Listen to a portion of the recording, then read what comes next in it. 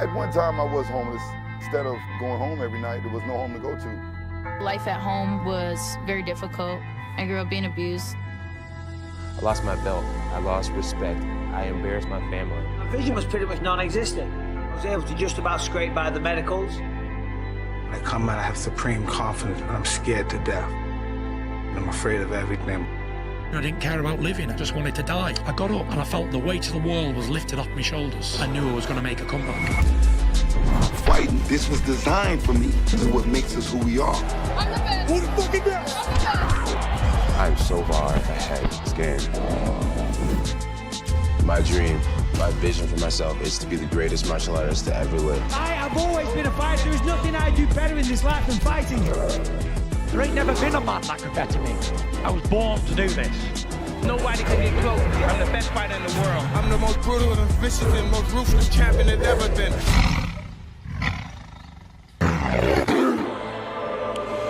Welcome back to the motherfucking pain game. Come on! I don't know where that came from.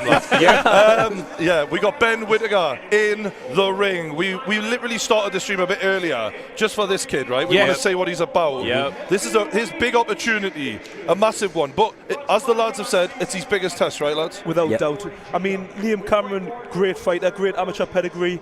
I'm really interested to see how Ben Whittaker deals with him because I think this is the first time he's going to have a real live test in front of him. I don't know what you think, guys. We've spoke before about obviously people and boxers seizing the opportunity on Riyadh season, really taking this and squeezing every bit of life they can out of it. Now, that is just the logic that I would apply if I was the average boxer, right? I've been grafting my way up, I've been earning maybe average money per se.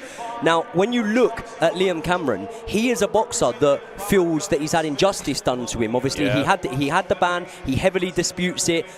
Even if he didn't dispute it, some people might argue they didn't feel it was quite fair, and he served a 4-year ban. He lost 4 years of a career that he had pretty much dedicated his life to. You know, he was very young, fighting on the same shows as yourself sometimes, amateur shows. So more so than anyone, if there's incentivization here, it is for Liam Cameron. Does that win you a fight? I don't know. We're about to see. It can never be enough. I was going to say that. It can never be enough, you know.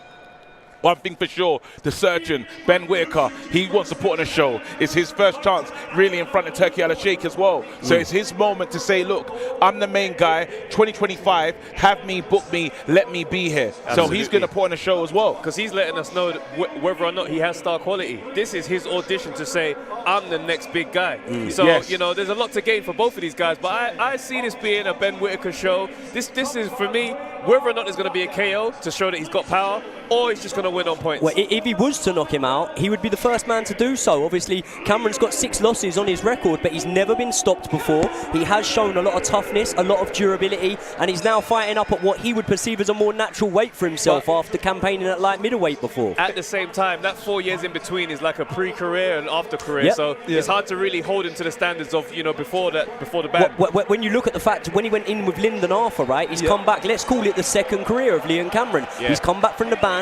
I think he had 2 fights against journeyman-style opponents and jumped straight in with Lyndon Arthur and gave a great account of himself. And that going into that fight with Lyndon Arthur, right, you might say, okay, too big an opportunity to turn down, headlining on Channel 5. But what that would show me is real intent of what level you feel you're at and what level you feel you're ready to compete at. There's definitely intent, because one thing for sure, we saw it in the face-off, or just even in the face-to-face when they're talking in that plot there, you could say there was a bit of needle. You could feel that, you know, he called himself, what did he call himself? Sheffield Beterbiev. He has to live up to that title. So that was a strong statement. It's a really big statement, especially on the night when that, bro? Who is calling him that? No one's done that. Liam Cameron was around well before Ben Whittaker, so in his mind he thinks, you know, I've been and done it, but when you were still just in nappies, you know what I'm saying? So he'll be ready to really. Do you know what? But that never helps in boxing, man. It doesn't, to be fair. We're about to get underway in the very first round. Yeah, obviously Bivol, Beterbiev, the main event.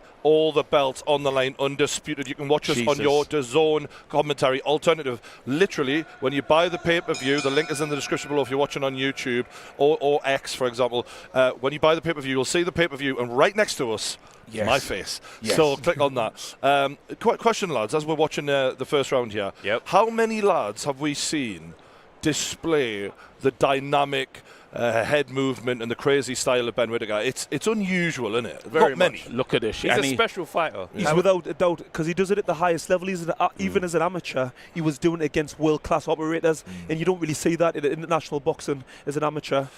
Yeah, and some people think he's doing it for the cameras, like for the crowd that's here tonight. But even in sparring, even like behind the cameras where you can't see it, this is how he's acting. This is how he fights. This is the same version of him every single time. And them quick twitch fibers are just incredible. Even in the amateurs, right? There was some video of him sparring Felix Cash. Yeah, I see it. And he was day after day after day of sparring, absolutely embarrassing. And that wasn't Felix Cash coming off the losses to Denny, etc. Like that was Felix Cash when he was a scary prospect himself. I used to see him come in the same gym that I was boxing out of as an amateur. Felix Cash was the real deal. And what you're seeing here from Ben Whittaker is he's come out and straight away he's trying to use that long jab and sort of dictate the centre of the ring. Now Liam Cameron's starting to close the distance a little bit, but a good start here from Ben Whittaker, looking nice and loose. Also, guys, no showboating as of yet.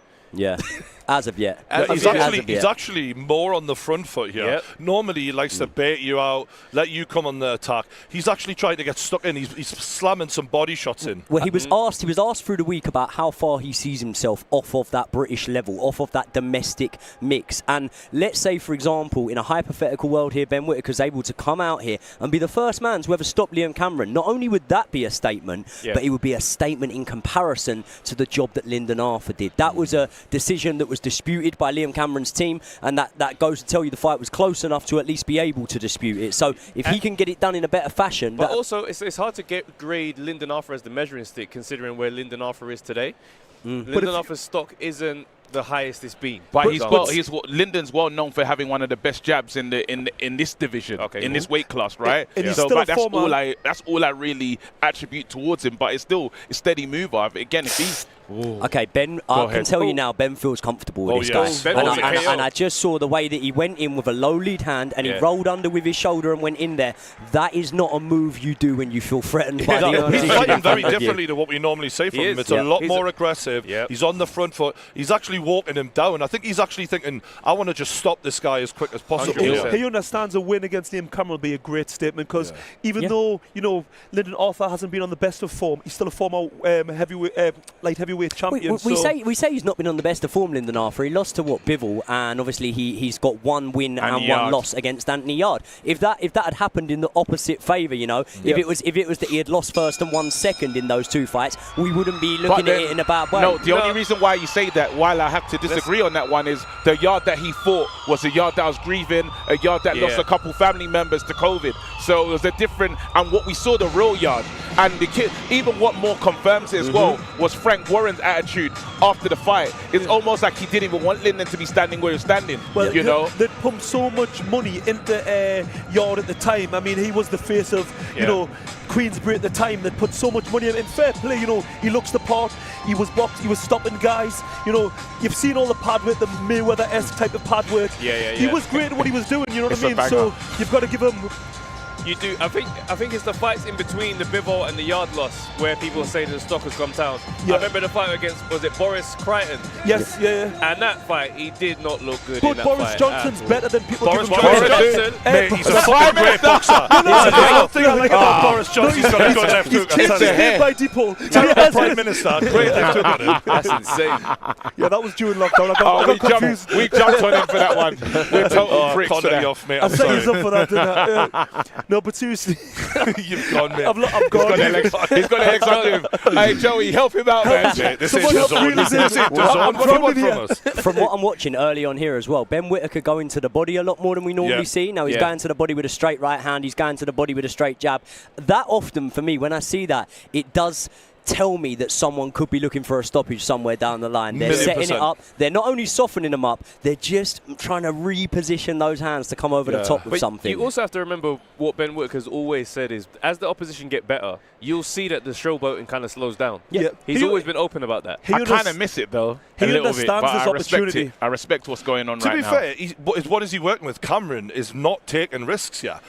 Cameron's actually showing, for me, a lack of risk-taking, a lack of adventure here. He's just trying to sort of slowly feel his way into this, and he is now. Just as we speak, he's letting his hands go now. But you know what it is? Not really landing the much. fast twitch fibers will deter you from shooting the shots off. Ben Whittaker was talking in his ear there. And I think if you are Liam Cameron, you're probably looking at it and you're going, okay, this guy is green. He's at the start of his professional career, and I've obviously got a lot more experience than him. So game plan-wise, you might be thinking, let me just get through these early rounds, and let's see when the experience factor comes into it, which is obviously after round 5, then let's see how he gets on. And you've got to remember, when you're fighting someone like Ben Whittaker, they're very hard to prepare for, so it's going to take you a couple of rounds to kind of adjust to the style. Yeah, because who's sparring to get ready for Ben? But Ben's fallen to that uppercut that, he throws it, he drops his head, and I think Cameron's landed that uppercut a few times when he's dropped the head, so he has to be really careful. And maybe maybe the power's not coming back, so he's willing to risk it. But at the lower level, you can get away with those type of moves. You see someone like Canelo, who's world class at it. He does it all the time. He teases you in, and then he leans back and counters. But Ben will make a mistake if he tries this. As you go up in level, you'll start getting in there with guys that are able to make adjustments in the fight. So when you're boxing at the lower level, they either don't have the ambition to want to make those adjustments, and they're happy to hold on and carry on and hopefully go the distance with you, or they're not good enough to make those adjustments. What you'll see from Liam Cameron here is he will make those adjustments. That uppercut that you said about when he was going down low, he wasn't landing that in round 1, and that's more come into play in the second round. So you will see, from a actual stylistic point of someone who's able to think on the job under pressure, you're going to see Ben tested here, as we are already. I think this round's pretty close. Ben's still winning it. It's still a Ben round. Nice did that one up there. It's still a Ben round. I feel more comfortable seeing him with the show button, because it lets me know that we're all real comfortable in here and we're having fun. I feel a bit more tense watching him, because the fight style's almost changed a bit. I would hate for him to be changing his style to silence the critics. If this is how you fight, be yourself. Be yourself. He has always said the style will change as the levels climb, which is cool, but I want him to still be himself regardless. Yeah, because I feel like I almost don't recognize you a bit. It's like someone coming home with a new haircut, bro. It's like, what's going on? The missus coming back with short back and sides. You're like, babes, this is not how you left the house. But I think, like I say, he wants to really make a statement on this. You can see the sense of urgency that he's got. And I think, what it is? I think he really does need to try and get a stoppage, because although you're saying you don't want to kind of, you want to be yourself, you've still got to entertain the crowds, because if he continues the way he's going, people aren't going to want to come and watch him fight. People want to see stoppages. You know what? I disagree. Because the fact that there is such a hunger to see him lose or be humbled, that is going to be what sells the tickets. You understand? It's Mayweather effect. But then at the same time, then that means the showboating has to be a part of it, because people are angry because of that side. If he's just going to be orthodox and fight as normal as possible, it's going to be... This is not why he gave this following right now for this performance. But when you talk about Mayweather, you're talking about Money Mayweather. When he first come on the scene, he was stopping guys. When he was pretty boy, he was aggressive. Good that's shot the shot. That's the shot. Nice. That's the shot right there. Pull back right hand counter from Ben Whittaker there. Lovely. After Liam Cameron threw that jab, didn't bring it back to the head. Whittaker counters. I think he's got him dazed there. One of the things you say there, KG, in terms of, the showboating is what we are watching you for, what got you here. Well, ultimately, if you look at the record of Ben Whittaker, there's no one really domestically who's 8-0, something like that, who's going to be boxing on Riyadh season cards. So as much as it got him here and we're expecting it, at the same time, what he's done is very, very clever. I remember Josh Kelly coming up; he was getting opportunities and being on big AJ undercards a lot sooner than anyone with the same level of experience or the same record as himself was. So, Cameron really went straight there. That's what happens when you win Olympic silver medal. That's the difference. Yeah, that's right.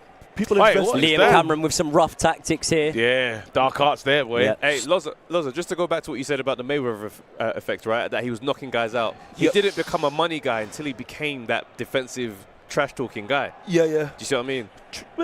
True, but I think it got him in that position, and then he become a bit more of a businessman. But Ben's not quite there yet. No, I he agree. does need to make a statement.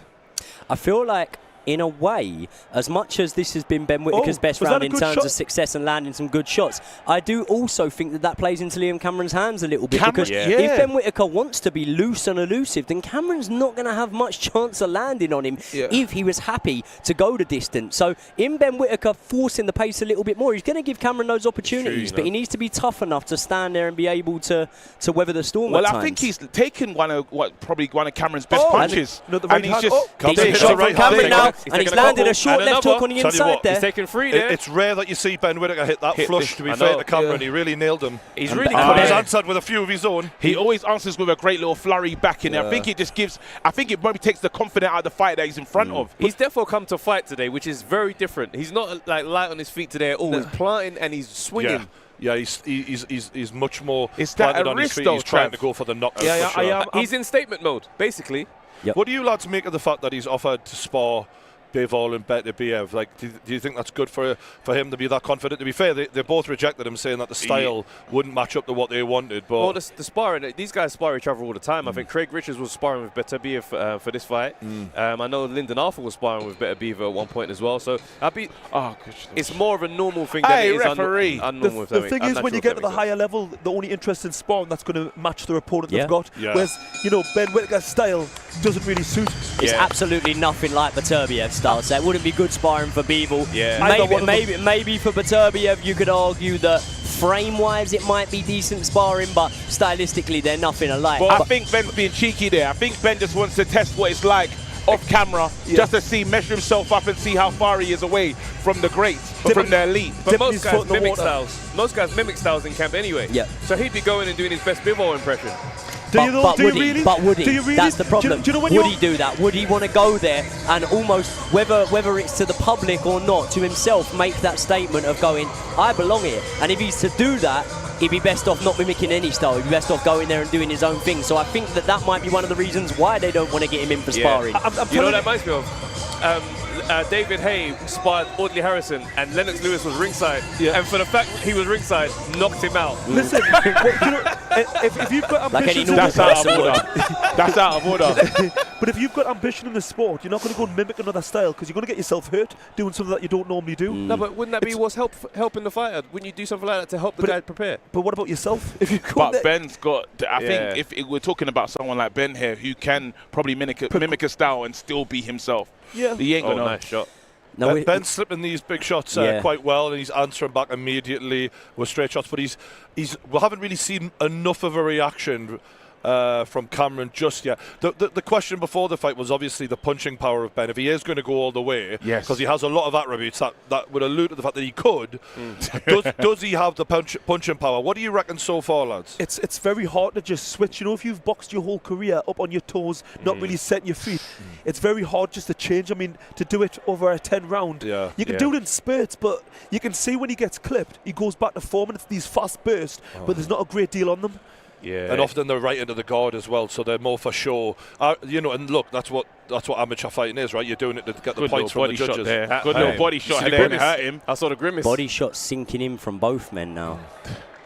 I mean, if you're fighting Ben, you want to slow him down, right? So body shot should be. That was below the belt. Couple of really low shots. You know what? The referees split them apart and called him out for the shots to the back of the head. You never know. Watch out for a points deduction here. Well, the funny thing is that shot to the back of the head is something that Liam Cameron's been getting off in this fight so far. Yep. And as I say, this is a fight that Ben Whittaker will learn so much from, because you're already seeing the shots around the back of the head, the glove to push him off from the clinch. Ben's got to be careful though. Keep the guard up. With that left hook to the body from Liam Cameron. Those clubbing shots, I mean, ironically, Beterbiev is in the main event. He's the master of those. Yep. They do fuck the equilibrium up. They do. They really do. That hurt him, I think. He's got to be careful there, man. There's a reason why. Two uppercuts on the inside there again. That exactly he wouldn't what I'm really about. receive. He has not been in with he's a not guy. Comfortable. He's not comfortable. He's not comfortable. He's not comfortable. I'll tell you what, Ben doesn't look great. Hey, Ben looks like he's rattled. I told you, Liam Cameron was a world-class amateur. Bro, he's not getting his feet underneath him though, because who's giving him like 2 uppercuts in a row? Do you know the sharpness we usually see from Ben? Yeah, and obviously, look, we're a few rounds in. You can't expect him to be as sharp as round 1, but he doesn't look his normal self in that moment. Yeah, you can't be, because he's now in with a higher level opponent. He lands that same uppercut, Cameron. What I like about Ben though is what he does. He doesn't give you a tell. He doesn't show that he's hurt or he's in trouble, and then he lands a combination of. But I think that combination sometimes is literally because he's not comfortable. Shot. That jab was wonderful. That caught him. I think that hurt him. You know. Yeah, it did, I think man. it hurt Liam Cameron. He did. He's got it spun his foot when he landed. And when you see Liam Cameron tuck up there, he gets his elbows tucked in. He actually opens his hands up in his gloves, gets every centimetre of cover that he can. It shows you that he has experience more as a pro so far, because Ben Whittaker's never really been in a position, and this might sound ironic because of how elusive he is. Yeah, he does that, but he does that for fun. He's never really been in a position where he's needed to defend himself like that. So Liam Cameron, in that aspect, might have the upper hand. He's pushing him. He's therefore pushing him the hardest he's been pushed so far. Yeah. You guys were saying him boxing not the way he normally does. I don't think it's a good idea. Because I don't think it's a good idea either. Hey, you need to, sometimes you just need to stick to what you're good at. You know, trying to be something that you're not, just to prove it to the crowds. He's all right. I think he's trying to show everyone he's got power. He wants a KO, but he's putting himself in so much risk to get shots off. He needs to stop doing that. It's not making much sense. I'm not gonna lie. I'm not enjoying the performance in this way. I need him to be himself because he's taking problem punishment. Though, that Liam Cameron hasn't played the game that other opponents do, which is come after him. So you need a dance partner to play that game a little bit. In a way, he's come after him, but he's come after him in a calculated way, a sensible way. He's come after him with that jab, that double jab. And what I would say here is, when we're looking at the way this one's unfolding, Liam Cameron, if you had said to him before the fight, right, what is the best case scenario of how Ben boxes, and what's the worst case? The worst case is he's up on his toes, he's moving around, he's making me miss, and I can't get near him. The best case is Ben walks forward and wants to stop me. So as much as it's dangerous, it might be the best thing for Liam Cameron to have a Ben Whittaker in front of him boxing like this. Ben's best asset is, in my opinion, is his head movement and his avoidance of punches. So if he's on the front foot, he's got a far better chance of catching him. He's playing right into Liam's hands. This is the other clubbing. thing. It's the clubbing from hand Liam Cameron. as well. Over the back of the head.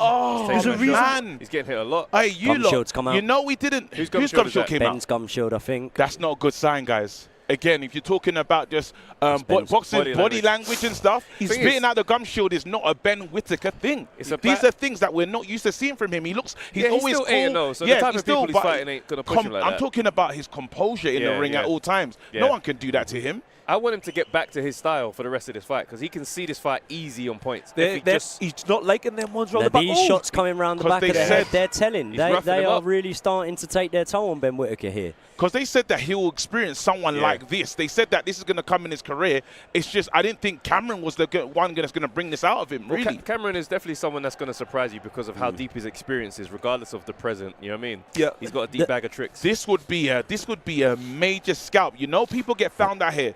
His Excellency dropped the line again. People don't want to come to Riyadh. People don't want to be involved in this because guess what happens? Not saying he's going to get exposed. Mayday just yet. He's won every round. I'm not saying Mayday. I'm just saying that the danger is in this performance. I don't know if he has, Trav. I think he lost the last round, and I think he's losing this round. There you go, a great shot as I say it. Mark yourself up. Defend yourself at all times.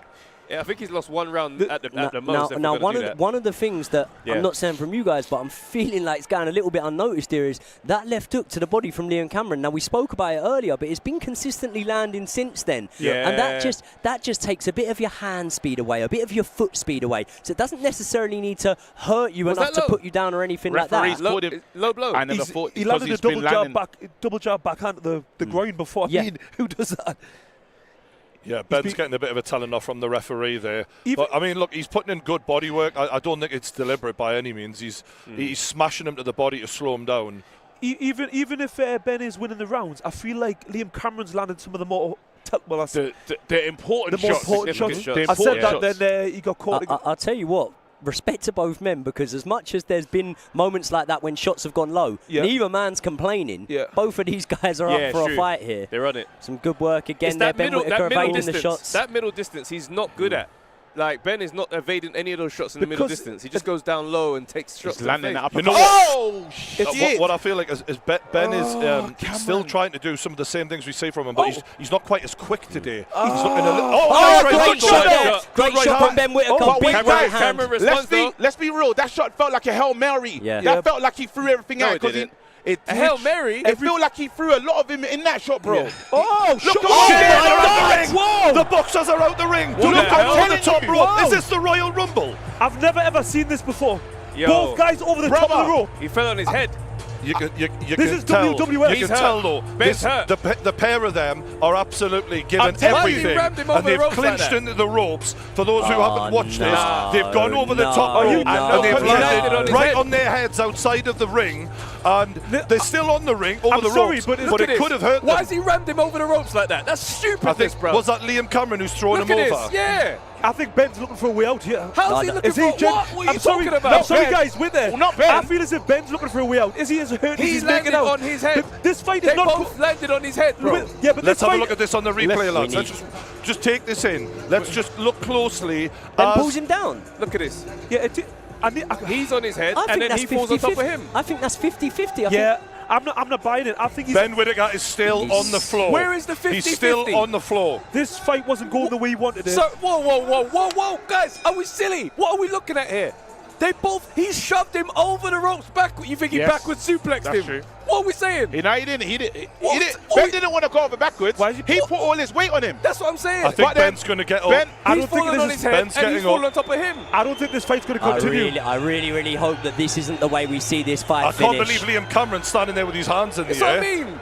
After that. Are we deluded here, guys? Oh, wait, his legs are gone. He's injured. Ben's injured. But Ben's legs were hurt. Guys, before that, I said there was a moment where he was rocked. And Ben threw, in my eyes, a Hail Mary type punch at him to say, hey, have some of this. I think definitely Cameron felt that one. Cameron had to deal with it and said, you know what, at the end, let's go out. And he drags him out the ring. What do you think, something, Joey? What do you think, something? Listen, I really don't want to throw an accusation out there or anything like that, because we don't know how the boxer's feeling in this moment in time. I'm just saying, as somewhat of an opportunity to go again and get my game plan better, this would be a perfect ending if this fight wasn't going well for Ben Whittaker. Joey, I'll say it for you. No, that's he landed on his head and he sprained his ankle. How does that work? What are you man talking about, bro? I'm so baffled by what this take is here. No, I'm sorry, but they've both fallen entirely on his head. Travers, but he sprained his ankle. How does that work? You land on your head and you sprain your ankle. Let's look at what happened. Let's look at it. Right. Jesus. I feel like Liam was the instigator in that going over. Did you not see both gloves round the back of Liam's neck from if Ben, someone's though? pushing me backwards, I'm going to hold on. Bro, he had him hyperextended. So let's not be ridiculous. He had him hyperextended like Neo from the Matrix, bro. Wait there, let me see he was fully. Look at that. Come on, guys. I'm going to hold on. But I don't know if his leg's gone all the way down, by the way. I don't know what's happened down there. Two things could be true at the same time, though. Yeah. Ben's legs did leave the actual ringside, so I don't know if there was something that happened at that moment. It's very hard to tell what's going on here. I've never ever witnessed this before. That's what I mean. This is Riyadh season. This is Riyadh season. It's over. Look, when the shoe's off, the boot is off. Putting the boot back on, you can forget about it. When the manicure starts, it's over. What's he saying? When the toes are outdoor. I'm not. Look, I think that it was quite 50-50 in terms of the way they went over the ropes. I don't think that it was the intention of Ben Whittaker or the intention of Liam Cameron. But what I'm saying is, after that, there wasn't anything clear and obvious. It wasn't David Haye against Tony Bellew when the ligament goes or whatever. There wasn't anything clear and obvious for me to think. I just have a feeling of when a fight's not going that well for you, there was only one man that we were going to say. There was only one man that we were going to see stay on the floor in that moment. Liam Cameron was getting up there. Lawrence, you've been saying something, and I say two things could be true at the same time. While he could have been, that was a madness what happened to him, but I think at the same time he didn't want to be in this fight no more, and it's the perfect exit. No one could cuss him for that. No one could cuss him for getting your back. You lot are talking about him as if he was losing in there. No, he was not losing. No, so I don't understand how you're not talking about he needs a way out. The momentum of the fight had heavily swung. Yeah. Bro, it wasn't going in the direction you would have liked. Who was more happy with how that fight was going? Did Cameron win that last round? Yeah, he was probably winning it. No, he was not. Whether he was winning the round or not, this was a typical Ben Whittaker fashion. He wasn't enjoying it. Cameron just ate a big shot, and he felt rocked, and he had to do something to get it. But before that, one shot don't win you the round. Hear me out. Before that, the uppercuts that his head was dropping to was landing. The clubbing shots were landing. So I was saying that there was stuff that Cameron was doing that he was uncomfortable with. Simple as uncomfortability. And I said, and that was something. 1 second. That was something I said from before earlier, and I said he's got to learn. He's got to deal with that. Now, guess what happens? He's been given, even if you say he was not under pressure, he's been given a way out in this moment. I'm not saying he wasn't under pressure. I'm saying he wasn't losing the fight. No, he wasn't losing the He fight. was No one's saying clearly that. winning the fight for us to be talking about he needs a way No, out. but This no is an one- opportunity to end it. No one's saying he's losing the fight, though. We're No going one too said hard he- that way. but no He one said didn't he's shove losing the fight, though. He did not shove himself out the ring. Trav, no one said he's losing the fight. That's not the. But I'm saying as the rounds are going on, he was in trouble. He's come out fighting a style that he doesn't. We don't know. We don't The way recognize. I'm going to say it now, the way Ben Whittaker's gone over Wait, that but- rope don't look natural to me.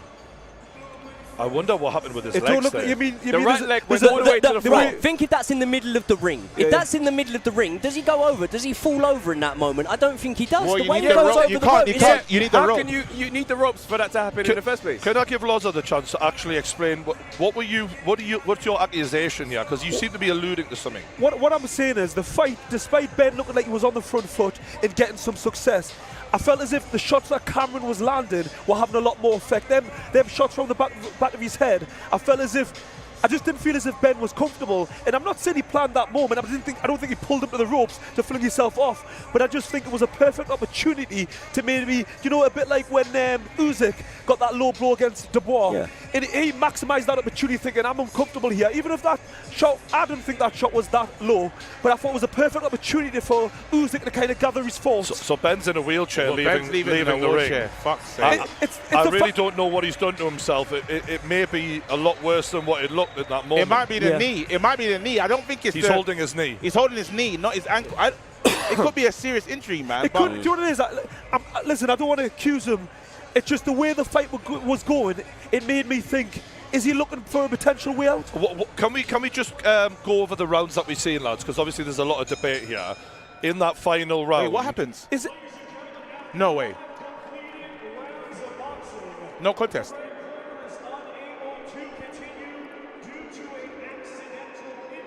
Do they go to points? Doctor stoppage. He wins it. Oh, the score. I knew they would. He's going to lose. He lose on scorecards. 3-2 to He's Whittaker. lost. You can't win on the score. You can't win on the cards.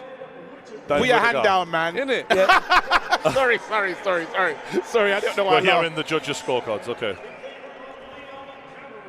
Oh, Liam Cameron did win on one. How? That's what I mean. Split decision, and the winner is Draw. They've Wow. they've just made it no contest pretty much. Hold on. You make it a no contest. Trav, bad score in there? Definitely. I do What think rounds, multiple, was Cameron winning in there? So how many rounds did he go? I gave 5? Cameron. I think I probably gave Cameron 2 rounds of the So fight. you had him losing? Had him losing, but that's not the question you asked originally. We were talking about the What momentum rounds of did the you fight. give him? The round before this Because one. we're talking about momentum. The round before this one, and I'd say probably the last round. He landed a couple shots in that last round before the fight ended. So that they stand out because he hasn't done anything else. He didn't have a sustainable jab. He wasn't doing anything like the body shots. It was the big club and shots that were having the impact. But there weren't that many of those. I think that's the right decision because, in my opinion, even if Ben was winning the fight, I did feel like the fight was starting to swing over in Liam Cameron. I think if that fight had went longer, I think it would have played more into Liam Cameron's hand. So I do think the draws are fair. I think the draw is very fair. I would have made that no contest. You can't score rounds that didn't happen. Yeah, but it's not him who's had to pull out. It's Ben Whittaker. So I think it's fair. It did give Liam the Cameron the opportunity to continue. Can I ask you, lads? Ben Whittaker was here for one reason and one reason only: to elevate his stock. Has that happened or has it not? I don't think Absolutely so. not. It's an incomplete mission. Absolutely no, because you have to. Let's be honest, man. Has it gone up or down? Let's or call stayed this the thing. same? Let's call this thing correctly. Ben Whittaker has amassed all of their attention because of his fighting style. Ben Whittaker today in Riyadh changes his fighting style and leaves in a wheelchair in a way he didn't want to leave. Did he put his best foot forward? Absolutely not. Did he show how evasive he is? Yes. I know that Ben Whittaker's got many more levels, but what we saw today wasn't the best of Ben Whittaker. So he didn't do what the people from America that follow him weren't expecting to see that version of Ben. Yeah. Simple as that. I think it was more down to for me it was all about how he won, if he won. Yeah. And I think like you've just kind of said there, KG, we knew what he was good at, we knew all the things, he's the defense, his movement, we all knew that. So I want to see the questions that we've been asking about the power, can he get the stoppage? But unfortunately, he hasn't been able to show that. You know, it wasn't his fault. It was, you could argue, it was Liam Cameron who pulled him over the ropes. But I do still think the performance was seen. If we were just to judge it on that, I think it's a lower performance than we've ever seen from him, to be honest. He got hit more than we've ever seen. You know, the punches that he was landing on Liam Cameron didn't have a massive effect, so that power thing certainly wasn't answered in them few rounds. I don't think that's been great for him personally, because, you know, there's been so much kind of star quality thrown at him. Everyone was expecting such great things. You know, I really wanted to see something tonight, and unfortunately, he hasn't delivered. I find it quite interesting that power is the only kind of metric that we want to grade Ben Whittaker on, despite all of the amazing things that we see that he clearly has with regards to attributes. Like, for me, I feel like his stock stayed exactly the same as it was before this fight. It was a step up in levels. He's an 8-fight career fight, like he's 8-0 or whatever it is coming into this. He's not a seasoned professional boxer. So the expectations, they're getting crazy because of the numbers and the following. Do you know what the problem with when you say his stock stayed the same, right? One thing that Ben Whittaker has successfully done that boxers with the same record as himself and the same inexperience as himself don't manage to do is actually engage the general public, right? Now, the general public aren't 5 hardcore boxing fans sat around a table talking. They're guys that will look at Liam Cameron's record and not understand that that is a real step up. So yes, a real boxing fan's probably going to watch that, and they're probably going to have a very similar outlook to yourself. But when we talk about his stock to the general public there, maybe it has fallen a little bit off the back of that performance, and maybe that's not right. But sometimes the world's not fair, and they will look at that. They will see him in with a guy with 6 losses on his record, and they will think, do you know what? You did struggle there. You didn't show your flamboyant style, maybe because you weren't given the chance to. Maybe he was going to come on strong in the later rounds. But as of now, if you don't want your stock to drop off the back of that, providing it's not a bad injury, which obviously God forbid it is, I really hope it isn't, it needs to be an immediate rematch. And his promoter, Ben Shalom, has got a show coming up on Riyadh season that he's got multiple fighters on. If Ben Whittaker's good to go again, which hopefully he was, I'd hope to see him back and doing a rematch on that show next.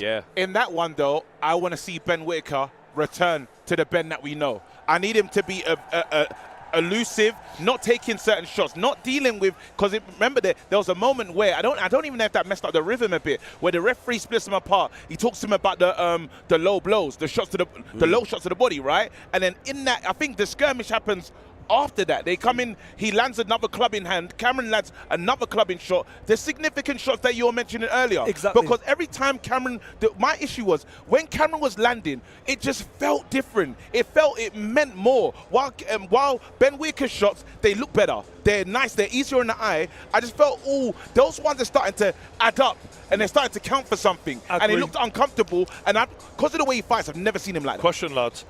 In the next fight, do you remake that match, or if you're Ben Whittaker, if you're Ben Shalom and you're trying to matchmake, do you keep him the fuck away from a guy like that? Because I think the one thing we all agreed on was it wasn't our favourite version of Ben Whittaker so far, in terms of having you want Ben against a come forward fighter.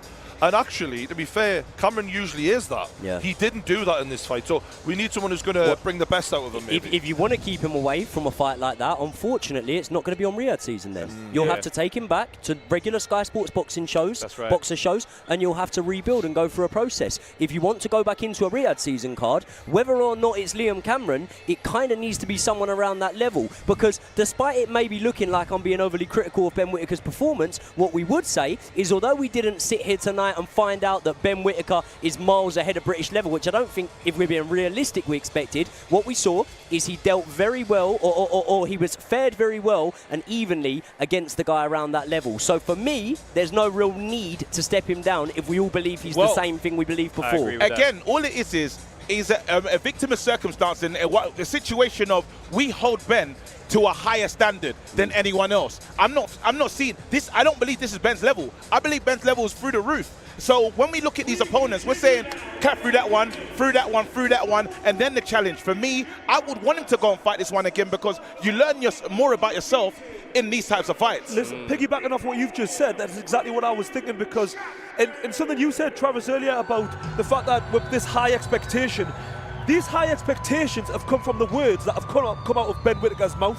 You know, he's been the guy showboating with these journeymen, making them look stupid. When you do that to journeymen, and you know, and don't get me wrong, this is his style, and I do love it. I'm not putting him down for that. But the expectations have come from the actions and the words that have come out of his mouth. So when he doesn't deliver, he's got to accept this type of criticism. And I don't think we're necessarily criticizing him. I think we just expect so much more, and partly because we do believe he's that good. So that's why we want to see it. We do have to talk a little bit about the main event of the evening, lads. Bivol, Beterbiev. I've just checked before, and Bivol is the betting favourite. Is that fair? Wow, I think it is. Wow. I think it is. How's he the favourite when you're fighting a guy that's got a 100% knockout rating? That's crazy. Do you know what I think this is? He doesn't let us down in the ring. Every time he goes to the ring, someone falls down. It's a flatline type situation. Yeah, but Bivol doesn't lose. So I hear that, but again, they say, I get it. End of the day, people are going to probably think that this fight's going to go to points. I don't see it getting to points. I see a knockout happening. Do you know what I think the main reason is?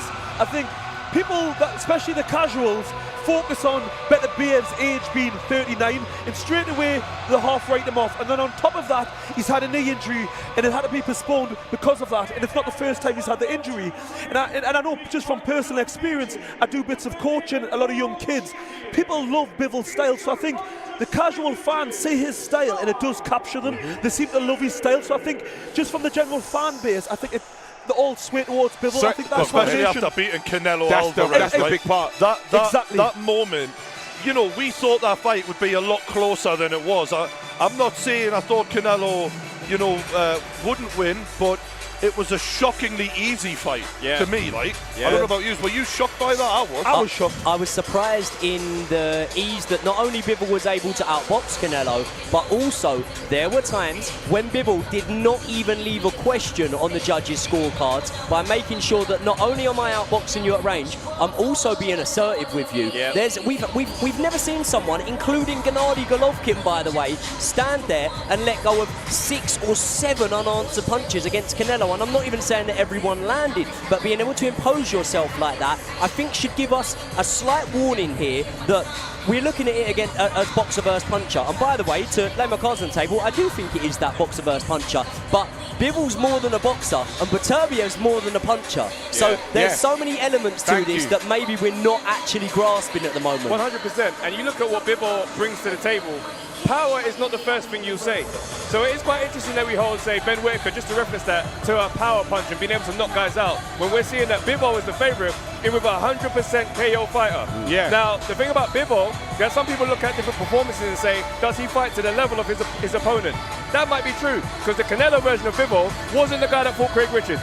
So now you can absolutely expect a very high-level Bivol tonight. I think if he doesn't, he's going to be in big trouble. I don't even think it's an option. You know, Bivol in the past has been able to drop his level, but if he does that against Beterbiev, he's going to be in serious trouble, because, you know, this whole favouritism, it does annoy me a little bit, because I've studied Beterbiev so much, and he's a brilliant boxer. You know, he can box on the front foot, he can box on the back foot, and people question his chin because he's been dropped a few times. Yes, early on in his career, he got put down, and then against Callum Johnson as well. Callum Johnson, a big puncher, very good puncher. The guy previously, I can't remember too much about him, but anybody can be put down. But every time he has been put down, he's got up and, you know, sorted out his business. Do you know what the lead up to this fight reminds me of? Savannah Marshall and Clarissa Shields. And Clarissa Shields comes out and absolutely front foot the whole way through. If Bivol comes out and takes it straight to Beterbiev, I will be gobsmacked. I feel like this fight, it's one of those where after the fact, it'll be so obvious what was going to happen, because we can all see a world in which Bivol outboxes Beterbiev and makes him look quite easy work, and then there's the other one where Beterbiev just flatlines him, you know, later into the fight. But the thing that's really impressed me about Beterbiev throughout his whole career is, even when he's hurt, he always turns it around. And not only does he turn it around, he turns it around quickly, and he puts it straight on you. This is the difference. So while you put Savannah and Clarissa on the table, I'm going to go one higher and say this is going to be Errol Spence versus Crawford, and a total demolition. I see Crawford saying, listen, you know, when we went to that fight, I thought Errol was one of the nicest movers in the ring. Love his fighting style. And I was in shock. Chin on the floor watching that fight, because it's devastation. So I believe it's going to be something more along the lines of that. I can't wait. Have you seen the obviously we've seen the footage of Beterbiev doing the little knuckle push-ups. There's also footage, and this shocked me because this guy, how much is he weigh? 175 in the ring. Yeah. Right. I've seen him bench pressing 50-kilogram dumbbells, Beterbiev, like they're nothing. I know. And I'm like, you shouldn't be able to. No, you shouldn't be able to do that. And then when you see the sparring stories of him, the countless sparring partners who said, it hurt me so badly, it shook me to my feet. And I've seen Bivol rocked by, was it Joe Smith, Jr.? Yeah, Joe Smith Jr.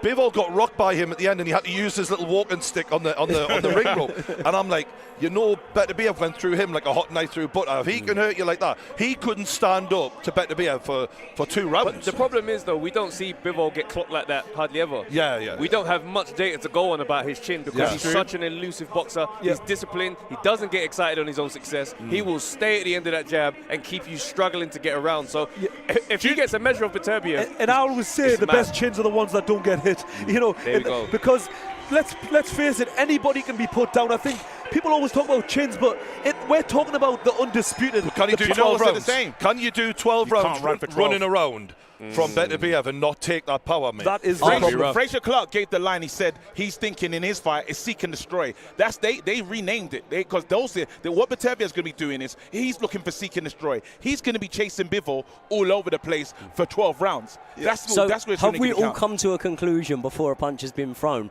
that there's no chance that Beterbiev does take a backward step here? He does constantly put the pressure on because if I'm looking at a stylistic fighter to beat someone with Beterbiev's style, I think we would all draw up a style that Bivol has. A guy that's able to keep it really long, punch on the move, has also shown in his fights that he is really defensively sound. But the main thing here, the main element that I would say that Bivol has got on his side is the concentration and the discipline. When you say there about how well Beterbiev is at coming back, I'm not going to argue it. He's brilliant at coming back from when he gets hurt. But why is that? Because when he gets hurt, people choose to stand and trade and stand in the pocket with him. And do you know why? I would say they personally do it a lot of the time out of fear because they think, do you know what? I ain't been enjoying this. And if I've got half a chance of getting you out here now and not having to do another 4 or 5 rounds of you, I'll take it. And as they're thinking that, bomb. That's when he clocks them, much like he did with many fighters in the past.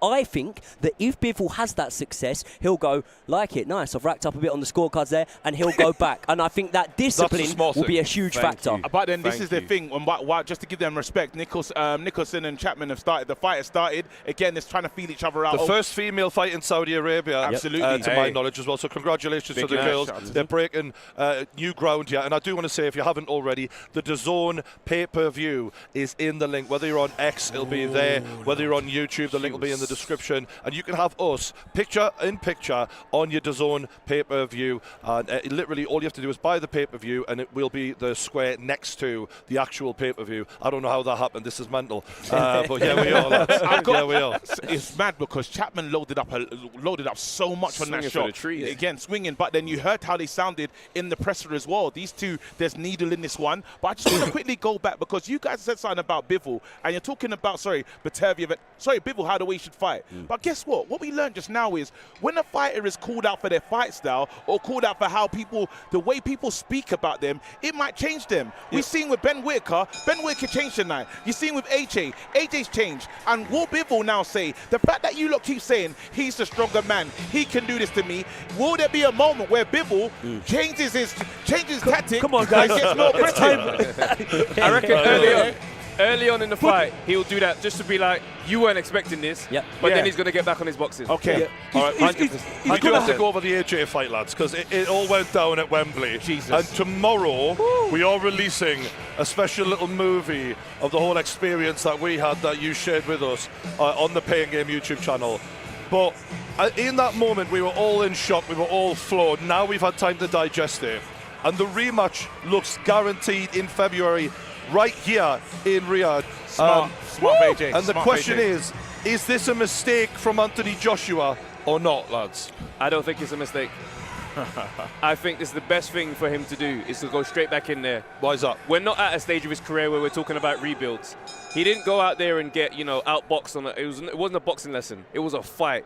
He went in there, got clocked, didn't recover in time, had a bit of success, and got ended. So for me, I always feel like the fight and the rematch, this fight, the first fight was a 50-50, and I think the second fight is also a 50-50. No, my worry, lads, my worry in what you're saying is, as you've just said, is he got clocked, right, and he didn't recover. He simplified it too much. My worry is can he recover? Can he take shots? Because if we look at Anthony Joshua fights generally, the fighters in front of him are very wary of him. They give him a lot of respect, a lot of space, and they don't want to fight him the way Daniel Dubois fought him.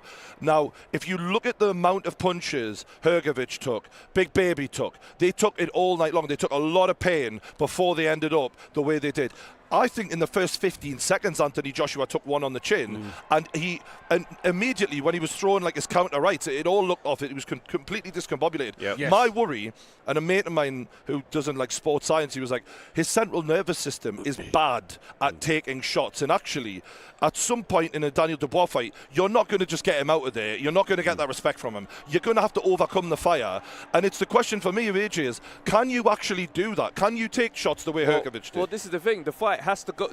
Like, at this point, we know what AJ is. We know AJ now. We've seen him through a lot of over, like, what, 9-10-year career? Yeah. He doesn't recover from big shots that well. His only game plan at this point in a fight like that, which is an absolute pick'em, don't get caught. Well, no, but then, see, this is where me and you, we've had a few arguments about this, because I think you've oversimplified what happened to AJ, and I think that's the mistake in the game, because guess what? The same shot that he was landed was what Ruiz hit him with. AJ has his hands down low, and he hasn't fixed that part of his game. He throws, what's the punch that AJ threw at? What's the punch that AJ threw a punch? The uppercut. He throws that punch, and he never leaves he's never on the phone when he does that one. And it's he AJ, wasn't the whole fight. Never. He wasn't. But then the problem is, I'm saying, the reason why I'm saying I'm not sure about this for AJ, I know he's going to do it anyway, so what I'm saying is just yapper. But the main thing is, can he win why, it though? Exactly, but why do you keep making these same mistakes? You can't tell me, when me and Travels are talking, he tells me, well, he might have underestimated him. But how can you underestimate him when you've underestimated someone before and it went devastatingly wrong and you had to do a rebuild? Well, look at Lennox Lewis's career, yeah? Lennox Lewis, 35 years old. He's fought Evander Holyfield twice. He's established. Fights Hasim Rahman, goes in there super lethargic, not really ready, gets clipped, goes down and loses. It can happen. But the problem was, up until that point, we hadn't had a back catalogue of loads of times that Lennox Lewis Oliver had been... McCall. Yeah, but that was too far. You've given me one example there. How many times can I give you examples of AJ being in trouble? What round do you want to pick from in the Ruiz fight? Do you want to go against Dillian Whyte? Do we want to go against Povetkin? Do we want to go getting dropped against Klitschko? There are so many crisis moments that AJ has had in his career in comparison to Lennox Lewis. And so much so that I would say that AJ only has one option of winning a rematch. And I'm not ruling out the possibility it can happen, by the way, but his only option is to get a knockout on Daniel Dubois, because he can't win a points decision against Daniel Dubois. Not this version of Daniel Dubois. Not Daniel Dubois, who is hitting the treadmill on Thursday of fight week and is fit as a fiddle and is absolutely determined to walk him down. Now, you know so what? many We should have known that, by the way. We were in Riyadh. We saw him for 5 versus 5. He was in our hotel, and on the Thursday before the Saturday, he was smashing that treadmill, and those thudding thighs there just bouncing off that treadmill. And we were all like, what the fuck is that? Like, what is wrong with this guy? Like, how is he doing that the week of the fight? He should be, like, recovering, resting. We should have known back then. He's a monster. We should have known. So many people say to me, what he needs to do is he needs to box the way that he did in the Ruiz rematch. Listen, I don't want to discredit the win from AJ. I think it was amazing that he came back after such a, not only a bad loss, but almost a traumatic experience. First time boxing as a pro in America, getting stopped on your American debut, by the way, and to come back and to win a fight, by the way, in Saudi Arabia against Ruiz was really impressive. But Daniel Dubois is not going to lose the hunger for boxing and gain the hunger for everything else in sight. Daniel Dubois is not going to come in twice the size for a rematch, and Daniel Dubois is going to stay grounded and disciplined in the build-up to this. But the problem is also, how did he beat Andy Ruiz? He beat him on the jab. Check hook. The guy was out jabbing him. Dubois was out jabbing him from the get-go. But guys, Andy Ruiz has 2-inch bloody legs. I think, do you know what it is? I think there's so many factors in this. And you talk about Lennox Lewis, when every time he lost, it was down because his mind just wasn't on the job, not because he was scared about his opponent, just because his mind wasn't in the right place. I think the last time was, I think he was acting, he was in a film or something like that. 11, Whereas I think it was. with AJ, it's been, you know, on the walkout. You mentioned on the walkout. I mentioned on the walkout, his eyes, and you know, there was fear there. This rebuild that we're talking about, AJ's been obviously struggling with his confidence for quite a long time, and you know, this rebuild that we're talking about, I don't think there's been a rebuild at all. Yes, there's been a rebuild talking, but he's not improved at all. I actually think he's gone backwards. And when you say, can he win the rematch? Yes. Without doubt, he's got the tools to do it. Absolutely. But, you know, if he was already fragile mentally before going into that fight, what's he going to be like when he's been completely taken out? I just worry now. And one thing I have also said, AJ's style, you know, great speed, great power. He's not a reflex-based fighter, so we all thought Ben Davison, great analytical coach, he'll be great for AJ because AJ's a bit of an overthinker, it might be good for him.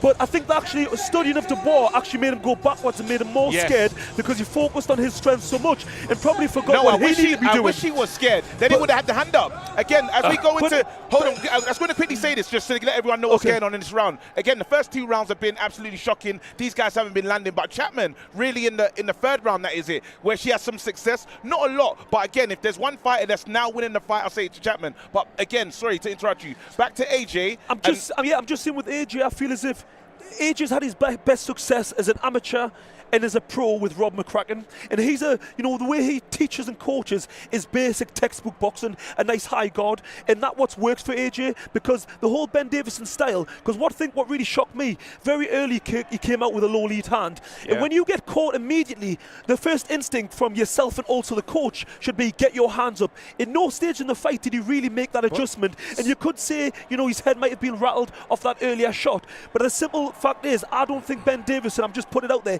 is the right coach for AJ. On the Ben Davison thing, there was a moment early on in the coaching where Ben Davison said, they were like, oh, well, how do you teach Anthony Joshua? He went, at the end of the day, you don't train an Anthony Joshua how to box.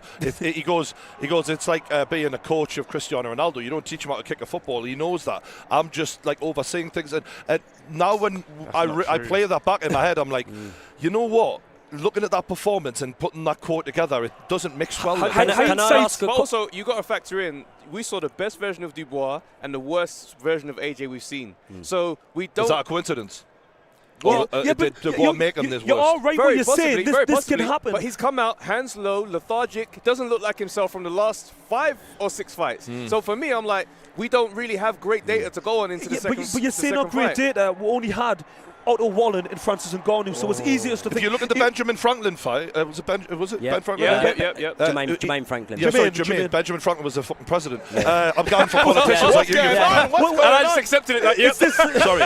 I mean, look, that's how well known the guy was, right? But AJ, everything was coming from here, and it was coming right back there. And you had the other coach, Ryan Garcia's coach. You had Virgil Hunter was in there. Yeah, not Virgil. It was the other one. No, it was Ryan Garcia's coach. I can't remember his name. But the point is, for those two fights, Robert Garcia, Errol Spence's trainer. Yeah, that's the one. But for those 2 fights that he had him, AJ was boxing to the textbook, right? It wasn't clumsy. And look, against an Otto Wallen who's got no aggression about him, no power about him, and Francis Ngannou who's got all the aggression and power but no clue.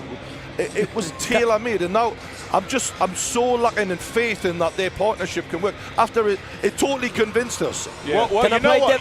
Now, before we even play devil's advocate, what we got to talk about, which we haven't got into, is AJ's late arrival. If you're talking about coaches and someone in control, who's in the driving seat right there? Because if you're saying that's Ronaldo, I only tell him some things to do, but he knows what to do already, that was a bad decision. I don't know. That was a horrible decision. You're getting there. You already 40 minutes. 40 minutes. You say he's going to have to make him wait because AJ, there's no way he can get rid of that. I thought he was going to leave Dubois in the ring and get cold. Nope. When I look at the fact that, listen, and it's rightly so, we can all say, why did Ben Davison, instead of giving him this motivational thing of, these are the moments we live for, why didn't he say, these are the moments we live for, but by the way, if you want to live in this moment, get that left hand up. When we're talking about the advice he's given to him in a corner, how many times are we going to speak about corner advice in AJ's career? How many times are we going to speak about coaching advice before we maybe look at the common denominator here, which is the boxer? Because we were all saying after the Usyk fight, why was Robert crack and telling him that he was winning rounds in that fight when he wasn't winning rounds. Now after this fight, we're going, why didn't Ben Davison tell him to put his left hand up? There's more instances of different fights when we're saying, why didn't this coach do this and that with AJ? At some point, we've got to maybe bring into it that certain styles don't bode well for Anthony Joshua. Certain styles bode brilliant for Anthony Joshua. And there are certain fights in the heavyweight division, possibly even in the top 10 at the moment, that Anthony Joshua could look great in. But there are certain styles that, regardless of the coach, AJ's not great at taking that advice from. Check it out. There's 3 fighters that we want to see AJ in there with. Dubois, Usyk, and Fury.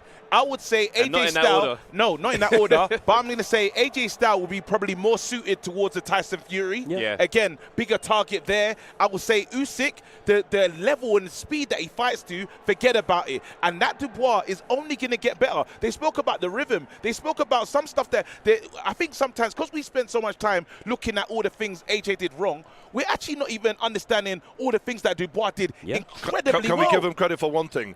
Watching the fight back when we were editing this video that's coming out on the Pain Game tomorrow, by the way. Come on. The thing that kept hitting me, how terrified AJ looked on the walk-in. Just even coming into the arena, his face didn't look right. Walking from, do you remember when AJ fought Usyk? How happy he was walking to the ring. Even then, he seemed a lot more happy within himself. He did not look good at all, just even walking out. But the thing I've got to give credit, and I have to say, Don Charles might have had something to do with this, is Daniel Dubois didn't waste a single second to get straight into him. He must have known you're going to catch him off guard. He's not, because AJ likes space and time and to warm into. Oh, he didn't give him any of that shit. So how did he? And then that's the thing.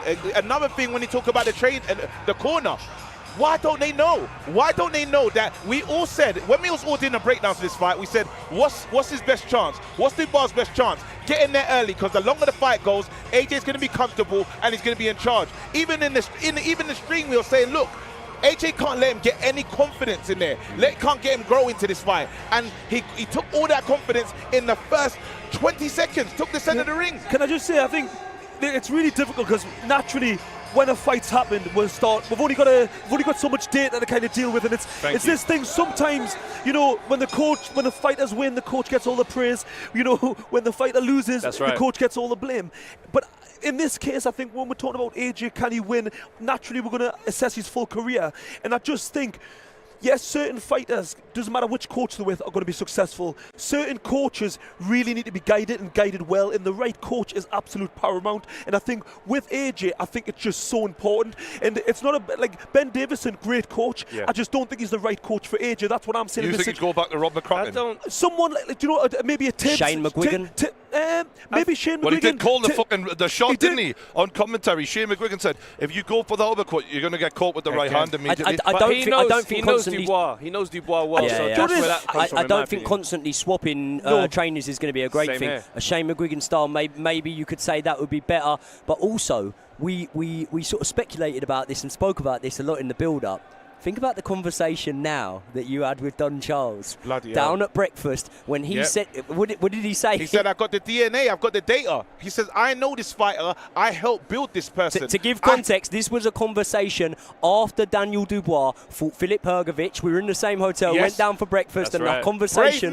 Brave me, little numpty goes over to him and goes, yeah, the numpty in that, bro. By himself, you know. By myself. No, excuse me. Lawrence was with me. I didn't know where to put myself, by the way.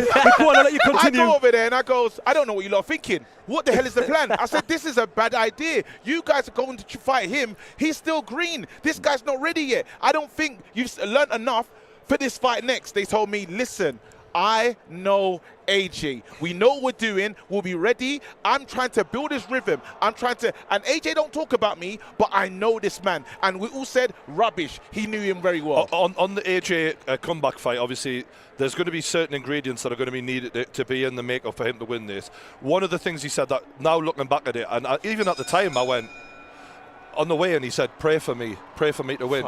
And even that made me, even at the time I went, it's a fucking weird thing. Who is he talking to? The crowd. The world. The crowd. Everybody pray for me to win tomorrow night. I thought, if you think you're going to win for sure, it's a weird thing to come up with. But I dismissed it.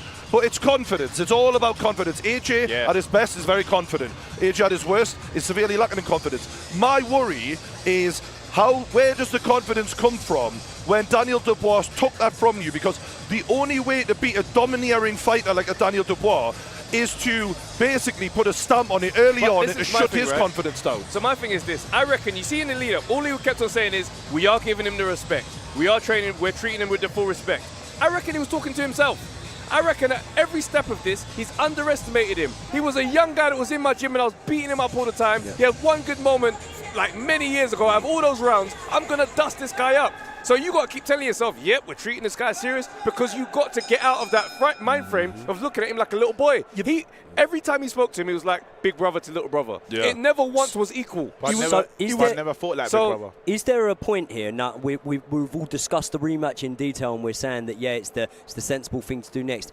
Is there any point when you're Anthony Joshua and you potentially have to look at it, put your ego to one side, and say, do you know what? As much as I would love another opportunity to go in there and get that win over him in a direct rematch, do I just wait till December? And do I have a look at what happens in Fury against Usyk? Because I know there's a lot of hypotheticals here.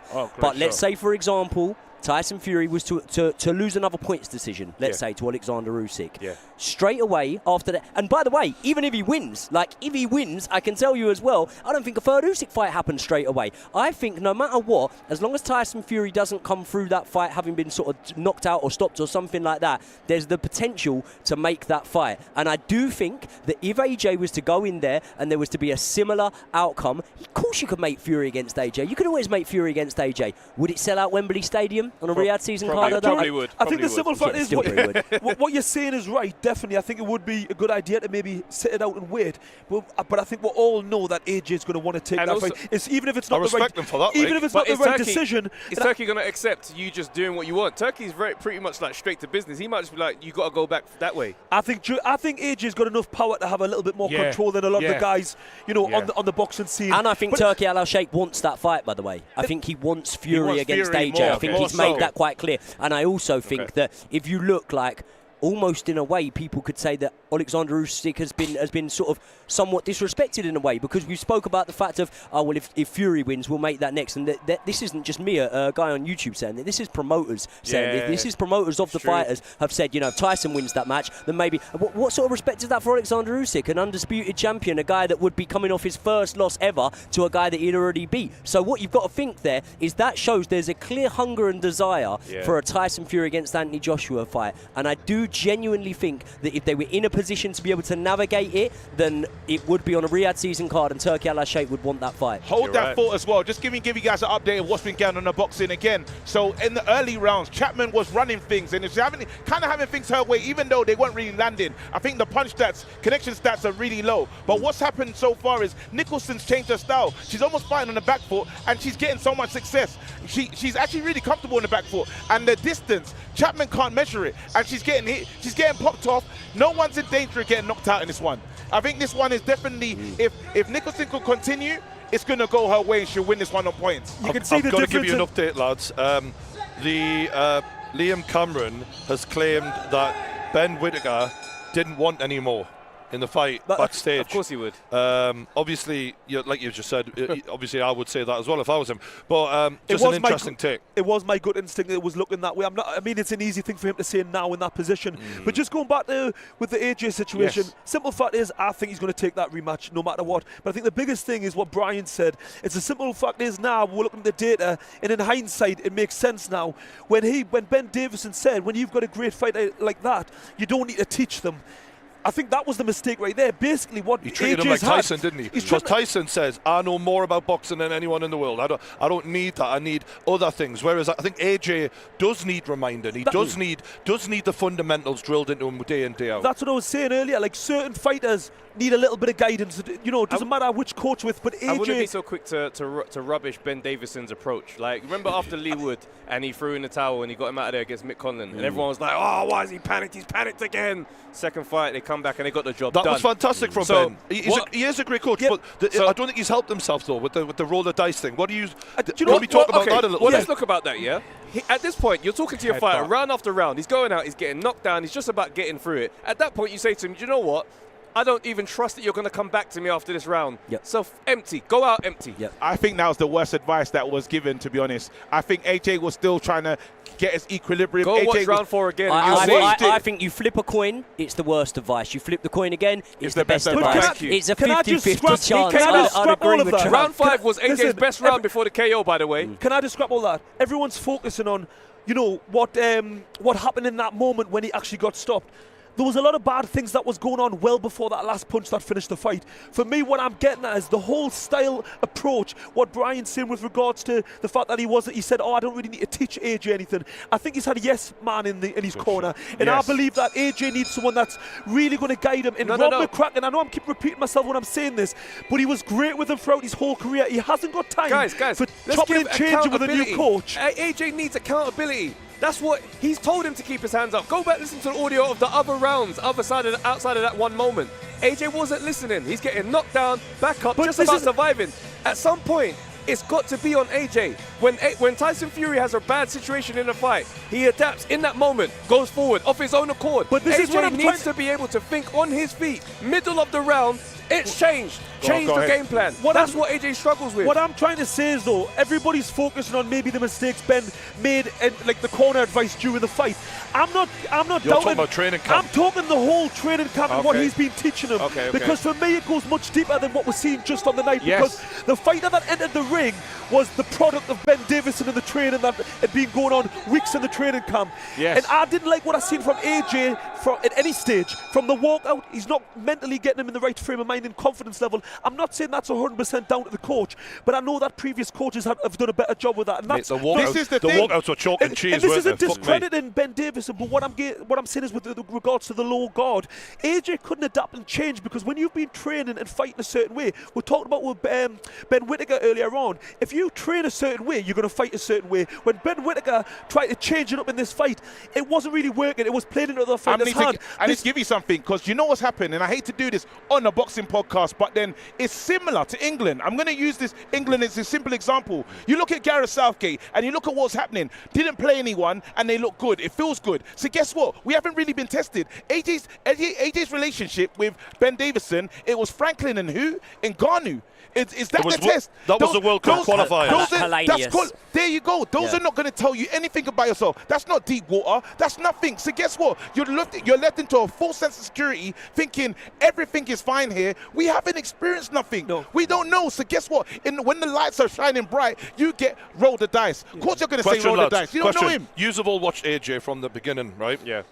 How often have you seen him box with his hands that low? Because to me, never. He's exactly. So this is my common denominator for me is Ben, because I've never seen him fight like that. You can get away with that against Wallen and Ngannou. But he searched for Ben, though. But he got caught in this moment. Can I just make another point?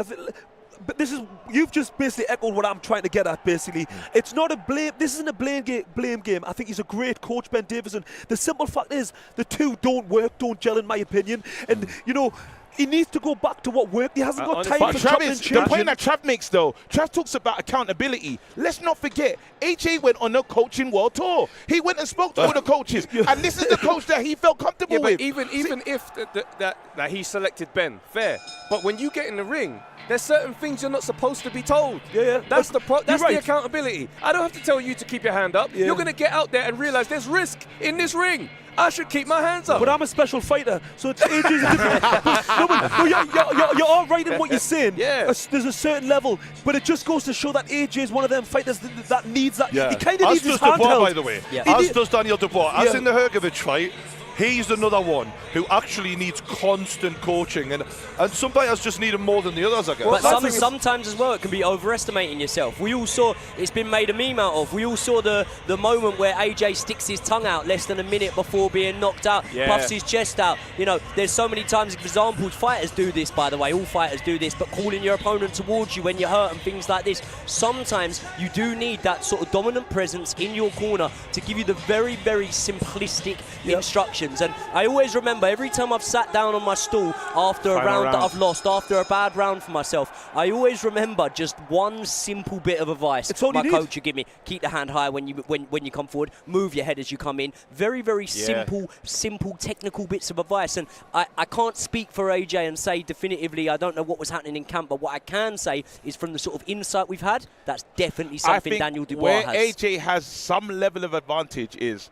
he takes out the noise. AJ comes into Riyadh. Listen to this arena. It'll feel different. Yes, there'll be loud in moments, but he won't feel the 96,000. You know, we spoke about what's 96. What's 96,000 I don't know if I've ever seen a fighter under more pressure in my life. Can you imagine? Because he was so expected to beat Dubois, that's right. And yet Dubois was such a serious tester, and people were just sort of writing him off, like, you know, even us lot, right? Yeah. So I think that was a hard test. He came out like a ghost. He was still in the changing room. That's how nervous he was. Yeah. And I do think it's Dubois, on the other hand, just skipping to the ring like in the club zone. I think when AJ gets hurt, right, and especially in events like that, when he's like kind of rocked, he remembers that he's AJ and I'm expected to win, and the pressure just avalanches. That's why the tongue out. That's why the posturing. all the bravado. You were like, stop posturing, man. You're in a fight right now. Because he's performing for his own ego at this point to make himself feel better. And you know, Ben Davison, I mean, I don't hear many people talk about it like this, but I almost feel like Ben Davison as a coach was almost like a banana skin. Do you know when fighters are looking ahead and they've got an opponent in between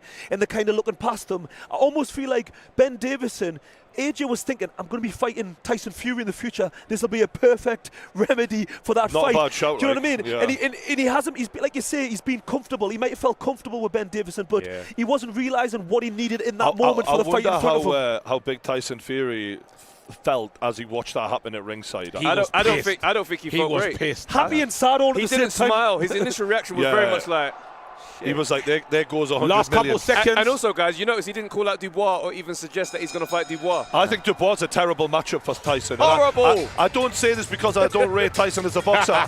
No, Here we go again. I do rate, as much as I dislike the guy. Here we go again at the highest level. Go on, Johnny. Do it. Tell it the way it is. Do it. As much as I dislike the guy, I've got to be careful. I've got his #1 fan sat next to me. No, seriously though, I just think Daniel Dubois, if Ngannou gave you problems, Daniel Dubois is a horrible match because he's everything Ngannou is and 10 times more with power. With real power. I think this is where we're all talking about AJ because he is the star. He has been the guy since 2012 when he won his Olympics. I think we need to give Dubois more credit because you know when you talk about not being a good matchup for Tyson Fury, I think Daniel Dubois is a nightmare for a lot of the heavyweights right now. He's got a style. He's a throwback fighter. He's like a Vander Holyfield, that aggressive style, power in both hands. I did call him out though. Bacauley was very up for it. I've had this kid in sparring. There's two stories between the two, but this is the brilliant thing, and it's very fitting that you mentioned Bacauley there. The heavyweight era that we're now moving into is so much less dominated by one man than heavyweight eras have been in the past, you know? Like, I feel that if Usyk was 6-7 years younger, he would have a real run at dominating this heavyweight division, but unfortunately for Usyk he isn't, and he's already starting to speak about possibly drawing this career towards an end. And now when you see about the guys that are going to be here, right, and I'm going to separate Tyson Fury and Anthony Joshua from this mix just for a second, right? You look at Daniel Dubois in there, I think he's brilliant. I'd echo everything you said there. I'd agree with everything you said in terms of he's a nightmare for everyone, but at the same time, I'm sorry to say, he's not going to be a dominant champion. He's not going to be a long reigning champion. You put him in with Joseph Parker next, could be a 50-50 fight. You put him in Martin Bacauley next, could be a 50-50 fight. And here's the beauty of it. We're going to see all of this on Riyadh season, hopefully. We are going to see so many 50-50 heavyweight matchups that now, that whole thing, until one emerges, a dominant long reigning champion, now we are going to see the belt swap, right? But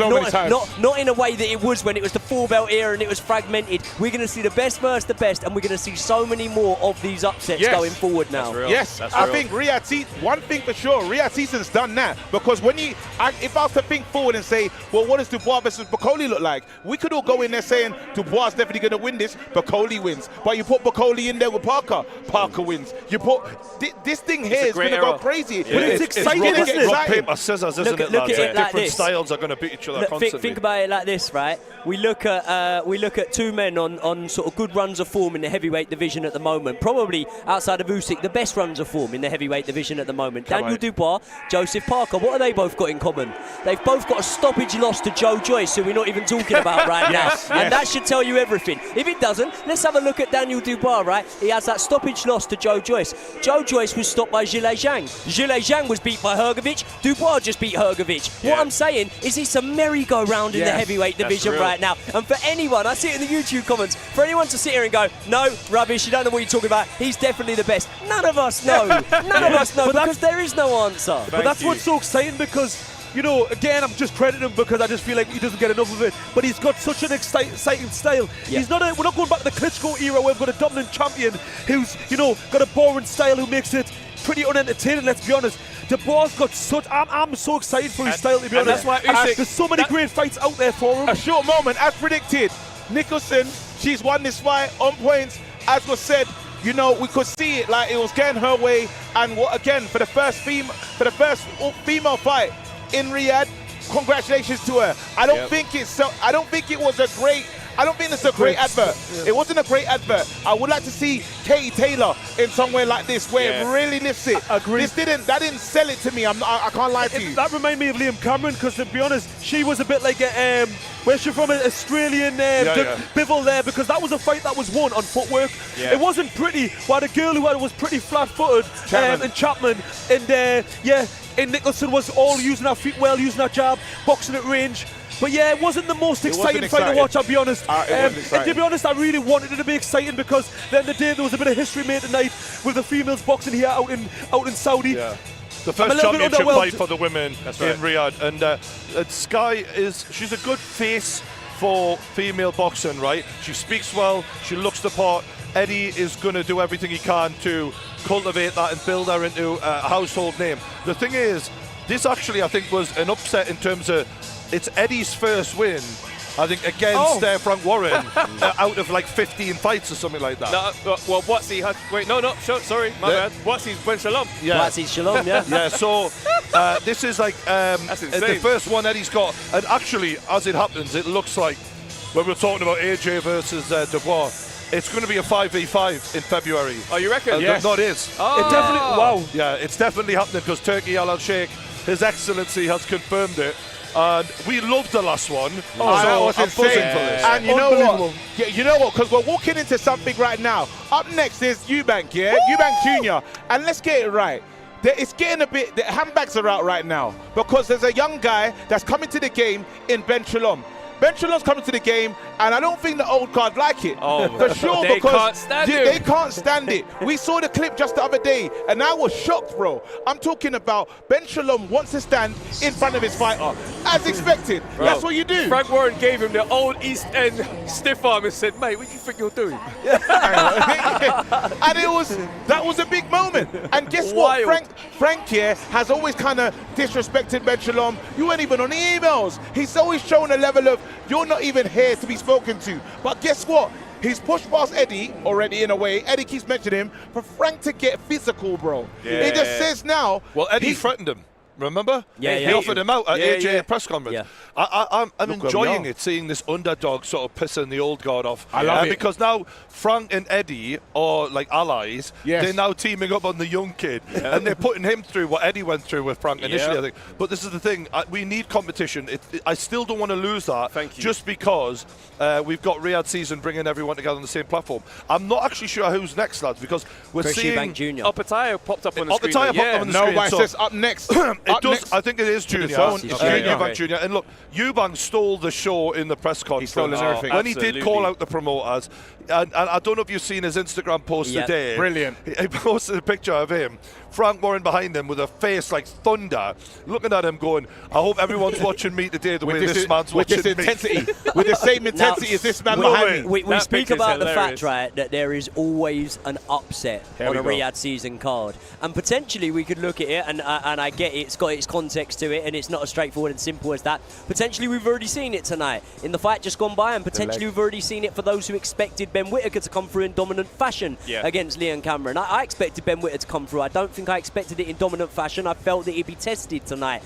But here's the fight. If I was ever going to put my last penny on a fight that there could potentially be an upset in, this is the one. You know what it is? It's the weight storyline that's been playing out this week. I called it from the press conference. He's been complaining about the weight. He said he's hot, says he's thirsty, he's irritable, and then we saw him riding the bike to make that last pound of weight drop off, and he looked like he just got up like from surgery or something. Full body sweatsuit as well. Full body sweatsuit. Finished, mate. He's in the hotel gym and pounding away at the cycle, bruv. When I looked at the confrontation with Chris Eubank Jr. and Conor Benn as well, Eubank looked so dry in that confrontation. You know, he almost looked. I know the feeling when I cut weight myself. Is you're almost dead behind the eyes. It's almost you've got that glazed over look, and he's looking at him. And I noticed there was a moment after. Did you see when he sips his bottle? Right now, I tell you, if I've just had an argument, a confrontation with someone, and I do go to reach my drink. I don't know why, but it's natural instinct. You just down a bit of it and whatever. Eubank's like had this confrontation. He's sipped the tiniest little bit of water. It was the tiniest sip I've ever seen. Yeah, and I thought this is going to be a problem. Conor Benn is looking full Mexican villain in this interview right here. I swear to God. All right, champ. What do you reckon he's saying? Imagine he just do what he's saying right now. Look, mate, so I got right into his face. He didn't want nothing. He didn't want none of it. I said, mate, let's have it right here. He said, no, mate, I don't want it because I'm scared of you. And I said, look, mate, you're bottling it again, you arrogant mate. Take a Do you know what? I've got to say, right, when we look at that confrontation, everyone would have seen it. It's so funny how different fighters analyse and how different fighters take things in, because when I saw Conor Benn do an interview, he went, so I'm stood in the reception, he basically tries to run up on me thinking I'm not going to... And I'm thinking he didn't even come like... He was just going about his business. No, and listen. you stuck it on him. Conor gets offended at everything. Yes. What's he talking about? As soon as he walk in, he's like, he hasn't said nothing wrong. Don't mess up the bag. Don't mess it up, mate. That's what I love about Conor Benn, though. Like, I love what an irritated person he is. He's so irritated. There's nothing that pisses me off more. Like, take, for example, Frazer Wardley, the handshake yesterday. I mean, if there's one thing that turns me off of a fight, it's that I want you to hate this motherfucker. I want you to tell me that you want to take his head off. The lack of that in press conferences does my head in. Conor Benn delivers. Guess what, though, guys? We know what we're doing right now. We're heading towards dangerous waters. Because guess what? We're all starting to think ahead. And when we think ahead, now you've added weight train. We've added think ahead. Guess what happens? Banana skin. I swear, Eubank, you dare not. You better not, Eubank. If you don't deliver, you've had a sword, bro. Listen, use that sword, take him out, bro, because we are going for Conor Benn. It got cancelled. We were days away from it. And then the article came out. There was eggs in the system, innit? Whoa, listen, something was in the system. That ended it. Now we want to move forward. This is the time. Listen, I'm worried about this fight. I've been worried all week. Oh, this guy has only lost to champions. Yep. And there's nothing in my mind to guarantee that Eubank is levels ahead of this guy for any measurement. Yeah. So I'm like, I was already worried, and then when I've seen the weight cut this week, shit. my level of confidence is absolutely. He started off at 188 pounds for his weight cut before to make it down to 160. He was heavier than that, by the way. That's 2 stone. He was heavier than that. In one interview on Sky Sports, they said, would you ever fight Ben Whittaker? He goes, maybe. He goes, but would the weight be too much? He goes, well, in January, I was 192 pounds. Yeah. Oh, my goodness. But he talks about being disciplined and living the life. Why is he cutting weight? Like, I'm not being funny. Old. I've never, ever felt good in a fight when I've been in a sweatsuit the day before. Once again, it doesn't work. The body doesn't like it. Once again, Travis mentioned there how earlier on how often fighters will say something and they're saying it to you, but really I'm saying it for me, and I'm saying it to convince myself. Now at the press conference, they asked Eubank Jr. about preparation, and he said, I'm paraphrasing, but he said, it's not really about how camp went.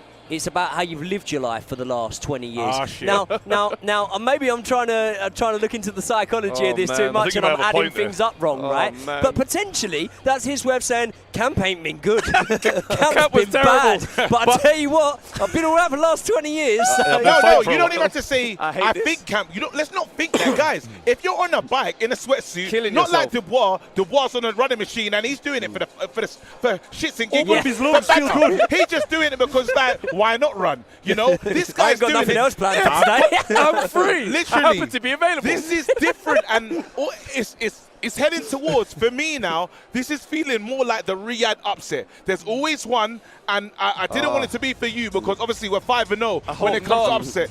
But I feel like this could be it, and Frank, imagine how Eddie and Frank are going to feel. By the way, when we speak about this being an upset, I want to make this very, very clear, and I think I speak for everyone around the table here. You do. I'm desperate for Chris Eubank Jr. to win this fight, because there were two men that I was looking at coming over for their first experience on a Riyadh season card tonight, having had the absolute privilege and luxury of being out here to watch a few live and understanding what level this is at. And I was looking at two men and I was thinking, you could make yourself a star on these shows tonight. That was Ben Whittaker and that was Chris Eubank Jr. I would hate to walk away from tonight with neither men fulfilling what I was wanting of them. And if Chris Eubank Jr. wins this fight tonight, you've got Conor Benn ringside. Not only that, they've gone and got Liam Smith in ringside. So you know he ain't getting no praise. Guys. You've got Canelo, who's now taking on lesser opposition. We're missing out on a great accolade. He'll be a two-time IBO world champ. You don't get better than that. Look, if he loses, it's Liam Smith. If he wins, it's Conor Benn, or even if he loses, it's Conor Benn. Why not? Why not? I don't think Eubanks would be interested in Liam Smith. Not at all. I think he knows he got him in a good time when things weren't quite right in his camp with the injuries and stuff. I think that's a nightmare fight for Eubank. No, it's not. I don't think it's it's not, guys. I think it's a bad matchup. The trainer, he's changed trainer as well. First time with Jonathan Banks. What's going on with you lot doing Eubank a disservice today, you know. How? Because you're saying it's a bad time for Liam. I didn't say that. I was going to say, that was crazy. I'm saying it's bad time to fight. I personally don't think Eubanks wants to fight Liam again. Eubank was better than Liam Smith in the first one, but then the issue was the training for Conor. He should never been at that weight, and he got affected by it. And then guess what? As soon as he was where he needed to be, comfortable in himself, in his body, he got the work done. We saw that he was landing the shots, and he was the better fighter before the devastation came. I'll tell you, the real issue for me is that it sounds really harsh, and I know he's been a world champion, but at no point in Liam Smith's career was I anywhere near as excited for Liam Smith as I am for Hamza Shiraz. You're right. Anywhere near as excited as I am for Conor Benn. So let's say that they're the two options there. They definitely both pay more. Yeah, well, it doesn't matter. Hamza Shiraz has been offered this is what I'm talking about. to fight Yanibek this is for the world title, by the way. This is a tune, lads. Here he goes. Let's go, you They're saying so good about picking your song on your debut and sticking with it the whole way through your career. But this is what's smart about him. Look at this guy right here. Look at the shoulder pads. Come on. He's got the Klitschko's. You can tell he's feeling himself. He's got the Klitschko He's feeling himself. Oh, he looks wicked still. Yeah. Yeah. Come on. Let's go, Eubank. And let's have it right. He stole the show. He's made this thing all about him. He's gone into this thing and he said, listen, yes, Beterbiev, Bivol, yes, they're five undisputed, but it's my time, my moment. You're going to keep your eyes on me. Well done. Listen, please win this one for us. For Conor Benn, let's go, let's go. I do, but do you know when you talk about the biggest fights in boxing? Yeah. I feel like Eubanks v Conor Benn is one of the biggest fights in boxing. It's just really whets the appetite. Yes. I would love to see that fight. So if Eubanks was to lose, I would be devastated because I really don't know what direction he would go in then. I want to say I think he wins this fight, lads, and for the reason being, I think the other lad, Sharameta, is actually quite a well-rounded fighter. I think he's a really decent fighter. Yeah. I just think Eubank is very well-rounded as well and does everything a little bit better. When I look at Eubank, his biggest weakness, in my opinion, the fighters I worry about, is the movers. This lad, he doesn't move that well, Sharameta. He's not a mover like Billy Joe Saunders or George Groves was a mover in that moment.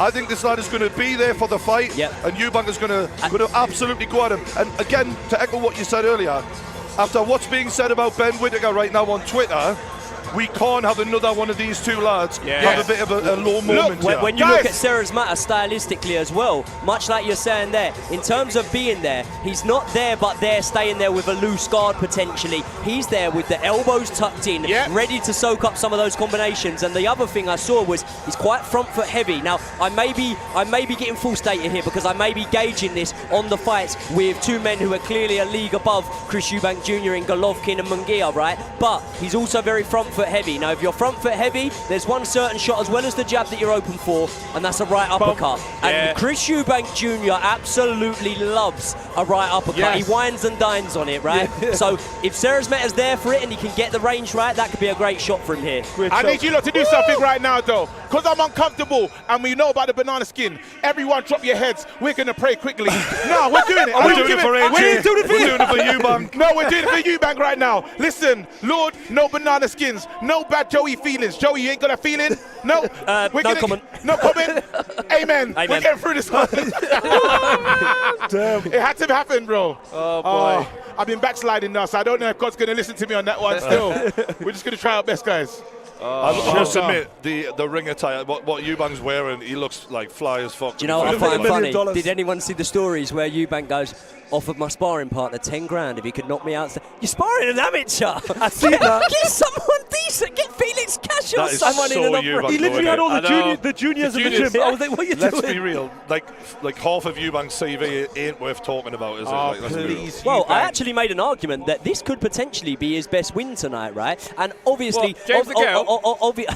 That was a shadow of James DeGale, man. Still James DeGale? That one cuts deep for Joey. Can I tell you? All right, can I tell you another one? And this is going to sound like I'm slating Eubank's record here. It doesn't matter because he lost to him, but that was also a shadow of George Groves you saw him in there with. Yeah. That weren't George Groves. That was a shadow of George Groves, right? Yeah. So now when I look at it, and it's really controversial in a way, but if you actually deep these best wins, I'm going hypothetical here. I'm not saying I believe this. Spike. Liam Smith. Yep. Liam Smith. Yep. That version of Liam Smith, according to Eddie Hearn, should have never been in the ring. But let's take it with a pinch of salt. Eddie Hearn doesn't really like Eubank Jr.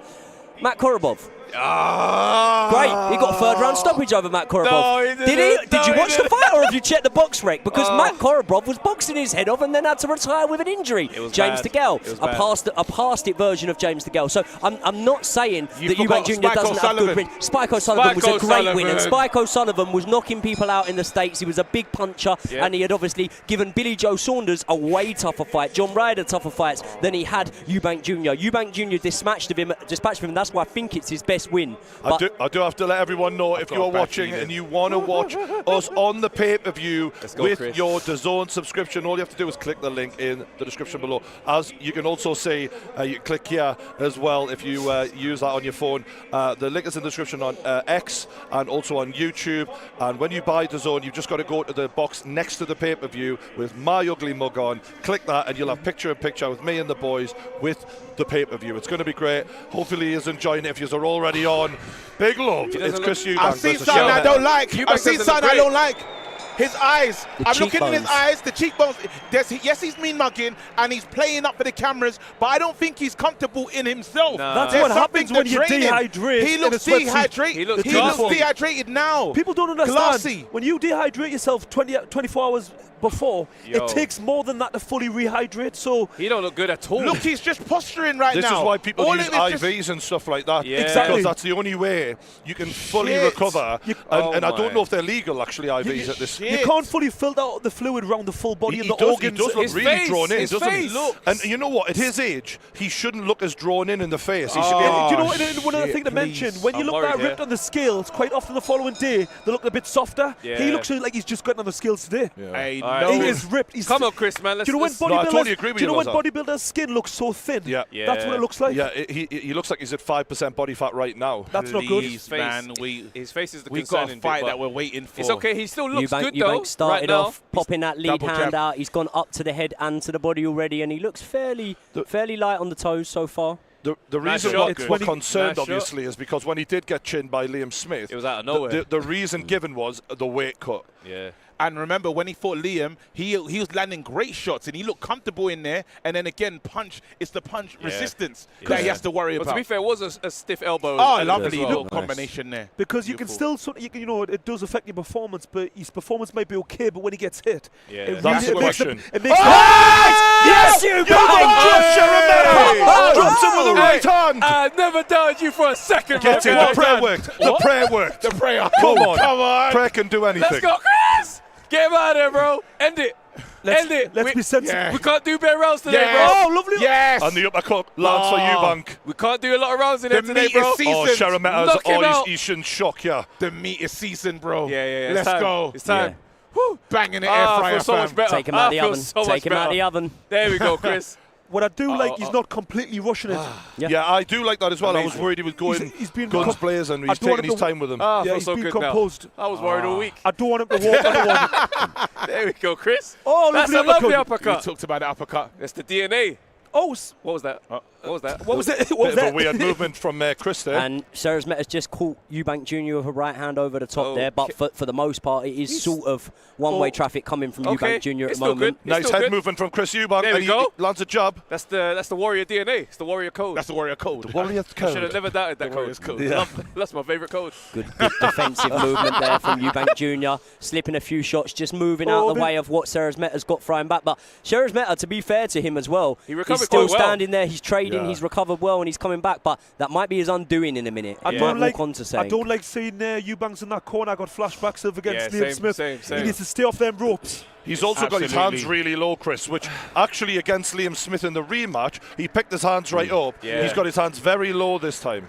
Don't you love it that they're really just building up this Conor fight? Look at they got Conor ringside camera, with a little camera in the sky. Oh! Chris Eubank gets a smack with the right hand. Lads, what did we say before? I'm telling you now. Oh, that, shit. Everybody calm down. That dehydration is a problem. Yeah, he's been known for having a good chin in his career. That wasn't the biggest of shot, and he was rocked to his boots. Serezmet threw one, he backed up, and he followed him, and quite similar to the Liam Smith in the sense that he was in the corner, it was a textbook and he shot. had nowhere to go. It was a textbook shot. I think it was a double jab backhand. Yep. I didn't like that. We got a lot to talk about when this round ends, I'm telling you now. It's okay. Oh, my goodness. All right, so we survived. 10-8 rounds. We survived. Get that man some water. That's what he needs. Talk to me. We survived that round, and he definitely was going. I think he wants to end this early because of how he feels. And he threw a lot into that shot. But we do know he's vulnerable. We saw that. He is vulnerable in this fight. The impact of that guy's shots, they're quite significant. Well, I feel as if, for one thing I've always credited him for is having a good chin. Yeah, sorry. He fought, Groves, big puncher Groves, took his shots. That wasn't the biggest of. It was just a follow-up right hand. Yeah. And that definitely. Let's say it again here. Is this it here?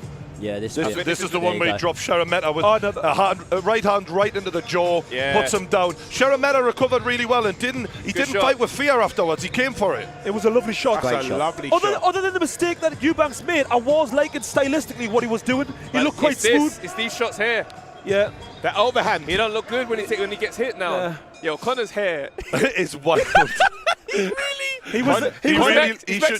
should be in like a movie, Conor, shouldn't he? He was like Tyson Fury. He was scared about his back. I'm telling you, Conor's like us, and he's saying, "Do not ruin the money, bro. Don't lose this fight." I don't know. I feel like Conor hates him so much he'd sacrifice the money. He wants to be the one. The only one that hates him more than Conor is Frank Warren. Billy Joe Saunders, mate. Nah, Frank Warren's Do me a favour. Frank Warren's got that new hate for him, bro. It's true. Put him in Nice showing some lovely head movement there. And he comes in to try and look for that right uppercut. I feel like he needs to work this lead hand. At the start of the first, the lead hand was playing really well for Eubank Jr. And I feel like if he gets this lead hand going, he will find them other shots, as he did the right hand. There's no one's telling me that he expected to drop Serezmet with that right hand at the start. He was about to throw the left hook after it. So I think that when he just sticks to his work, those openings will come for him. Yeah, you're right. I like these short, snappy shots that he's throwing, and they're full of power as well. Eubank's issue is his footwork. His footwork doesn't help him the way he tries to establish, because he doesn't step in with anything. He plants and stays. Yes, so true. I discussed this earlier. Do you know he used to spend a lot of hours on that? That bag with the little pads, should I say, against the wall. And they'd light up and he'd hit them all. He would stand flat-footed and throw mass combinations. Great. But when a boxer moves around the ring, it's not so great. That's why he's got good head movement, because he was used to practicing standing in one place. That's right. That uppercut lands for Eubank there. Nice That decent. Yeah, normally he would be happy in the pocket trading, let his combination goes. He doesn't want to be in that position. He's looking to really just counter-punch, box at range, to be honest. Have you noticed they've been hitting the drums as well during rounds? I noticed that from the last round. What a shot from Eubank Jr. A lovely right uppercut. But his chin was in the air when he was swinging there. His chin's in the air constantly, lads. This is not like how he fought Liam Smith last time. He's got quite a stiff torso when he throws shots. Everything just goes still like this. Yeah. I think what we could be disregarding is Serezmet is better at this moment in time than that version of Liam Smith he fought. I'm not saying he's a better fighter, but Liam Smith obviously did have his injuries in that second fight. And he's just not being respectful. It was what I mean. Like he's not showing the same respect he showed for Liam Smith. But in the first fight, he learned his lesson and he came back with his hands up. He's got his hands right by his waist now. You know what the problem is with Eubank as well? Is that he throws every shot with the same power. So after a while, you see fighters start to adjust to the fact that you're hitting this hard. There's no surprise. Yeah, there's no tempo change at all. Like it's all one pace, isn't it? Nice stiff jab from He's getting a Eubank. bit too cocky in there. You need to. The job's not. Great shot. Uppercut. Love that. And another. Hey, Joey, good shout for the uppercut that he's going to be throwing because he's just throwing them all night now. Great work. I mean, you've got to admit, Eubanks has got one of the best uppercuts in the business. And he can double it up and treble it up. I've seen him do that at times. He sneaks through very well with it. He blinds you with that glove in your eye and then bomb brings it through. And without speaking too early, I think that's a really good round there for Eubank Jr. It is. I think that he's shown, obviously, look, there are those vulnerabilities that we saw from him earlier on. Like you said, when he throws that uppercut, he leaves that chin up in the air. By the way, it's very hard to not do that. I know I leave my chin up in the air sometimes when you throw an uppercut. So I think that round's another really good one for Eubank Jr. He's 2 rounds in, he's 3 points up on the scorecard. You can't really go wrong. You know what it is? He's doing great, but I think because of the weight, because we're aware of it, and we're seeing him against Liam Smith, that data that we can't help but look at that, and you know, he is changing his style. Maybe he's just evolving. You know, he's boxing more. He's not letting his hands go in combination. So it's a really hard not to think it's because he's worried about his vulnerability, standing in the pocket, but he could just be evolving. You're right. Well, this is different though because he's actually probably throwing more punches than we've seen him throw over the years in certain fights. Notice what tune they're playing in between the rounds. Conor Benn's walkout. You know my worry for Eubank though, lads, is early on in a fight, when he's got his spring and he's got his hands down and he's outboxing you, it's all well and good. But as those rounds go on and his feet slow down and his chin's still in the air, that's when Liam Smith caught him. So my worry would be just as the fight goes on. However, he's in complete control right now and it looks like he should just see this one out. I think Travis kind of made the great point earlier on. It's because he's got this one pace. He throws the punches the same. He doesn't really go up and down and through the gears. So he becomes a little bit predictable, especially when that's probably why when he fought the likes of, you know, George Groves and what you call him, Billy Joe Saunders at that elite level. When you're not going through the gears and changing the pace, being a little bit more cute about your work, that's when you kind of fail at the highest level. Do you know what's funny though? Because we probably are going to get a face-off in the ring, right? Surely. I hope so. Eubank Jr. looking for that uppercut, and he's swinging wild here. We said about not changing the tempo. He's going down too easy. His legs aren't strong. That's the dehydration. I didn't like that. I'm sorry, but it's too early for that. The funny thing is, right, when we were talking about the Conor Benn fight, if that was a jab, then I said his legs get tired and slow down, mate. When we were talking about that Conor Benn fight, right, we were talking about a catch weight, and you know there was the macho-ness, the antics of Chris Eubank when he still made the weight, even though he didn't have to because the fight was called off. Well, now it almost looks, and this getting really tasty here, now it almost looks like 154, mate. Is it 160 might be a push for him? 160, yeah. 160. So to make 160 now, which is I tell you now, if I was Conor Benn, I'd be licking my lips. I'm not being, stylistically, the way he's performing and the way he struggled against Liam Smith, I think he's all wrong for him. And also, what I've got to say is Eubank doesn't look so explosive. Even though he's landing shots, he's throwing some good stuff. Dehydration. He's not explosive. His dad obviously still does interviews about him, even though they've got a bit of a strange situation. And his dad said he won't be able to make 160 much longer. And that is he going to cut? Is that a cut? That's right. And Eubank has cut over the right eye. And Sharameta is landing that left hand. To play devil's advocate, when we talk about the weight, if, for example, the weight with Conor Benn was to be 160 again, it wouldn't be Chris Eubank Jr. making 160 off the back of being 192 pounds at Christmas. It would be Eubank Jr. making it for the second camp in a row where he has direction and certainty. The legs are I'm sorry, but Chris Eubank Jr. looks tired already. He looks heavy. Didn't I say, in between rounds, I said once his legs start slowing down. Have you seen this against Liam Smith? He's like he's in a quick stance hand at the moment. His feet are rooted to the canvas. It's insane. But a little bit of pressure and he's fallen over here. He's fell over twice in this fight already. What the issue is remember I said that he's loading up on these shots and you know they're short, close to the body, and they're full-powered ones. No. And he hasn't got... The issue's making weight incorrectly. It's a massive factor. There's the reason why fighters have, you know, nutritionists. It's the making weight is so important. I think a lot of people kind of dismiss that. And quite frankly, maybe he's just struggling to make the weight. He's outgrown the weight. Almost trying to empty in the tank though, because if he wants to end it. He's going for the power shots. He wants to end it now. He doesn't want us to carry on. Because he's not going to be very good in the next. What round we're in now? Whenever they come together, round, he's looked like he's whenever they come together, he's got no strength for the excges. Just a grab, he goes down, he swings him around like he's clearly the better boxer, Eubank. It's just whether he's the more conditioned fighter, whether he's better at this weight. It's not the conditioning; it's the making the weight incorrectly. It doesn't matter how fit you could be. You know, he mentioned about making the weight, and you know, living the life. Sorry, you can be living the life. I know personally myself, I can be super fit. I can be doing the sprints, doing the weight, doing the sparring. But you you know if you don't do the weight correctly, all of that is just a waste of time. Yeah. You've got to get the weight cut right. Well, I'll tell you what, playing poker in Vegas ain't getting the fucking weight down, is it? Do you know what? To echo almost what KG said earlier about two things can happen simultaneously and both be right. I think we're right here. What we're saying is we're feeling like the version of Eubank Jr. we're seeing in this second and third round is someone that may have not emptied the clip, but may have put a little bit too much in the first round and is now feeling very tired, looking a little bit less comfortable on his feet. But at the same time as that, the other thing that's happening at the same time is he's racked up a third round in a row and a 4th point on the scorecards because of the 2-point round at the start of it. So I do definitely give Chris Eubank Jr. that round. What worries me is we spoke earlier about how when Beterbiev's opponents getting Beterbiev hurt, because they're not enjoying the time they're having in there, they go for the knockout. To me, it doesn't really look like Eubank Jr.'s enjoying himself in here. That was quite a bad head clash there. That's what caused the cut. A naughty headbutt. And that cut is on the inside of his eye as well. He keeps doing it as well, actually, Cyrus Meta. He actually goes in with the... Well, Joey mentioned it. He puts his weight over his front foot when he comes in, so that's what happens. Yeah, they both do, though. Eubank Jr. has his weight on his front foot. Eubank gets caught, but he's going for it early on in this round. That was a heavy shot. Was bad. Yeah, that come right over the top. Yeah. This is the thing. I've never watched Chris Eubank Jr. and been worried about his punch power, his vulnerability. But every second of this fight, I'm worried he's going to get clipped. He wants this fight He's over. letting the hands go, Yildirim style here. Yeah, but he's starting to do it a little bit reckless now.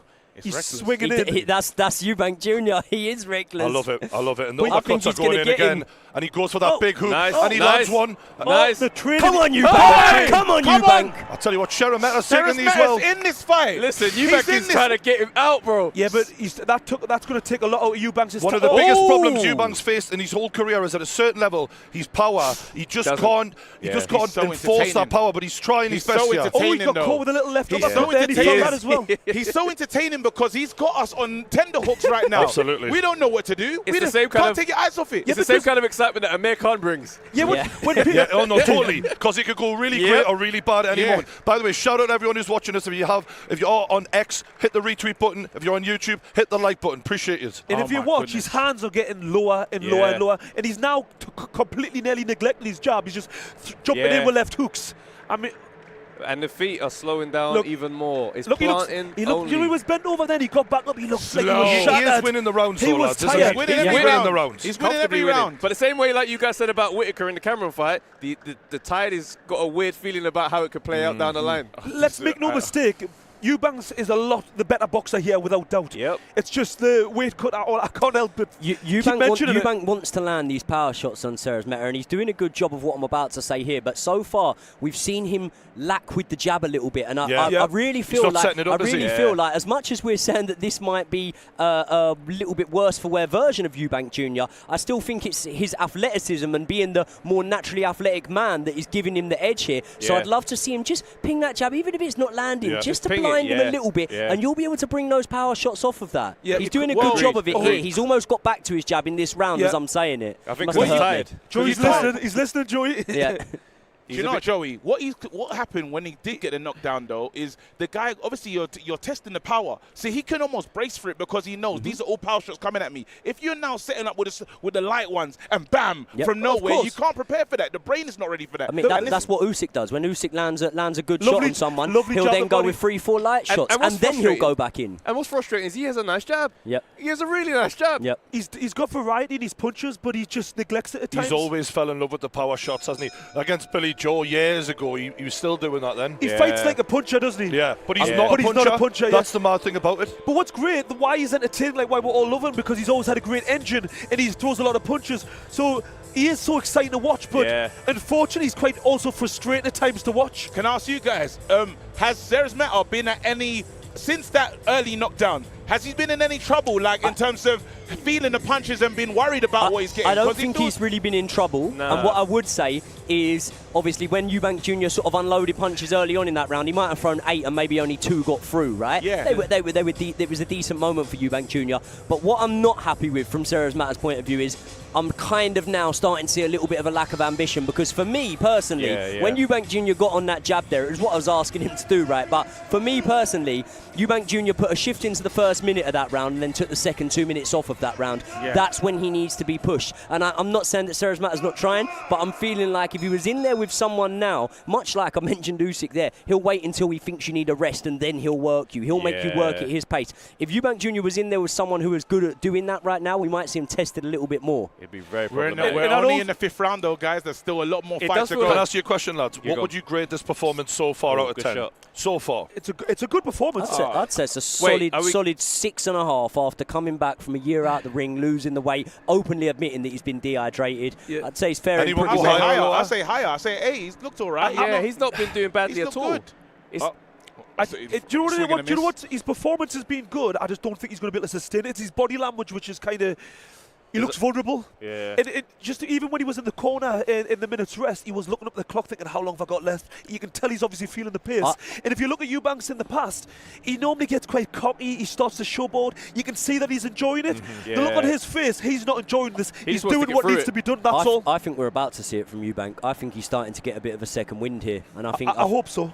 He needs to end this fight. He doesn't want to go to points. I honestly feel this is an 8, you know, in terms of performance, because right now he's had to dig deep. We know about the weight cut. We know about everything he has to go through. Yes, he's tired when he goes to his corner, but he hasn't been throwing. He's been throwing big shots. So I'm happy with his performance so far. I can't lie to you. He's showboated.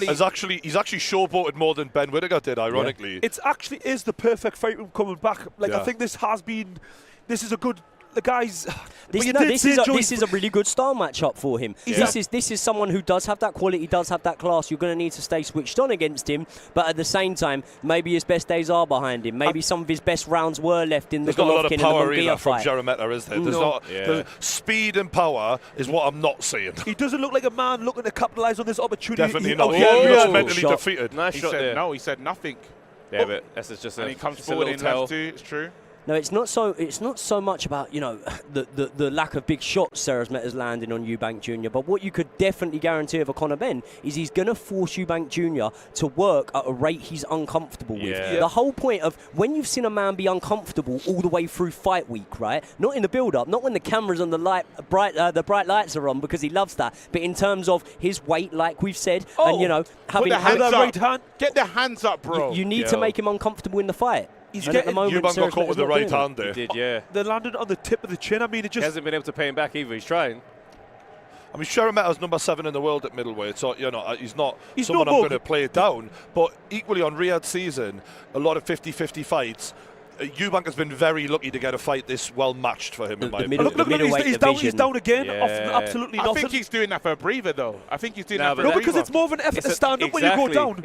He's doing that because he's exhausted. There's nothing in his legs. This could be a reason why Chris Eubank Jr.'s dropped down from super middle, where he had a few fights before, and you say he's number 8 in the world. Nice left hook. But the middleweight division is not what it was 5 years ago. Seremeta's not fighting how Cameron did. You see, when I was watching the other fight, completely different to Cameron versus Ben Whittaker.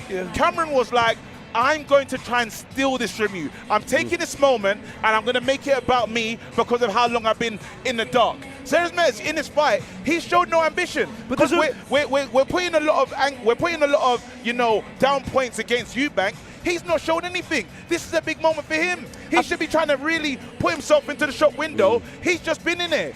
He's just participating. But that's exactly what Joey said. He's not shown much ambition. He's not. Do you think he's got major plans in the boxing world to do with anything other than this? He's not showing it. This is the biggest show. I mean, let's be honest. I know he's mandatory for a world title now, but if Serezmeta was to get an upset win, you could probably guarantee they'd match him next against Hamza Shiraz on another Riyadh season card. So but what I'm saying is there is reason. There's always when you're boxing on a Riyadh season card, there's always incentivization to be winning here. I'd like to see him show a little bit more ambition, but at the same time, we're saying that about a man who is still in the fight, 5 rounds after being dropped in the opening round. So that's true. Can't be too harsh on him. I must admit, show us something. This isn't. It's not giving. I should fight Hamza Shiraz after this, is it? Absolutely. It's not giving that. Do you imagine that straight backhand down the pipe? You're not getting away with that with your head movement. No, demolition job. I don't want to see that at all, mate. Conor Benn only, bruv. Well, do you know what? It does say something about where we perceive Eubank Jr. to be at the moment, right? Because his only real thing he had going for him in the George Groves fight was strength and toughness, to be honest. Yeah, and now we look at him in a Conor Benn fight, and I don't think that any of us think he's the physically stronger man out of him and Conor Benn. Not at 160.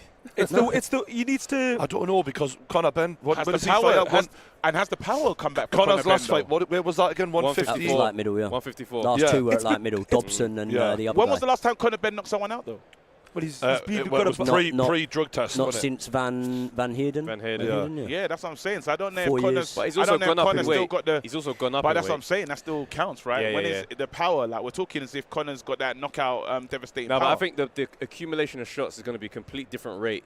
Yeah, I think this has been the frustration with Eubanks, because he hasn't really, he's wasted his career. Yes, he might not drink, he might not smoke, and to the average person, he looks after himself. But if you're not training consistently, making the weight consistently, your body does just grow naturally. But he must not be, though. If he's been up to 190, but he's in Vegas. It's not easily done. It's not easily done to gain. What is he? Say he's fighting at 160. Fighting at 160. Say he's walking around a stone heavier to gain 25 odd pounds or whatever it was. That's not easily done, especially someone with Eubank Jr.'s frame as well. He's got that naturally athletic frame. He's not a Nate Diaz, for example, who dubs himself the skinny fat man. Do you know what we're saying here about? Did I rock the legs? Look at the legs. I don't know, lads. It was hard to see. A little bounce. In terms of Eubank here, right, he's not getting outboxed by any stretch of the imagination. This lad is pretty much a sitting duck, and he's just trying to survive in there and land the odd decent shot.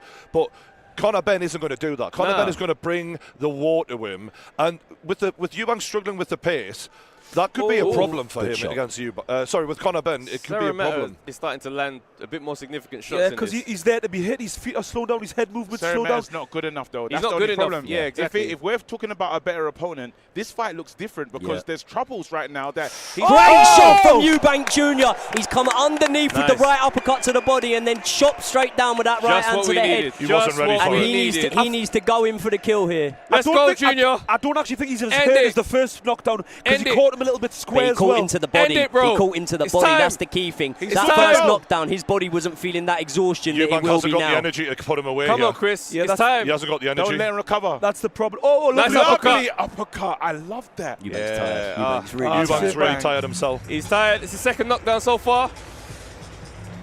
It's good. Neymar. Come on. So them pictures of him being fat was just a lie, basically. Neymar and Eubank are you would good never friends. think these lot will sit next to each other. You ain't wearing an open denim if you're fat. I don't know if you know that, but Eubank and Neymar play poker together and shit like that. Conor just wants to fight now. Yeah. Where's this Mexican bloodline come from? I mean, he looks like the cartel. I mean, where's it come from? Is he just playing on this look? Because I did see in an interview someone mention it. I think he's full on playing with it now, but he's working it well. I kind of like it. I like it. But it makes sense. He's now rebranded as the bad guy. You know? He's say hello. He's like, say hello to my little friend. Okay. I'm loving it. That was a great shot there. Yo, I want him to end it this round. That was a better shot than I thought. I love that. He caught him lovely. Caught him square. It's time for him to end it. Let's go, Junior. Wrap it I up. just laughed, right, because he went on his back and his legs come in the air, and it was eerily similar to a knockout that Joey did on Misfit. Same sort of level. We got that from you, mate. Almost identical. That's hilarious. Do you reckon he tries to close it this round? I hope so. Fuck me. This guy's got some great recovering skills, though, man. It's easy to recover when you're not being ambitious, though. Yes, very true. Yeah, he's just trying to survive in there, man. Ceres Meta, man. I'm disappointed in you, bro, because we could have had this fight over if you came to fight as well. Do you know what? I think that's the truest thing that anyone said this fight is when you said there, if he was in with someone that was a real better level of opposition than Ceres Meta, and maybe his ranking suggests he's good, but it's all about the version of you that turns up on the night. Yep. I think there's clear holes that I'm not saying, by the way, that even this version of Chris Eubank Jr. loses to Conor Benn, but there's holes that would be exploited, and there's boxes that we would have ticked if we were to see him in with someone with a better intensity. But guys, what we have to do is compare him to the body right. shot. His body shot's Eubank drops him again. He's not getting up. Body shot. You're not getting up in that, It's over. We've invested in the body. Come on, Bloody Junior. hell, who is this man? Them are the good ones. You know when the reaction's delayed and then the drop. There is 2 minutes left in this round. Now we find out about Eubank Jr.'s engine in 2024. Come on, Eubank. Don't go too crazy. It's time. Let's go, Chris. Don't go too crazy. Make a statement in Riyadh. This is statement time. He needs to be clever. You're in Riyadh season. Go crazy, Knock Chris. him out and then stare at Conor Benn. That's what we need. Don't stare go at him. too crazy, guys. Come on. Hasn't shown me shit so far. Go crazy. He's been terrible. Come on, Chris, man. Absolute shit performance. There we go. Yes, Chris. Open up on There him. you go. There we go. All right. You guys, be careful. The wounded. I remember what happened to Povetkin, fam. Wounded Povetkin let Dylan White know something. He walked onto a nasty. He's catching. He's gone. That's the He's shot gone. You right can't recover from that. Eubank Jr., baby. There we go. What is Body this? shot drops him again. There's still a minute and 14 seconds to go. Who is this man? He's all over. He's waved There it we off. go. That was premature. That's Eubank premature. Jr. He told him that was premature, but we didn't. Mate, Listen, Sharon I don't Matter care. I'm being biased here. I don't care if that was said get premature. in there. We need the best fight. I'm Get in happy. there. Where's Connor? Where's Connor? Let's go. Bring him. Get him in the ring. All right, that was a lovely body shot. This is the nonsense we need. Whatever do you know what it is? get some security in this ring if he's coming. Look. He is coming. That was lovely Aye, work, aye. you know. Oh, he's got some energy. He's calling him as to well. Straight to him. That was some lovely work because, you know, the shots to the head weren't doing the same amount of damage and he switched up the body. Body work that was lovely. Connor's in the ring. Here we go. He's on the ring. Here we go. He's Go on. in there. Hang on, let's have a word. They're having a face-off. talking to? You know better. Check is in the middle of them. You think I'm Cyrus Meta? Do you think I'm Cyrus Meta? You fucking what? There needs to be. What are you talking about? What are you talking about? If Right, you think can we for get one the winner second, bit up? yeah, in your little Oh, heads. Eubank now is giving it some. He's not doing what Finally. they did the other day. Yes. They're going to have a face-off. Yes. Oi, oi. All right, don't throw any punches, guys. Yeah, listen, there's too much money at stake. Yeah, let's not fuck up the You money, think you're boys. gonna do that Let's to do me, it for mate? the pound. Put a mic in front of them. What's going on? think I'm Is that Cyrus is Turkey in the ring? Yeah, yeah, There'll be Turkey's no next to hands him, done man. if he's there. Thank God. That's all the security you need. Oh, Connor Aye.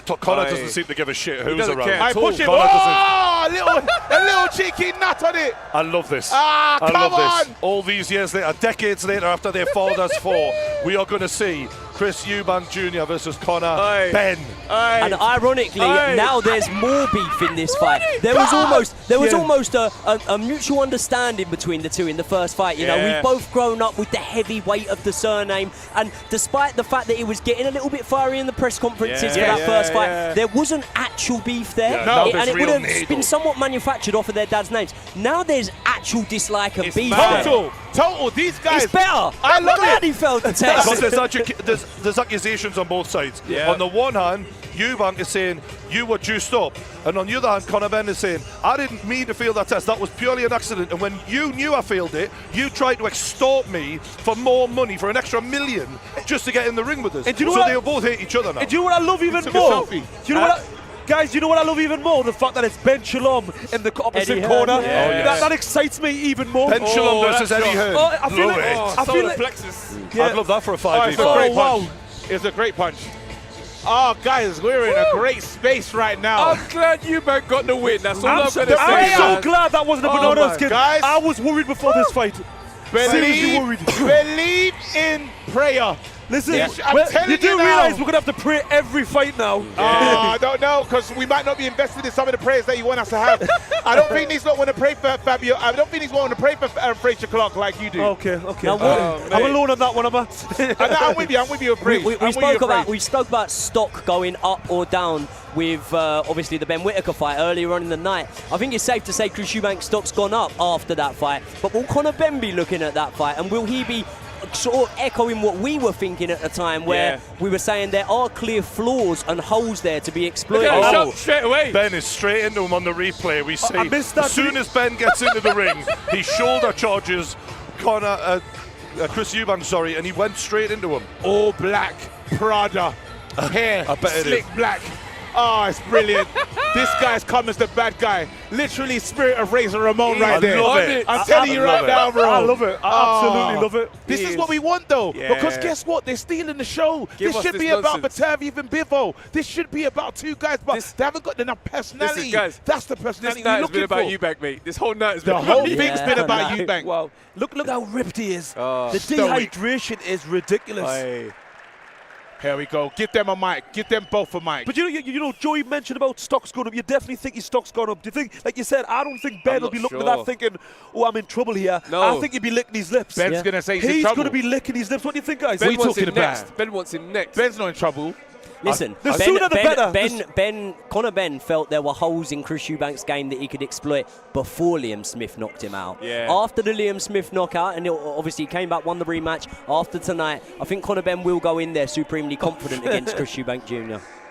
No, but because of his personality type, he's going to feel confidence no matter what, Yes, regardless. This guy doesn't. He's only got one. He's got one mode, and the one mode is what you talking Delusion. about. I'm ready. And you got two delusional. Hey, listen, the belt's back on. Oh, yes. The belt's back on. Yeah. This is what we're here for. Give him a mic. I need this right there. Connect it to the PA system. We all want to hear what he's got to say. Yes, mate. You gotta love these guys, Look. man. Yeah. I don't even know why this guy's behind me. Don't know why he's in my ring.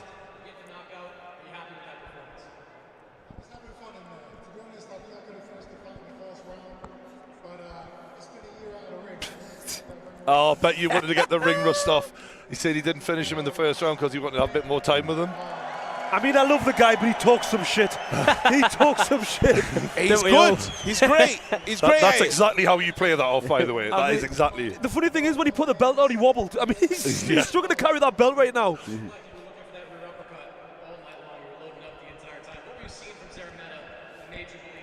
I was seeing water. I was thirsty. He's a star, man. Wow. I'm telling you right now, this guy made the show about him. Yep. Yeah, yes. Right. He's saying he called the body shot in his head because he knew that the going high wasn't working for him. He made a great adjustment. It's hard to challenge that. Yeah. He made a great adjustment. Because he did it.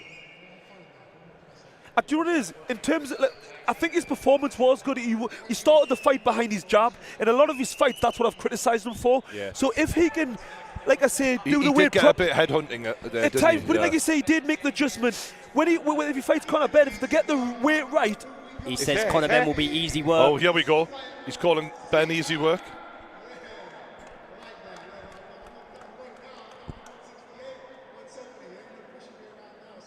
I think. I want you next, he says to Conor Benn. Conor Benn says, I'm so scared. Ooh. After that performance, he's saying. Eubank says, I was having fun in there. Neymar in the middle of them, which I love, by the way. Just add the celebrity status. I love that. I love that. These boys play poker together. Neymar there.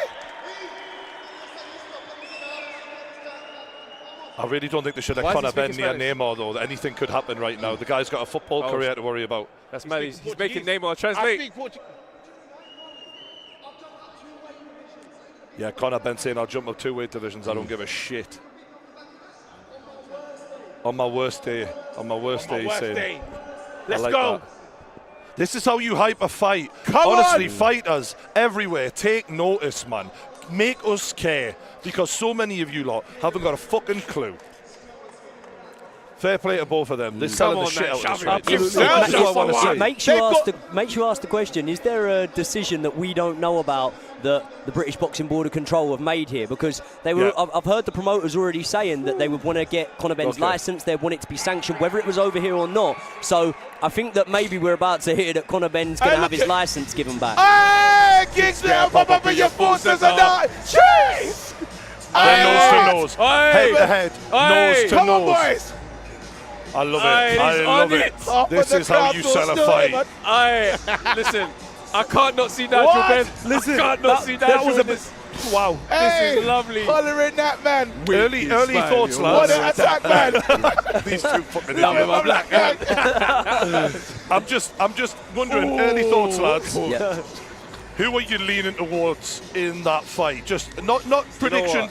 Hey, but you be coming in red like a biggest leaning towards. Sorry, bro. Sorry. It's hard because we don't really know where Conor Benn's at this moment in time. Like, obviously, he had those 2 fights when he came back from the inactivity, but those 2 fights are probably coming up 9 months since the last one, 10 months since the last one. Obviously, he didn't look like he had that same amount of spite and punch power. Here's what I do know for a fact, and it's really, really hard for me to say who's got the upper hand going into this fight, but for a fact, I know that Chris Eubank Jr. needs to be better against Conor Benn than he was tonight. Absolutely. And that sounds damning. That sounds like I'm really pouring cold water on a performance that Chris Eubank Jr. in an ideal world would have bitten your hand off for a 7th, 8th round stoppage, but I do feel there's flaws there that he'll need to work on, and I'm going to give him the benefit of the doubt and say with a second camp under his belt, without as much weight to cut, he will make those adjustments. Yeah, you're right, because it was a good performance. He has had time out the ring, but you're definitely right what you're saying. It would need to be better against Benn. I think it's down to the styles. put it that way, he's going to have a lot more ambition than what we're seeing in Seremata. It's going to be a completely different type of fight. In the holds that we're seeing with Chris Eubank Jr. with a low guard, you know, the lack of jab, he can't do that with Conor Benn. So he's going to have to go back, live the life properly, like previously said he's living the life. He definitely hasn't been. Gotta say, looking at these highlights now in quick succession, Eubank was really beating this guy up today. He mashed him up. Yeah, he was beating him up. No, Travis. He really is a demolishing. But the point that the lads are making is what was coming back is nothing compared to what Conor Benn is going to bring. Like, when you've got your hands as low as that, Conor Benn is going to be tagging you. But have you lot skewed the data of Conor Benn though? What Conor what Conor you lot talking about? Are you talking about Conor pre ban, or I don't know what that thing was called. Again, 160 Conor. We've got no data on 160 exactly. Conor. Against Peter Dobson, what I would say is Conor Benn did still show that ferocity, and in terms of, you know, where Conor Benn almost goes into like, I don't care if I'm going to take one mode, and he just throws his whole body into shots, right? I've seen that from Conor Benn since the ban. I've seen him still do it. I haven't seen him do it with the same result as I was seeing it before the ban, which was devastating knockouts, right? But I don't believe that Conor Benn's only method of being able to beat Chris Eubank Jr.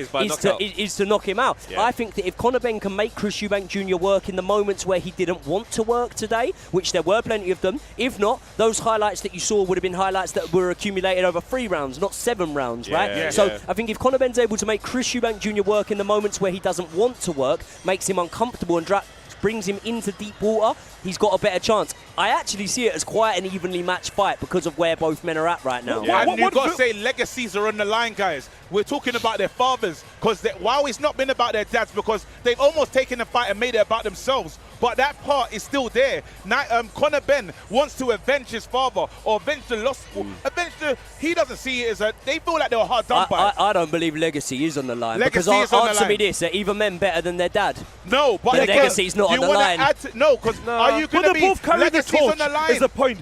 They don't have to be as good to still carry the legacy, but they're both representing, you know, their parents. But, you know, just to ask another question. Also, sorry, just before you land it, Ben's family didn't get a win in this whole exchange, so they're gonna want one. Legacy's on the line, guys. So, you know, if you look at the versions of Chris Eubanks, we've got the one here was trying to box a little bit. I know he was aggressive at times, but you know, the old Eubanks world was combination puncher, all-out aggression. Which style would you choose to fight Ben? What do you think is the best version? This style. More of the boxing style. Okay, the Bomac version. Yes. That's the one. The defensively responsible boxer, without a doubt. That's the one I'd go for. I just want to go back to the storyline as well, because I think it's something that we probably overlooking, but we can't overlook it. Now, let's look at the situation. Chris Eubank has been fighting for his dad's acceptance. He wants his dad to say good things about him. Everywhere his dad has been, his dad's called him a charlatan once. His dad's called him all sorts of names under the sun, or allowed people to say things about him. He's not happy with his dad. And he wants it. Again, this is going to mean so much to him to make sure the Eubanks are still on top. Now, for the other side, for Conor's family, they're looking at the situation. We have never wanted this guy. It's always not gone our way. I'm telling you, if you think legacy's not involved, you're losing it. These two guys are fighting because there's so much on the line in terms of, you know, you're the next generation. You're doing it again to carry the torch, and they don't want to be the one to extinguish it. Honestly, after that, I'll give both guys a fair shot. I'm not like completely sold on Eubank winning that fight just after that performance. And I think he didn't have anywhere near the resistance in his path that Conor Benn is going to bring, and I think Conor Benn is a hell of a fighter. He's a hell of a fighter. It's funny, right? Because if I was to have read out to you, if you hadn't watched the fight and I went to Eubank won, dropped him 3-4 times, stopped him within 7 rounds, you'd go, he must have looked electric. Do you know what I mean? I think my problem is with Seremeta, not actually Eubank, and also the little frailties you've seen with Eubank's legs, his energy. I'm thinking to myself, how are you going to cope with a lad who brings it the way Conor Benn does? I don't know. Do you know. That's where the intrigue comes from. The moment when Eubank Jr. was dropped by Liam Smith, right? It was when Liam Smith got in the corner, started letting his hands go with vicious shots and mean intentions, and threw caution to the wind, right? And actually, maybe it was the level he was in there with in comparison to world title fights we've seen Liam Smith in, but it wasn't sort of what we expect from Liam Smith all the time. That's exactly what I expect from Conor Benn. Exactly. So I almost can't unsee that knockdown. That's and regardless of what comes after that, I will always revert back to thinking that. That doesn't make me think that Conor Benn wins the fight. What it does is makes me know for certain it's a way more competitive showing than we saw tonight. It's like the AJ fights, right? Like, I think tonight is an Otto Wallen fight. It's a Francis Ngannou fight. I didn't learn anything. Yeah. It was good, but I'm not sitting here going, that's new data that makes me reevaluate anything. Really. You couldn't put it better. Yeah. I think, like you've said, we're going to have to see him go up a level from that without doubt against Conor Benn. But like you say, it is so hard to say because we don't know where Conor Benn's at, and we don't know what he's going to be like. If his punch resistance, his power hasn't been as good since the ban against, the lighter weight. When Eubanks is in a proper camp and he's done the hydration properly, it's going to take a lot more than Eubank should be at 168 right now. He's going to naturally. Naturally. The other thing as well is this, right? When we look at Chris Eubank Jr. and when we look at when he's come undone at times in his career, right? Liam Smith, way more pro fights than Chris Eubank Jr. at the time and a way more extensive amateur career than Chris Eubank Jr. at the time. Same goes for George Groves. Definitely same goes for Billy Joe Saunders. This is going to be one of the first high-profile fights that Chris Eubank Jr.'s had, where actually he's pretty much in with a man, if not on a level playing field, that's got less experience than himself. And actually, you look at the records, he has got less experience than himself. I think Conor Benn had 12 amateur fights. Chris Eubank Jr. actually had more than that. He's had more pro fights than Conor Benn. He's fought more top-level guys than Conor Benn. Without any shadow of a doubt, this is the highest level that Conor Benn would have ever boxed at. And that's why you lot need to get this right and call it what it is. It's a 70-30 fight. It's 70% in the size of for Eubank. Because Eubank is that comfortable at the weight. You're talking about someone that has to climb. You're talking about someone that has been on a sabbatical, call it whatever you want to call it, but he's been out the ring for a long time. He has to get to a weight level that I don't know how comfortable he is at that. When was Conor's last fight? It's about 10 months ago, I believe. Do you remember that fight as well, though? One thing that worried me, as much as Conor was dominant in that fight, when the guy answered and responded and hit him, there was occasionally moments where I thought, ooh, I don't know how well you can take shots at this weight class. You can certainly give them, but I don't know if it's his natural weight class. And then you're going to jump another 6 pounds with a guy who really shouldn't be fighting at 160 anymore even. He's actually naturally even bigger than that. So he might just be overmatched in the weight size. And he said it, and he mentioned it straight away. The first thing Eubank told him was, guess what? I'm not going to have any weight problems when we meet each other. There's not going to be none of the stuff I was getting through. Today, I was having fun in there. Before, when it was the best time, it was the fight before, when they just said, look, this is how it's going to be. But guess what? You don't get them liberties anymore because of what happened to you. So now, guess who's calling the shots? Team Eubank. And they're having it exactly the way you want to have it. And I doubt that you'll hear anything from Senior that'll be in anger at this fight going ahead. I think we will. No, Eubank Senior has been saying this fight will never ever happen. Yeah. And I'm always right. And part of me wants it to happen just so that he's wrong. Yeah, because he's so smug. Nobody's going to say it never happened at the weight that was going to make you the dangerous weight where he said it could have lost my son. Yeah. Right now, his son is going to be. Was it 3 pounds difference though? But he still feels like his son shouldn't be at this weight. I think he might be right as well. Yeah. Yep. We got to talk about this. Jack Massey, the battle of the daughters. Yeah. My daughter's getting this belt. Yeah. At the press conference, for those who don't know, both men said, I'm taking this belt home to the daughters. And there was a real sense of tension in the air. KG, you were saying, like, you really felt that. Bro, this was the handshake. Let's just do it. This is the handshake. There was one of those ones. You know, it's like, and I see, and that was intense. There was a moment of these two guys, while they like, there's no archie-barchie. Yeah, there was no disrespect. There was no disrespect, but the undercurrent was clear. Yeah. Oh, my Can goodness. I just say, I've never heard a boxer walk out to this tune, but it's a banger. Do you remember the old Sky Sports. Super Sunday? Yeah. Let's make this moment last. Yeah, I like it, but I'm not sure, like, it's giving, like, bring the pain sort of thing, you know? It's not, this is for my daughter vibe. Yeah. My daughter loves this one. I've walked out to Moana. This guy has got a mental... Jack Massey has one mental expression on his face. Yes. I mean, he looks like I'm in a world of hell right now. This is going to be hard. He is up for it, by the way. Yeah. He is up for it. If his press conference is anything to go by, he's not going to be respected up attire at all in this fight. Look at his face, lads. Hey, guess what? You know what? We have to give this guy some credit, you know, because a lot of people do not want to fight Opetaya. A lot of people have been running away from Opetaya. You said Riakporhe was about to fight him. Billy Smith was meant to fight him. He's walking in that ring saying, I'm cut from a different cloth. I'm ready to go. But he knows that if I give you a tougher fight than what you're used. Remember, Ellis Zorro, Jordan Clarke's.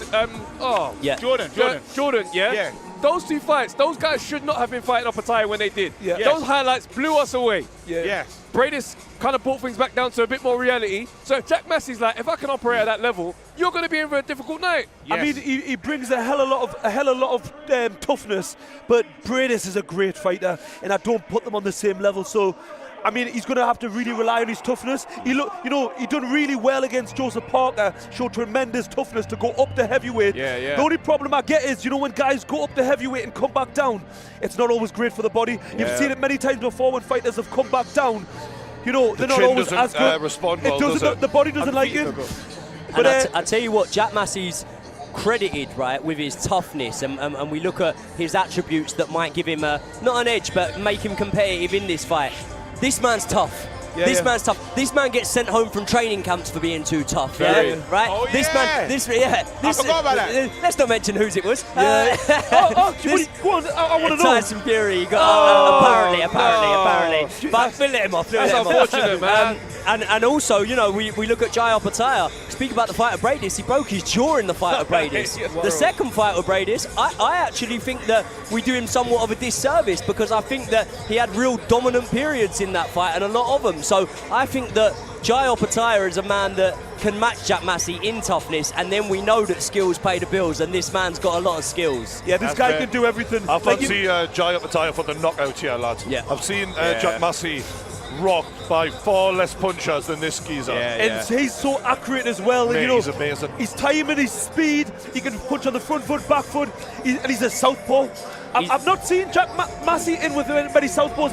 Have you guys seen him in with the southpaw to see how he does? No, not a high level one that I can think of. But also, this is another man that's shown ambition of moving up to heavyweight. Now, if you're a cruiserweight, why not move up to heavyweight? Do you know what I mean? There's a lot of money in that heavyweight division, and big men can really struggle when they come up against the cruiserweights when they first come up, because of the speed element to it, right? Yeah. But what I would say is, when you look at Jai Opetaya potentially looking to move up to heavyweight, one of the leading names at heavyweight at the moment, Joseph Parker, I think a fellow countryman of him. Yep. He didn't get rid of Jack Massey. Yeah. He went 12 rounds. He went 10 or 12. He went the distance either way it was with Jack Massey. So again, we're talking about statements that could be made here. There could be a statement made here if Jai Opetaya manages to stop him. He does something that Riakporhe wasn't able to do. Yes. And he does something that a heavyweight in Joseph Parker wasn't able to do. Guess what, though? So there's someone that's in attendance today, and I'm telling you, he's not walking around as a bridgerweight. Lawrence Okoli is if you want to test yourself at the weight, because Lawrence Okoli shouldn't be doing this bridgerweight bullshit. No, Lawrence Okoli's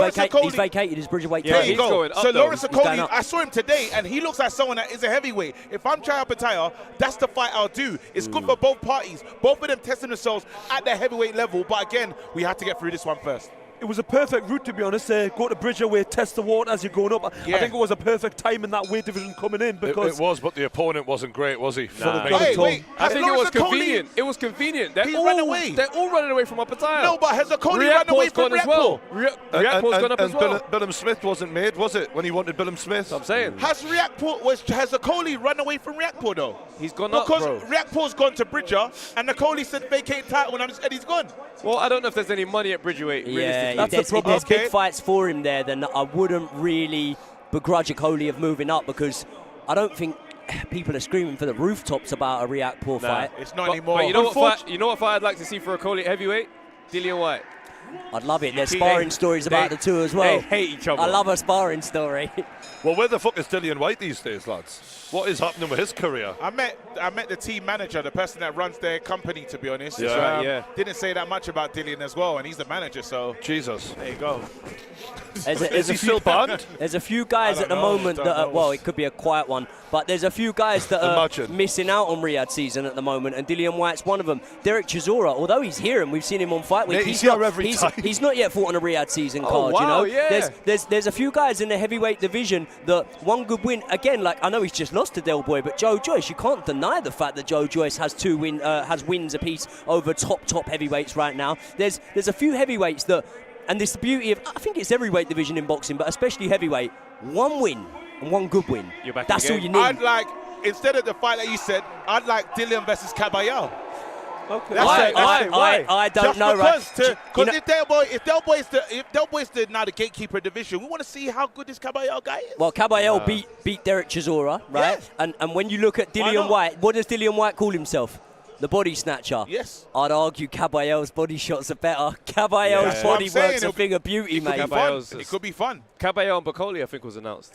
Yeah, that's the IBF have ordered that. That's going to be... Oh, shit. Yeah. That's gonna be a Anyone great that fights Martin Bacoli, oh, mate. Listen, you're in Talk for about a saying a night. prayer for someone, because... All right. We're looking at the number one Opening cruiserweight bell. in the world, in my opinion. Absolutely. Absolutely.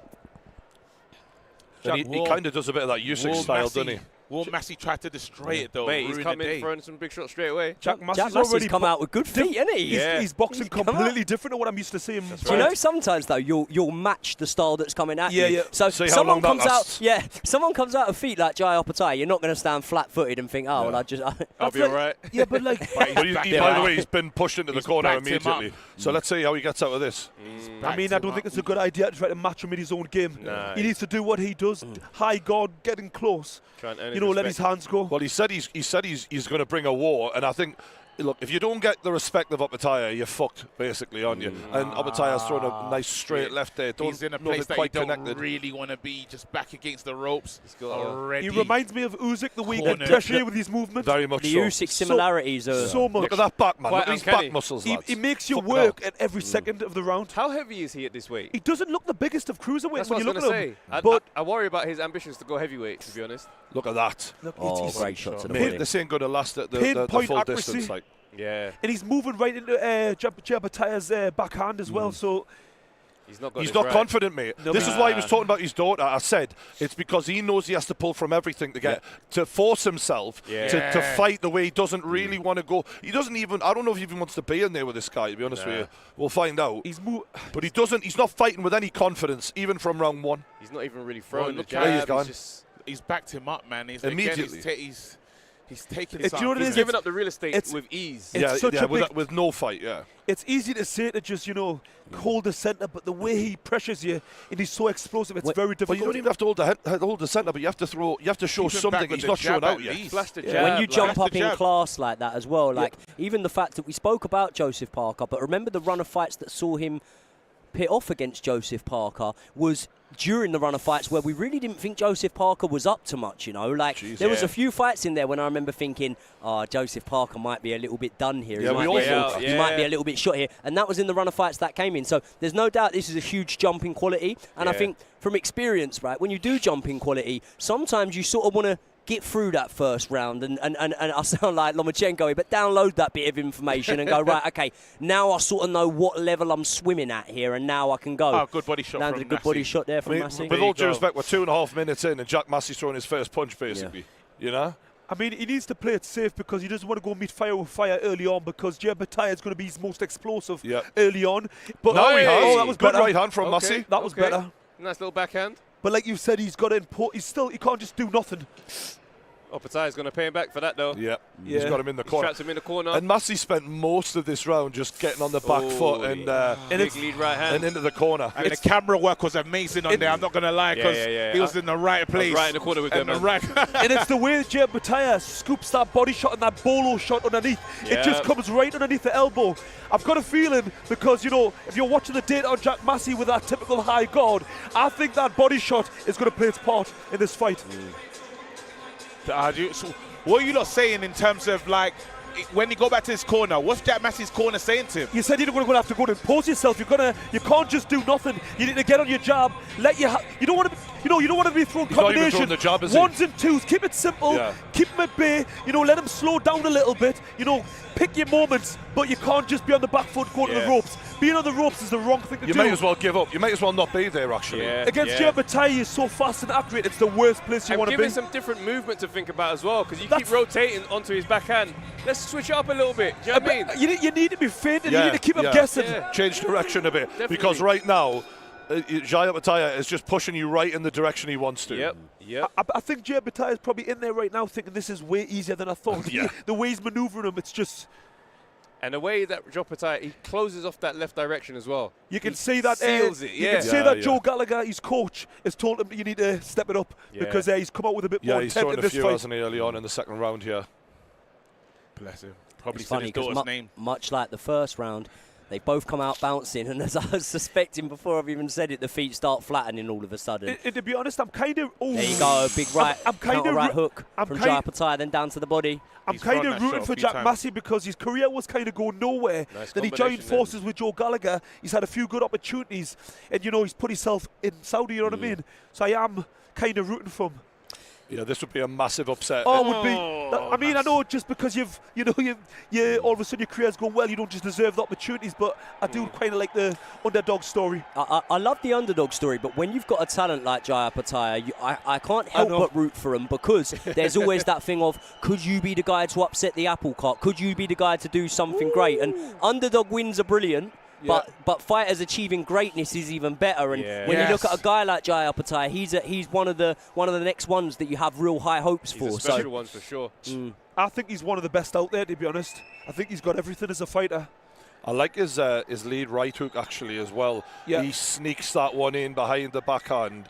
And just when you think you've got out of danger, if the backhand misses you, he's dangerously close with that. Like, he's a typical come forward counter puncher. He makes you throw and then he counters. Absolutely. It's very aggressive style. One thing that Jopataya doesn't really do, and definitely hasn't really been doing this so much in this fight, is throws the jab with the actual intention of landing it. He sort of uses it as a rangefinder to come forward and as something just to keep him occupied with, and then he's looking for those bigger shots. And I wouldn't say he's loading up, but he's definitely looking to land something big on Massey. That's what I'm saying. When you're a come forward counter puncher, you're just teasing, you're trying to make the guy throw. You're getting in that range where he's got to do something, and then he looks to counter. He's getting success with those body shots, though. He's thrown like, what, I say 5 or 6 of them. I think at least 5 of them have landed when I nicely. see those backhands to the body come in, do you remember the shot that Zhilei Zhang knocks out Joe Joyce with, the combo, when he goes backhand to the body, right hook over the top? That's something that, as the fight goes on, I think he keeps landing them backhands. He'll be looking to bring that right hook off of it soon. I almost feel like Jopataya's pace has slowed down a little bit because he's almost finding it too easy. It's not giving him anything to work with. Well, I thought Massey was going to give us a bit more, to be honest. I did. But there's a lot of little things that Massey's doing to kind of change the pace of this stuff. Good shot there from Jopataya. Travis, I don't know those little things are counting anymore, fam. His knee just buckled there. And another big left. And another one. There you go, to the body. But he's standing on the road. Jack Massey has given him nothing to worry about here. Like. Jack Massey's in. When I speak about the class, right, at Jopataya, just look at that little move there, right? Now, we've been blessed and privileged to watch Usyk in this division in the last few years. But before that, and even during that when you exclude Usyk, right, Gassiev, Bradis, you didn't see these guys doing stuff as intricate as that. What Jopataya's done there is leant down, lead uppercut with that right hand, and then pinged through with the backhand. Is very techie for someone of that weight. Do you know what I mean? Do you know Jopataya's style? It reminds me of a typical amateur. Do you know what it reminds me of, ironically? A little bit of Bivol in his bouncy style, and the balance he has is fantastic. Because a lot of the top amateurs, they've got to kind of adapt because it's very hard to bounce up on your toes for a full 12 round. People like Usyk, people like Lemonchenko, people like Bivol, they're the guys who actually can take that amateur style and make it translate into the professional ranks. But with Jopataya, he's also very explosive because when we're talking about Bivol, he doesn't really set his feet, he doesn't generate the same amount of power on the move. Yet Jopataya can generate so much power with their bounces. Also, guys, let's just pay attention to the time that Bivol and Beterbiev have arrived. There's a whole 2 fights before their fight, and they're in the building. AJ was half an hour or maybe 40 minutes before he was in the ring. There's still a performance. There's still a performance to come as well. And exactly. Man walked in on a performance, mad work. Good shot there from Jack Massey. Nice comes through with the right hand. But then Jopataya answers with the lead right. He does, but let's see what happens here. He's fine. He's back to back. This is what like. That's the thing about Jopataya. His shots, you wins just watching them, don't you? I just love the way he got caught. He thought he repairs it instantly. He doesn't let it go like some fighters. He immediately makes you pay. I'll tell you what. Talk to me about that lead hand, guys. What's he doing with that? It's just rangefinder. He's keeping you busy. He's just keeping you wary, and then he slips the backhand in. Usyk does it loads. He did it a lot against AJ. I really hope that Tyson Fury hasn't burnt his bridges in sending this guy home from camp, because Tyson Fury could do with him in for sparring for the 1,000,000%. Usyk fight. There's nobody better, in fact. Nobody better. You know what it is? You've nailed it. Like, literally, why would you send him home? That's his best chance. No, apparently it was about 4 rounds, and it didn't. The rumor was it didn't go well for Fury, and it was like, well, fuck this, because it's not helping anything. You know what I mean? It's the timing when you bring him into the camp, because as a heavyweight, you're always cutting weight in the camp. You're big. So, like, if he brings him in too early, it's going to do him no favours until he's in full flow. Jack. All right, Jack. Hey. So, you know, Jack Massey about 30 seconds ago threw 2 lovely body shots, and he needs to be doing that against Beterbiev to try to slow him down a little bit. Yeah, he's yet to earn Opetaia's respect, which is unfortunate. With a big right hand that he landed earlier on in the round, that really does say something about Jai Opetaia's chin. Mate, we're seeing the angle from behind Massey's head, and you just see his chin just swivel right hand counter on the by neck. Massey. Come on, piling the pressure on. Opetaia's punch selection is beautiful. I'm sorry, but Jack Massey does not want to be there. Yeah, like, he doesn't belong in there, does he? He doesn't belong there, doesn't want to be there. No. He wants to be on the settee with his daughter. That's all he wants. Do you know what? You can buy one of those belts. It's fine. You can order them online. I got one online. It's fine on Amazon. Yeah. No problem. If she's young, she won't know. She won't know the difference. Yeah, just bring it home I anyway. won, darling. Oh, man, this is crazy. I thought I was... Oh, a nice 1-2 from Jai Opetaia. I just feel like right now the task is just too big. It just feels like a matter of time, doesn't it? He's not saying roll the dice, but he's got to be braver. Roll the dice. Someone get Ben Davison in it. He needs to play the lottery that you roll. Yo, guys. He needs to buy a scratch card. Roll the dice. Roll the dice. I might be speaking a bit too soon, yeah? But we haven't seen Massey legless at any point. This is the time when you need Ben Davis in his corner saying, roll that dice, boy. Roll the dice. I've got a couple for you. Buy the scratch card. Invest in bonds. Listen, it's just not going well. £1,000 on lottery tickets, mate. You know what the sad thing is? Sell your house. He doesn't look like he belongs in there with him, right? Losing is one thing, lads. As a fighter, losing is one thing, but losing when you're getting outclassed, it's one of those where at the end of the night you go home wondering, well, what the fuck is this all about then? Because you've got dreams of being a champion. You're in there for a title fight, and he's just blowing him away. But how bad is this right now? It's not as bad as as you're making it seem. No, it is. It is. I mean, I'm sorry, but you know, when that press conference, all of us were excited by what was said. Right. And you know what it is? Not a lot was said. On a but scale, what he said got us engaged, and I've not seen 50% of what he said. On a scale of AJ Dubois to Eubank Sarameta, where is this? You can't compare it, but. I'd say with all the knockdowns in the Eubank Jr. fight, this has been way more dominant than the Eubank Jr. fight.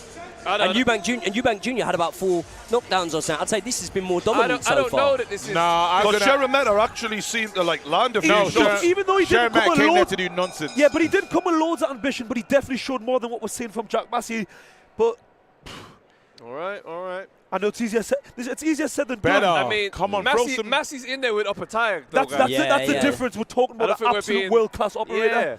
And a guy with speed, power, and he's a southpaw. I just want a little bit more. Look at this now. There we go. Let's go, Big Jack. Yeah, Massey's actually trying something here. Come on then, Trav. That's what I'm saying. You're not down talking about guy, bro. Commit to it, Trav. You're in that ledge now. You're with him to the end. Team JM. Let's go. There's a right hook counter coming over the top. Next time he throws that jab, he's brought it back. Look, mate. He throws that. He's class. He can throw from such distance. His body shots are beautiful from Opetaia. He stopped his feet with that body shot. You see that where he just stepped across and threw the left hook? Yeah. That was the shot he knocked out Zorro with. Yeah. And if you can pin him on the ropes and give him that exit, make him think, look, I'm giving you the exit here. Bang. Let him take that step. Bang. Look, man. If the round ends now, Massey's won the round. Excuse me? If my aunt... Are you watching the same thing? What a guy.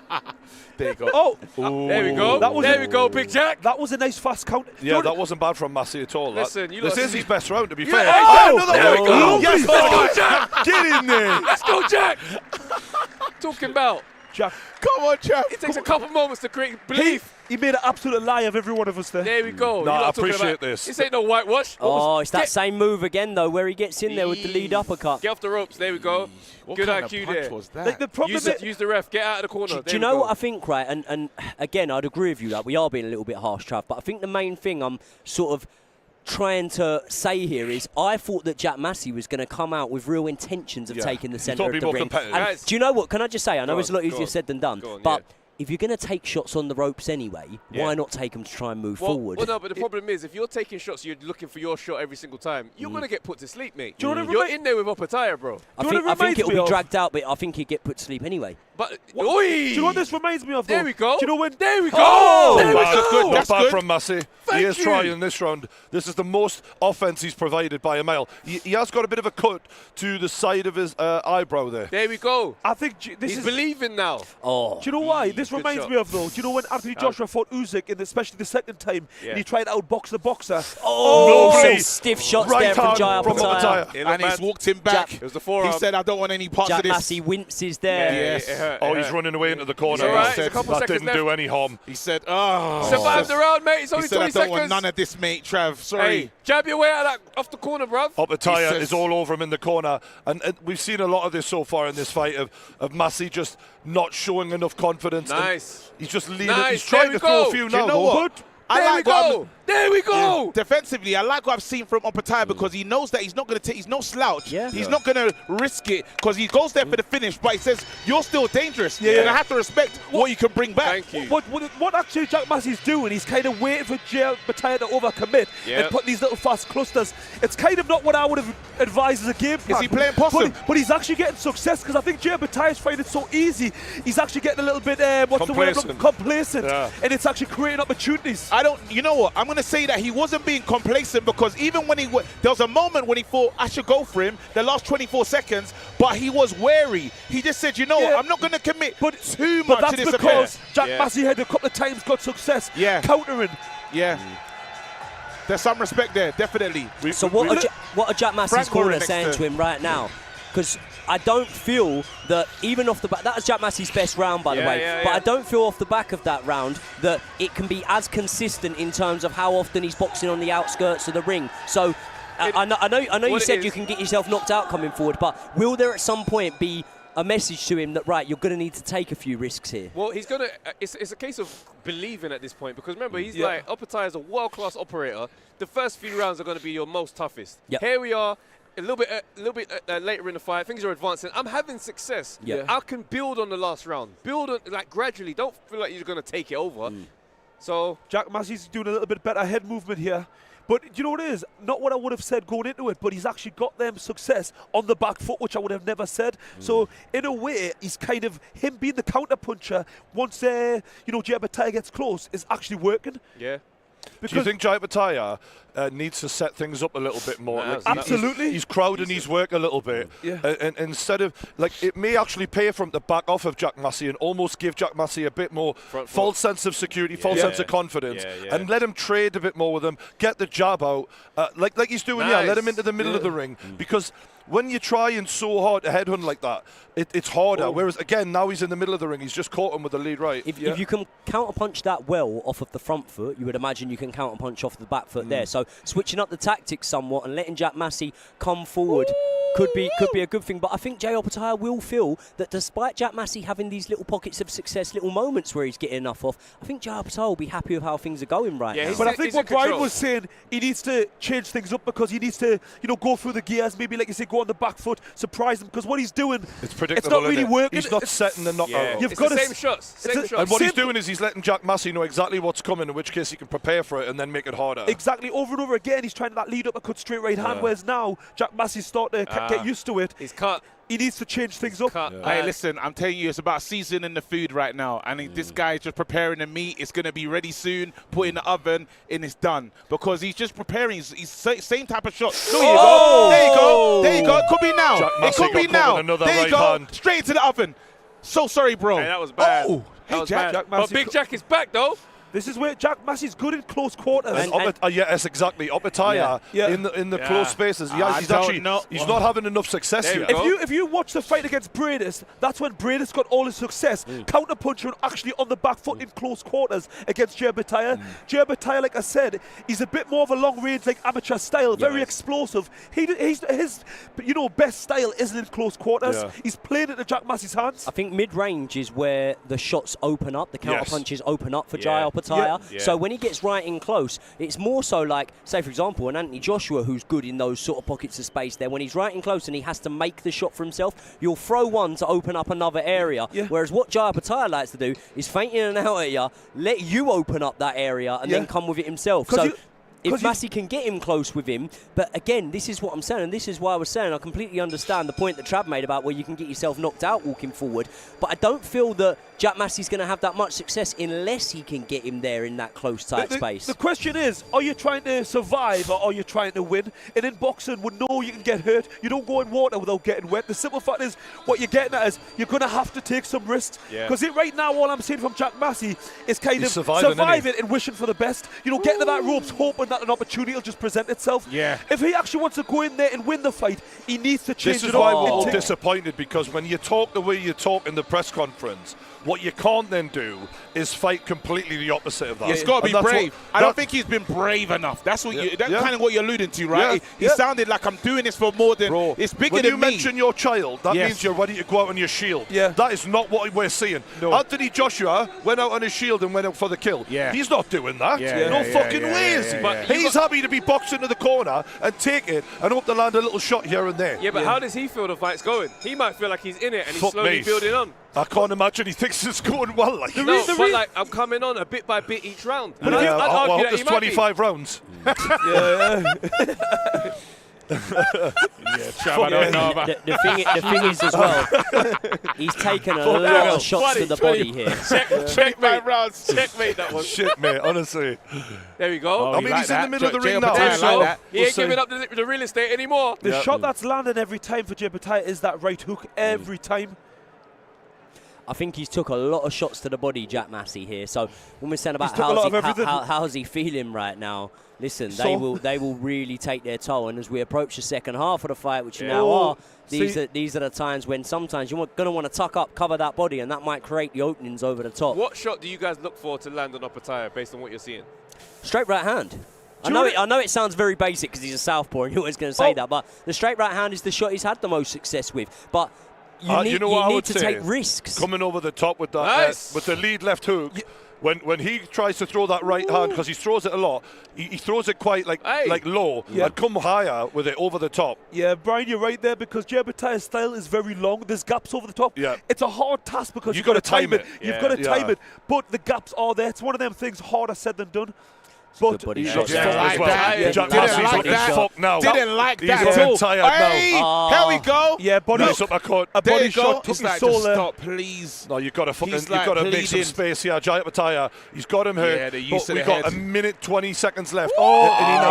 He gambled there. Jack Massey, he rolled the dice, Ben Davison style, and he looks fucked. There it is. And now Jai Apataya's got to put it on him. Air fryer. There we go. And he's backing up. Hands is down, backing up. He's going to roll it again. Tell us. He's going to roll it again. Jai smells blood here. Yeah, he does. And another body shot in the right hook. It's the body shots. Yeah. And the body shots are doing damage. I think it was a right hook. Towels come in. Towel, mate. See you later. Yes. Yeah, they saw it. Massey is finished. No, it weren't early. They're looking at the fighter, bro. I'm telling you, when you season the food, you can't argue with it, bro. Listen, it went in. If you throw the towel in for me, then I'm going mad. Yeah, Look, but you know bro, what it is? The difference is, let's look at these performances. Normally he's a lot more aggressive than that. From the start he wasn't. And also, nobody should know the fighter like the trainer. So he was seeing signs. You know, he's probably seeing the signs were there in the press conference. I said when he brought his daughter, it was because he didn't actually, he had to draw from everything. He was frightened of this guy. Yes. And from the second that bell rang, Jai Apataya took the front foot and he never showed enough resistance. Listen, although we're kind of almost slating Jack Massey in the sense of he didn't really turn up and show what we thought, he was in there with a world-class operator. You know, sometimes, you know, you can say, you know, you've got them big ambitions, you reach for the stars, but you know when you get in there against a guy who's fast and can punch, it's a different story. It's a different story. I'm not going to lie, I'm talking as a fan, and some people at home are watching as fans. This was billed as something that was going to give us a bit more. Yes, I understand that anyone that goes in that ring, bravery, and we respect them, and they're doing things that none of us can do. But guess what? As fans and punters, we wanted more. Well, then let's allow ourselves to be educated at what high-level boxing can look like. When guys were getting with Floyd Mayweather, they all had the same intention of trying to knock him out, and then some reason they just don't throw the shots because they can't see it. That's for a reason. That's the Da Vinci Code, though. The Da Vinci Code. No one could break that. I understand that. I'm telling you, there's something different when you talk about Mayweather. But what this guy, I hear it. But what we're talking about with Jack Massey is he said he was going to give a bit more. He promised us a bit more. No, listen. He didn't go out on a shield, that's for damn sure. Listen, as fans, that's what you want. And, you know, there's an argument he should have. Because then does this guy ever get brought back the Riyadh season? Does he fall? Unfortunately not. No way. There you go. No way does he come back. This is where we're talking about Riyadh season. If you lose, but you perform, you give it your all, you will get the opportunity to come back. But Jack Massey was just he was way over his head. round. He was way over his head, unfortunately. Guess what? How long do you reckon that coach was holding that towel? From he when he probably first held it winced. from the fourth. No, in that round, when he winced in that round, I thought, right, the writing's on the wall here. And I actually, I don't want to discredit Jaya Patara at all. I actually thought that Jaya Patara, as much as we credit his punch selection, he was almost trying to be too smart after he winced him with that round. He didn't then throw another right hook to the body for like at least another minute or something. It's like, mate, the shot's there. That's right. Not only is the shot there, you're having continued sustained success with it. You can land it. Go there again and you'll probably get rid of him. It's almost like he wanted to finish him to the head. This is the great thing about fans, you know, sitting here spectating, you know, you always expect so much more. He's just went in there and absolutely beat up and broken him down. But I understand it, you know. Sorry, mate. The fight was just so easy. Sorry, mate. I'm doing my job. Come on, I'm a fan. Tell me. I'm just a fan. You can't tell me now, what you call it, as a fan, I need to change my expectation. We watch boxing because we want the blood, we want the guts, we want the gore. But you need the dance partner. You need the correct dancing partner. Unfortunately, we thought we may get it tonight, but unfortunately the levels, the gulf in class was just way too much. Jack Massey got in the ring with a great champion and he put his best foot forward. It didn't entertain us, honestly, but that was a very difficult night's work. And you have a look at his face right now. He's been bashed right up in there. Do you know what I mean? Like, and you've got to give him the credit. No, but I'm saying you've got to give him the credit. He knew what he was going in with. He was going in with a very, very high-level opponent, and I would actually say that despite there being a drop-off in class in comparison to Bradis and some of the other guys we've seen Jaya Patara in with, I'd say that as one of Jaya Patara's best performances in the last 5 fights. He's a star. He's a true star. I honestly believe he's a pound-for-pound fighter. And you know what we're talking about earlier on, the fact that it would be such an impressive performance if he was to do a better job than Joseph Parker, and he's absolutely delivered. And how easy did he make it look? You know what I mean? The difference. Like, he's a star. It says a lot, doesn't it? So you think he's not the biggest of cruiserweight when you look at him, and you think, could he go up to heavyweight? Well, we've already seen what he done to, Joey's best mate. He destroyed him in sparring, the sent him packing. So, that story's just jumped once. Destroyed him now. Listen, Tyson Fury sent him home from sparring. To Tyson Fury destroyed him in sparring. To Tyson Fury was sat on the wheelchair next to Ben Whittaker after sparring. Seriously,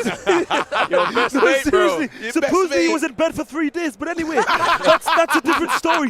All I'm saying is this guy is an absolute star. That's honestly. what I'm saying. Bro, this is the pain game, bro. You don't want us to do some next level of, no, bro. We're on the pain game, bro. We're going to talk up the things, fam. I've always said, when you get a world-class operator above 14 stone who, has got that power speed, that translates to the heavier weights.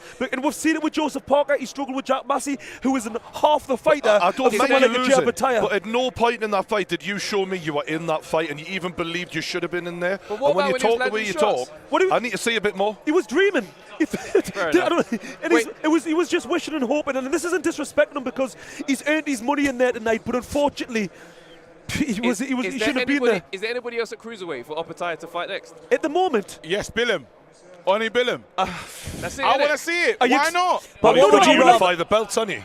What would you rather? Would you rather see the I suppose it is a unification, so you would rather see the Billum Smith fight, but if the belts weren't on the line, you said, who have I got more interest in seeing? Billum Smith or this guy stepping up to heavyweight with that speed, that punch variation, the chin and the guts that he's shown before, by the way. I want to see him at heavyweight sooner rather than later. Come on, we've got to support what own. I would love Billum Smith to have that opportunity. So I would like to see it before he steps up. I'd like him just to kind of fight all the guys in the division before he steps up. Become undisputed. Exactly. Yeah. I don't want him to just jump up because I hate it when guys do that, even at the lower level. Do you know when guys miss out? If the British guys, they miss out the English, then they go to the British. I hate it when they miss them steps. It's important. We mentioned Usyk before, lads. Don Charles, the trainer, coach of Daniel Dubois has had a few things to say about Alexander Usyk, and now since the win, he's really been on his thing on radio shows, on interviews, calling Usyk out, and many other people, to be honest with you. The Bitter Tour. It's called the Bitter Tour. Yeah, which is weird because Don Charles, as the winner, seems to have snatched defeat from the jaws of victory. He's done it the other way around, but he's been slamming Usyk for being a cheat. And then he didn't just go that far, obviously saying that he took a dive in the fight and obviously faked an injury. He's also said that you're not actually a Christian because you're not truthful. And he's even like slating his religion sort of thing, which is even more strange because everything I know about Alexander Usyk is I feel like he's a very respectful, true warrior. God-fearing man. I don't think he's a liar or cheat in any way, but what do you make about this sort of campaign from Don Charles against Usyk? I think it's a PR nightmare that he's done this. He's somehow made himself dislikable. Like, you got to realize you've just beat AJ. AJ's been the AJ brand for so many years, and you've beat him in a way no one else has beaten him. You've got an opportunity to connect with the public and create yourself as a brand. Right now, all he's done is come in, and all the bitterness that he's held for all these years, he's shooting at everybody. What do you think that bitterness is from, though? Well, I can understand it. Lack of recognition. That's what it's all about. Recognition. But I don't understand. Like, he's been a trainer. There's many trainers that don't get that recognition. And all he needed to do was be quiet. And it saddens me because I met him out in Saudi for the 5 versus 5. And I personally thought he was a lovely guy. And I think he's obviously a good coach. He's done a great job with Daniel Dubois. Had he just sat back and let everyone else do the talking, he would have got all the flowers in the world. But unfortunately, he's opened his mouth. I just don't get why he's took this approach. I think some trainers, right, they'll speak up their fighters, right? And I'm not saying Don Charles doesn't do this, but say, for example, Adam Booth, when you hear him speak about his fighters, he'll really talk up his fighters.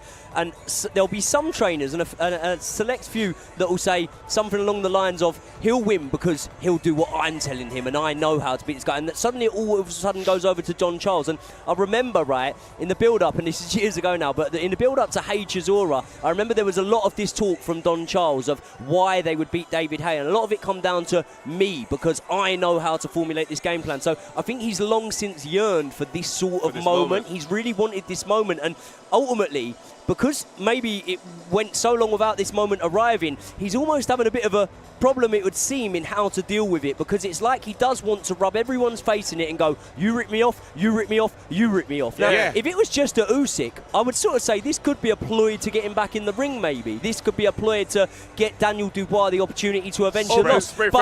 But then why is he coming for Gareth A. Davis? Then why is he coming for everyone that's ever said anything? So it's a weird one. It is a strange one.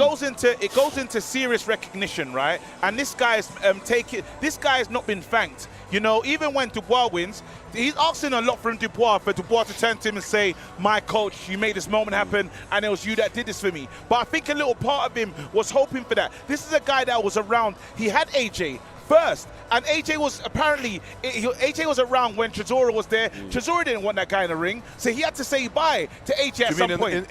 In the coaching camp? In the beginning. I don't know if that's true, I don't think he had him in the beginning. I think he's, as far as I'm aware, he was sparring, he was maybe in the gym, I mean, God, I've boxed in loads of gyms. You go and spar. You sometimes go there, do a bit of training. Doesn't mean that he was his trainer. I think I've got this little feeling that Don Charles is playing it out to be too much of involvement in AJ. But for some reason, he's got a little bit of bitterness, thinking maybe he done AJ a few favours at the time and feels unappreciated. And then look what AJ's trajectory done. He's become the star in boxing. But everyone leaves him, though. That's the point, right? So each time when he's at that moment, everyone steps away from him. And guess what? If we believe what Spencer Fearon was saying, it almost happened again when they said that dad doesn't want him around again. So it's like, nah, in this big moment, once again, they're still questioning me. They still brought in other eyes into the camp. So it does give some credence to the truth. What do you mean they brought in other eyes? They brought in another coach in with the Dubois team. So near the end as well, they brought somebody else in to oversee it. So again, it does lead to the thing of, these guys keep doubting me. They keep underrating me. They keep underappreciating me. And now, I've had the moment. Now all you don't have to deal with me. And hopefully he gets his name out. Because he's saying, when he compares himself to Ben Davison, he says Ben Davison's a guy that just watches tape. And there's difference. He hasn't got a southern area. He hasn't won.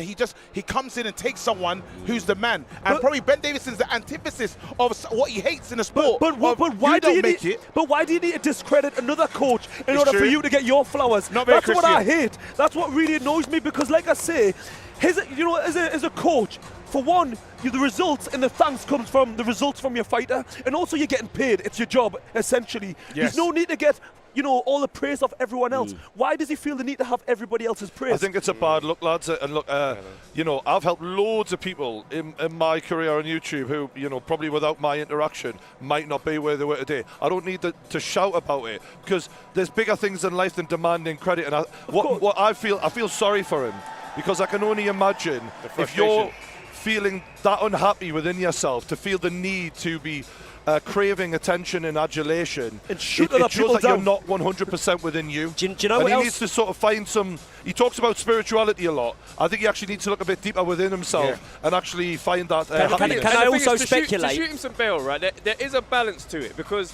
there is that thing of if everybody trashes you, if everybody underrates you, and you finally get that moment. No, but what it is they've just not been giving him the credit. No, but what I mean is the experience that he's had. Yeah. There's going to be a lot of stuff in the dark that we won't necessarily know about. That won't make sense to explain today. That he's responding to publicly. So is everybody. Yeah, no, but we're looking at it like, where the hell's this come from? And he's looking at it like, you don't even know what I've been through. And it's an insane one to hear. Could we also speculate that potentially he's not sure whether he's going to be Daniel Dubois' coach all that much longer?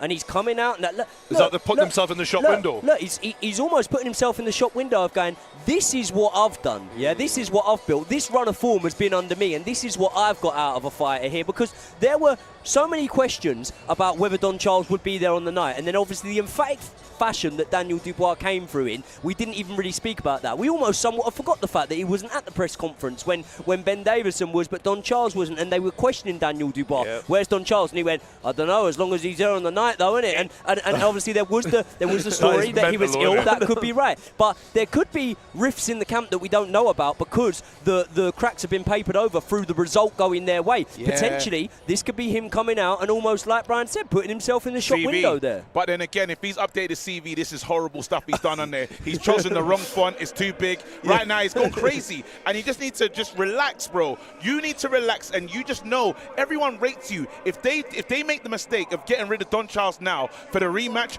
they'll see what happens to them. They're not going to be stupid enough to make such a devastating move. Continue as you're going.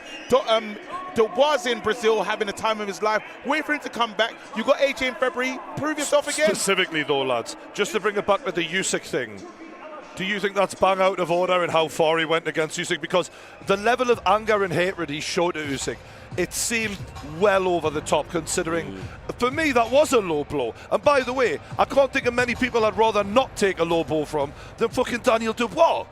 So cut him some slack a bit, am I wrong? What he did wasn't illegal. However we dice it.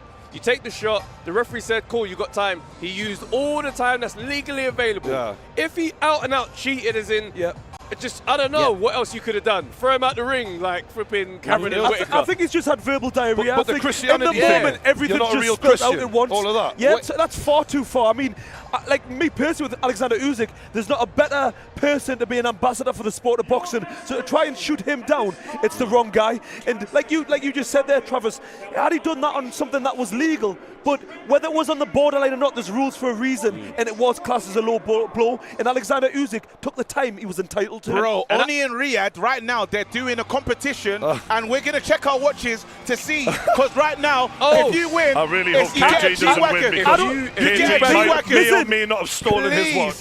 Travis is panicking. I'm furious. Did you not get one up? Please, if I win, I don't think we're meant to have these, by the way. I stole it. I'm really worried because KG kind of taxed his watch off of a random seat. Mercedes cheap, bro. AMG. I'd be worried of you because your mate left you on the plane.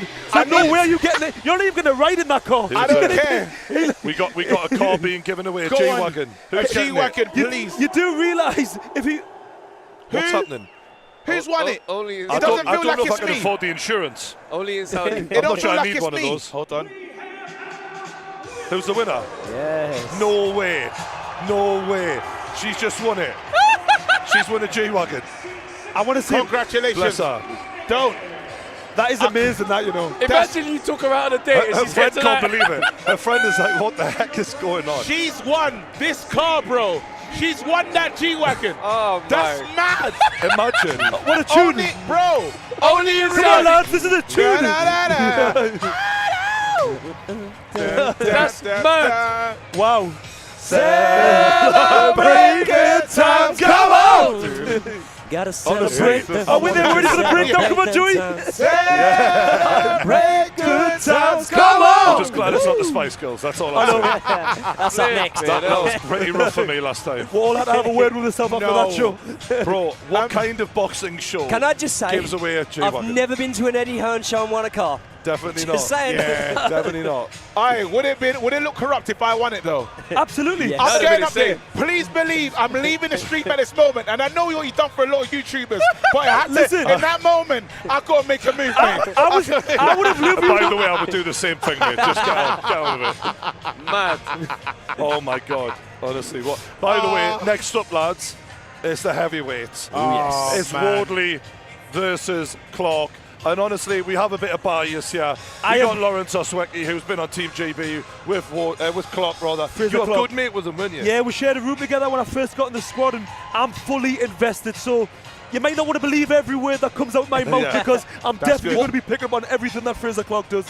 What's his journey been like in terms of seeing it from day one? Like, you know, to now, when you look at how far he's come, what's it been like to watch it? Do you know what it is? When I first come on the squad, he wasn't physically developed for a heavyweight. You know, heavyweights take a lot longer to mature.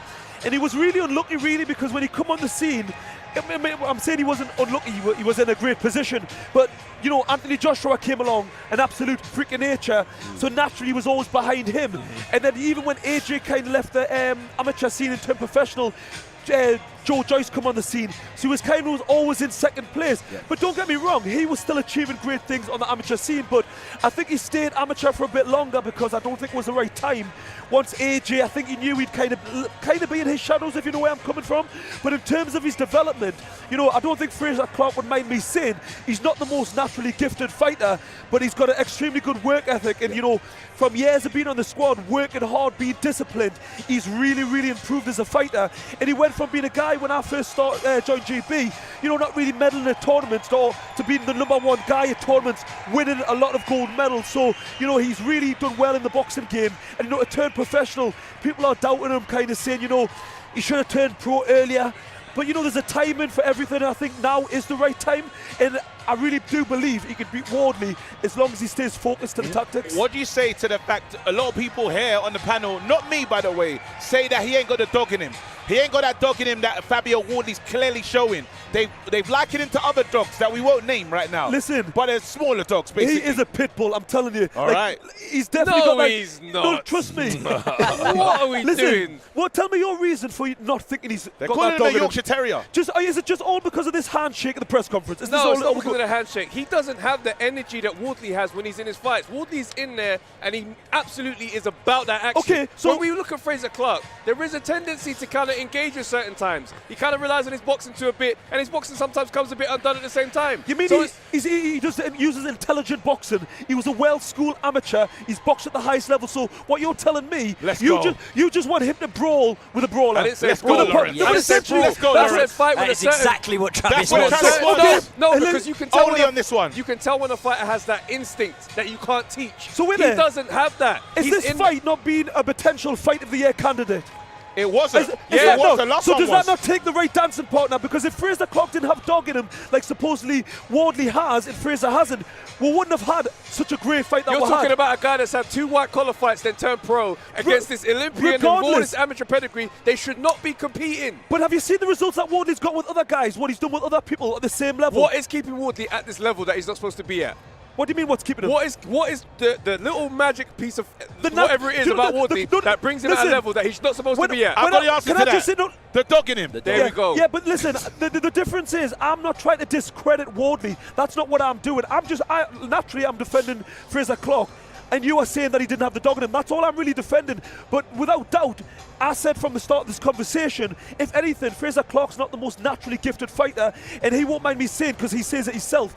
Wardley, in fact, maybe had he come into boxing earlier, he's definitely the more naturally gifted fighter. I'm not disputing that. It was only when you're saying that he hasn't got the dog in him.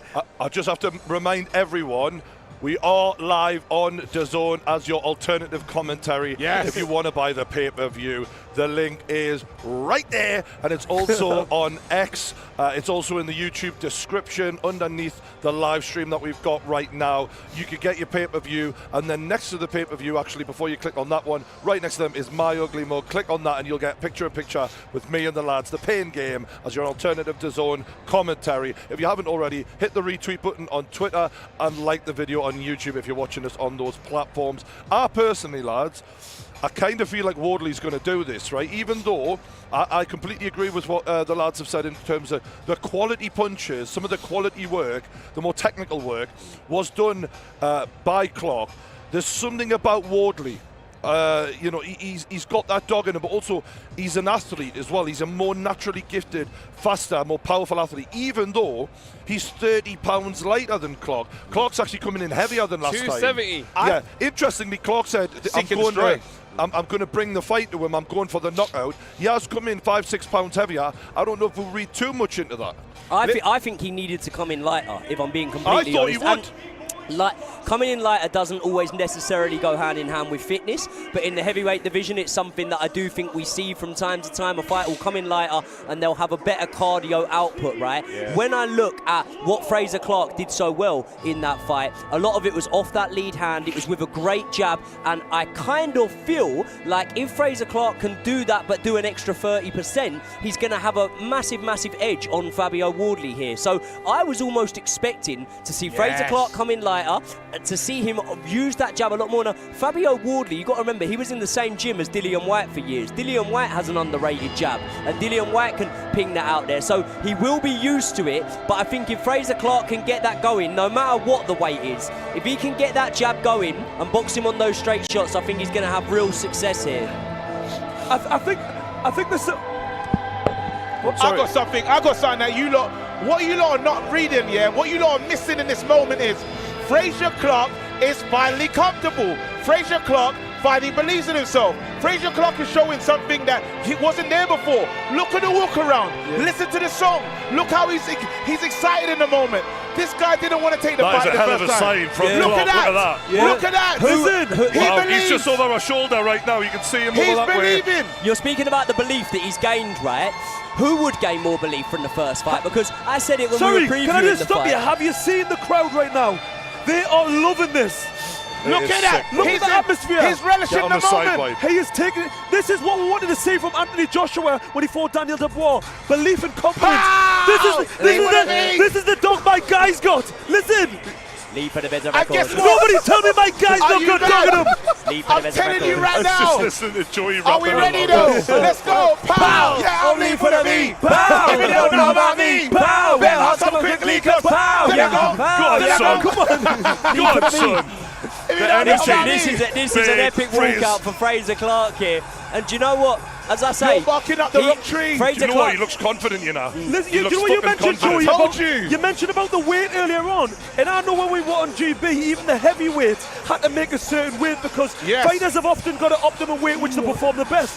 But at the same time, Frazer Clarke's been in new territory. He's still coming at this pro rank. He doesn't really know how his body performs and what the best weight for him. And maybe they've said in this camp, you know, your engine wasn't quite as good. Maybe we'll focus on the weight a little bit too much.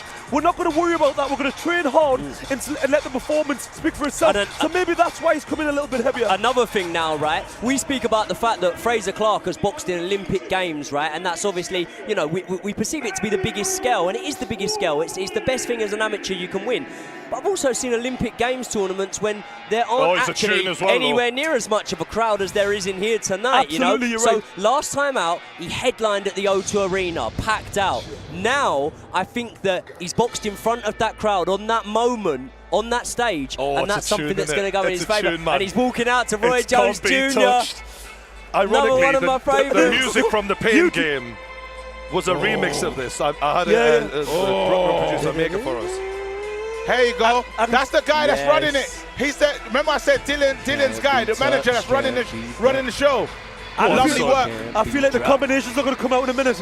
I can feel it. No, but guys, hear me out, yeah? I've got Frazer Clarke winning this fight. I don't. Well, I know why. The guy feels ready. The guy knows this is his moment now. Yes, I was nervous.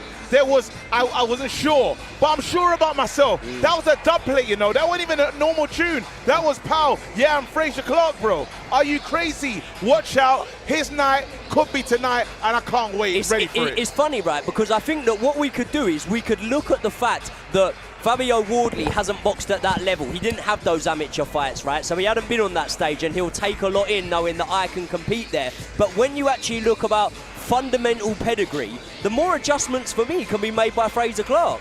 And I think that it's very hard to adjust sometimes in a fight. Now, Frazer Clarke already showed he could do that in the first fight. He pulled himself up off the canvas and was winning rounds after that. But going away from a fight, being able to go back and go, right, I didn't know what that guy was about. And now I feel like I have a really clear perception in my head. In fact, I firmly believe I now know what he's about and I know how to approach this fight. I think that Clarke can make more adjustments than Wardley. Do you not this is about the trainers as well. Sorry, I just want to bring in the promotion sides, because obviously we had the Frank Warren moment, and this is literally Ben Shalom versus Big Frank. Yep. This is his first real, go at it. So. Do you think Wardley can get better from the first fight? Absolutely. Listen, this is the thing that I think Wardley can definitely get better. I think Wardley's getting better every second. He is much less experienced than Clarke, in my opinion. Maybe not in pro fights, but overall boxing knowledge, Clarke should have a lot more about him. I think, naturally, Frazer with more experience, he should have more tools in his bag. Absolutely. But at the same time, like you've just said with Wardley, he's the more naturally gifted athlete. So then the obvious kind of thing is, the better his boxing IQ gets, combined with the natural athletic ability, it's going to be a harder situation for Frazer Clarke to adapt, because he can't learn to be a natural athlete. But how much do you think he's improved in the time he's had? Do you think it's enough? We are going to see. Technically, when you're younger, though, when you're as green as Wardley is, you make leaps quicker than Frazer could. But this is why it's so exciting, because there's so many little factors. But with Wardley's style, is he the most thinking fighter? I feel like he's more of a natural reflex-based fighter. He's loose, and he loves to fight. He's the type he'll get drawn in. So it's like this. It might not be about the natural attributes or what tools you've got in your bag. It might be more down to discipline. And I think in terms of discipline, I think Frazer Clarke is more likely to come into this fight with the discipline. I think Clarke showed good discipline last time, because Wardley, I think he got him going a little bit and got carried away and went for the kill a bit too quickly. And he needs to, as you say, season it, mate. That's why I felt like Frazer showed that he had the dog, because he was put down, he was hurt multiple times. He stayed with it, he stayed disciplined. Yeah. And he boxed behind his jab most of the time when he could. And he used his experience, but his physique looks fantastic as well. For 270, he looks like in great. He looks in great shape. Like, so when we see Tyson Fury come in at 270, 280, he doesn't look like Frazer Clarke. He don't look like Frazer Clarke. Listen, that's interesting. Is the cut going to open up for Fabio Wardley? Absolutely. And if it does it matter? Because I think it's already opened so many fights. It's already opened up on the pads in the changing room. Jesus. It's open right now. It looks bad, doesn't it? And it's in a terrible I wonder what that does to a fighter when you look in the mirror every day and see remnants of another man all over your face. No pun intended. I've never heard that one. Hey, no pun intended. I love the way you put hey, I think we've just changed. Somebody changed the channel. Are we still on the paid game? Sorry, this is the zone. We've got to keep it. But you know what I'm saying? Like, mentally, every day you look in the mirror, you see Frazer Clarke essentially. The jab. It wasn't Frazer that first opened it up, was it? It was at Fight Camp, I believe. Yeah, that's right. No, it was the fight. Oh man, who was the guy that he fought on the undercard? Adelaide. And in the lead up to that, he had a cut under his chin. Yeah. Oh, it's all over the place. But do you know what? Listen, sometimes I don't think it's harsh to say that Fabio Wardley's been guilty of fighting with his face sometimes. Sometimes he's come forward and he's been very, very happy to take a shot, to give a shot. Yeah. But as we've seen in all weight divisions, but especially at heavyweight, that chin, that starts to chip away at you over time, and that punch resistance can start to come away from you. And then that's when it comes in, the dog you spoke about. Maybe that dog can bark a bit too loud and wake everyone up and get you into trouble. We say all that, but Clarke was the one that got put down last fight. So let's see if he can improve. Someone looked really confident on the walk-in, like, to be fair to him. I'm so nervous. Come on, Frazer. Come on, Big Frazer. Is it round 1 or round 13? Oh, my word. Let's see if there's evolution. Let's see. Come on, Big Frazer. Wardley sort of fainting early on. Wardley's Ipswich, isn't he? Establish yourself. I thought you said, does he switch it? No. Come on. That's good to see. He's from Ipswich, but he switch hits. Who will land the first? Who will land first out of these? Wardley. I would back Wardley for it because he's the more aggressive guy. But he's actually showing a bit of respect, the Clarke. Not yet. No one's landed yet. No one's landed yet. Oh, they did. No one's landed Frazer yet. Clarke doesn't want to be leading in with the right hand to the body like that. Yeah, he had his both hands right low, didn't he? Don't want to see that again. Jab from Wardley. There you go. I tell you what, boxers have really levelled up their kit, man. I remember when we used to see people come out in the Londish shorts and that. Every boxer on the card tonight has looked good. Yeah, Eubank stole the show. I think his outfit was the best. My nerves are in bits, and he's talking about what they're wearing. Body shot from Wardley. That's hilarious. Go on, open him up, just cut him early. I feel like. I mean, Wardley's dress is beautiful. Guys, what's our early predictions, by the way? Because we haven't. I'm going to say Frazer Clarke. That was a lovely job by Frazer as well. I've gone Wardley, mate. Come on, Frazer! Big Frazer! Wardley for me. You've got this. I think everyone else is Clarke, right? 3-2 Clarke. As long as Wardley's on his feet, he's a threat. Because he's got that power.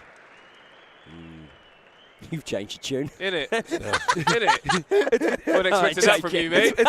It's when you mentioned his dress, I had to compliment him. I think this is one of the more conservative starts I've seen from Wardley. Yeah. He's being respectful. They respect each other now. Yeah, both guys. But it suits Big Frazer. Yeah. If you're gonna fight orthodox, that's gonna help me. Yeah. I know this. Yeah, if you're gonna fight at a slower pace, it's gonna suit me even more. Yeah, Wardley needs to quicken it up and get stuck into him from the first bell. I'm surprised he's taking it slower. I reckon second round is going to be a completely different fight. Do you think he's deliberately taking it slower because he knows I can't get you out of it? There we go! Is in serious trouble with a huge right hand from Fabio Wardley. This could be all over. Listen. It's not going to be all over. That was a massive shot. And a good shot in there from Frazer Clarke. It's round 13. Here's the round 13. Here's the dog. He's in massive trouble. He's down and he's done. He looks absolutely fucked. Fabio Wardley's finished him in the first round. This is amazing. I was totally right. I was totally right. He broke his jaw. Clarke's jaw is broken. And Fabio Wardley shuts the motherfucking lights out. Man, what did I say? What did I say? What do we say, bro? What do we say, bro? Let's go, bro. Yeah, we know, bro. I told you. He dislocated his fucking jaw off his mouth. Got the dog. He ain't got the dog in him. Do you know what actually I think happened there? He caught his arm on the rope, Frazer, and he was turned. That was a bit of a schoolboy error. He ain't got a dog in him, bro. Bro, that's one of the worst knockouts I've ever seen in my life. Insane. By the way, for those not watching, you should be, because Frazer Clarke's jaw was going to the shop and his head was coming back with a change. Listen, don't tell me about this guy's boxing pedigree. I've never seen nothing like this. They're killer instinct, Nobody bro. expected that. Frazer Clarke, unbelievable. I feel so sorry for him because his jaw has just been shattered. Do you know what? We're saying it's his jaw. I think it might be more than his jaw. You can you see his whole face? It's like the eye socket. His face looks like a Picasso painting. Fuck's sake. You can't say that. You know, with the whole eyes and the nose and everything are different. Mr. Potato Head, when you drop it on the floor. He's like a Mr. Potato Head. When you drop it and all the bits come. He already looked like a Mr. Potato Head. No one disrespect Fabio Wardley again. I've never seen a fighter look like that after getting chinned. Listen. That wasn't blood. That wasn't guts. That was thunder. Listen. What did we just witness just now? Demolition, bro. Wait, no, seriously, guys. Being serious now, because Loza, you spent a lot of time around hold on. Have you seen I've never seen KG's face like No, because Loza, we're 6-0, bro. This is another defeat, bro. You did warn us. We said KG warned us. First fucking round. Is this the first round? It's first round. Only the first round. Smooth work. Oh my goodness. That was smooth work, bro. Loza, talk to us, bro. I've got nothing to say. Listen, you can't teach what Fabio Wardley has. Listen, there's a power you can't dispute. Brother. Wow. 240 pounds to 270, you wouldn't know it because Fabio Wardley there was a bit of a schoolboy error. Oh, yes, he was clipped early, but I think they thought the referee was going to intervene, and he just kind of stayed there. I felt that too. I thought he thought the referee was going to give a standing count or something. But that is a schoolboy error. The trouble started before that. The trouble started before that. But at the moment, that was a schoolboy error in Frazer Clarke. I want to see his face. The camera's right behind his face, but I want to see what he looks like now. I think he's bad. Fuck me. That was insane. Wow. Where does Fabio Wardley go from here? He goes to the next level. What is that? So he's just won the British and Commonwealth.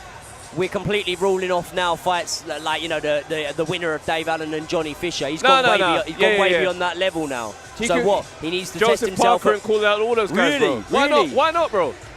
What's the damage? He's overachieved. already. Look, they're talking about an indentation. Something's happened to his face, bro. Yeah, His shot was mad. His face froze. That was insane. Something's Bro, broken. I can't remember witnessing that before. Mate. He froze him in time. He was frozen. So who else the settings, bro? Who is Fabio Wardley trainer? Frozen like the fucking movie. Yeah, no, bro. Else the settings, bro. Is that Ben Davison in Fabio Wardley's corner? Yeah. Let it go. Let it go. No, fuck.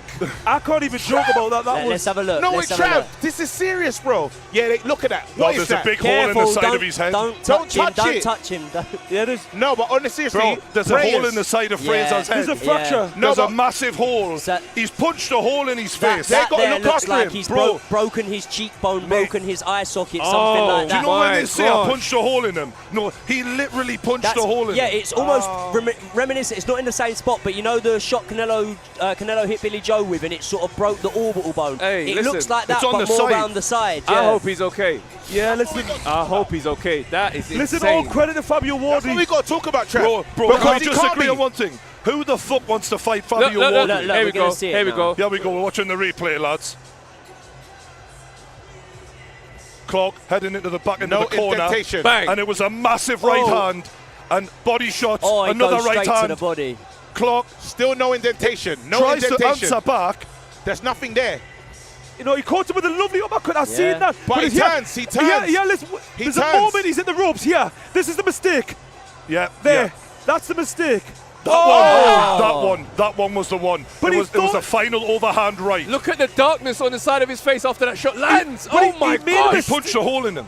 He stood with his hands in the rope, thought the referee was going to get involved. That is diabolical, bro. He had his hands up for a period, but once he kept getting tagged to the belly. And you know what? It wasn't that long enough of a pause to think the referee stopped it, by the way. No, he was just getting his arse Because look at kicked. this. But he turns on the ropes. He turns on the ropes, and he wants help. He wants he's help. fucked, mate. He's fucked. Ah, He's just fucked. Shit! He's That's fucked. nasty. I hate that. And That's nasty. I've never seen a knockdown like that. That's bad. Then he's just on the ropes. That was one of the worst knockouts I've ever seen in my life, you know. Listen. Look at this. Look, he's talking to the referee. He's still got his eye on him. He goes back in. Let's fight now. Let's fight. You know we're going to say this on Twitter. Fuck me. Flipping hell, Bow. bro. That overhand right just scrambled Clarke. Boom. And you know what? But Fabio Wardley's one of the best if that finishers in loaded the up, game. But he held it together quite good here, and then he throws an uppercut. But then it was another shot after that. That's the uppercut there. But And he turns onto the ropes. This is the Here mistake it he is. makes You coming see? up. Watch. Here it is there. He thought the referee was going to get Bow. involved and whack. And It's then he this, loads it's up. this. You know what? You know what won the fight? The dog in Wardley. Thank you, That bro. was won the fight, man. Look at his face. Oh. His whole jaw was on the That, wrong whatever side of this, his mouth. the cheekbone is cracked. Oh, Yeah. mate. Straight Something away. happened with his something was And do you know what? Wait, on the listen. serious, Loris doesn't know what to say. Who is this man, though? Who is this Fabio Wardley, bro? Mate, Because special. how's Listen. he? You know when he talked Listen. about I want to levels, see bro. this motherfucker. I didn't believe he could go to this level. Listen. Guys, we said, how good can he get? And I was like, there's no way he's going to get better than this Olympian. Brother. How? I don't know how you lot didn't see this. Can listen. he get any man in a position where he has the opportunity to finish him like that? Listen. That's the question. But if he does, I sort of, when you said Joseph Parker, I sort of thought, hold on, Trav, that's a bit. If he gets anyone in that position, Thank you. he's Can gonna- I just say I was at no stage diminishing what Wardley done. Hey, don't change your energy now. I did at no Stay stage. over there. I said it in the that start. sounds like a flip-flop, mate. No, I was all, listen, no, I'm not taking anything back. I was all Frazer Clarke. Naturally, I was defending. I told you at the start of the stream there's going to be a lot of bias here. But my point, I want to give Frazer Wardley credit. I'm not. Mate, you didn't get no time to be biased. Yeah, you didn't get no exactly. time to be biased, bro. There was no Listen. way you could have. What Wardley has, you can't teach. No, I don't care about his experience. And Clarke doesn't have that. I don't care about how deeply his experience goes. When them two meet, it's going to come down to that at some point. Listen, and he's going to get the better of him. I could sit here and argue all day, but that result just I don't absolutely think you ended can. everything I've You got to can't. say. I don't think you can argue It's ended all day, everything mate. I've got to say. Listen, your arguments won't last long enough, bro. All right, let's have it right. Let's hear this. Jesus. All I want to. Jeez. I thought we was getting a war, bro. 1 round. Listen, I'm absolutely devastated for my man Frazer Clarke.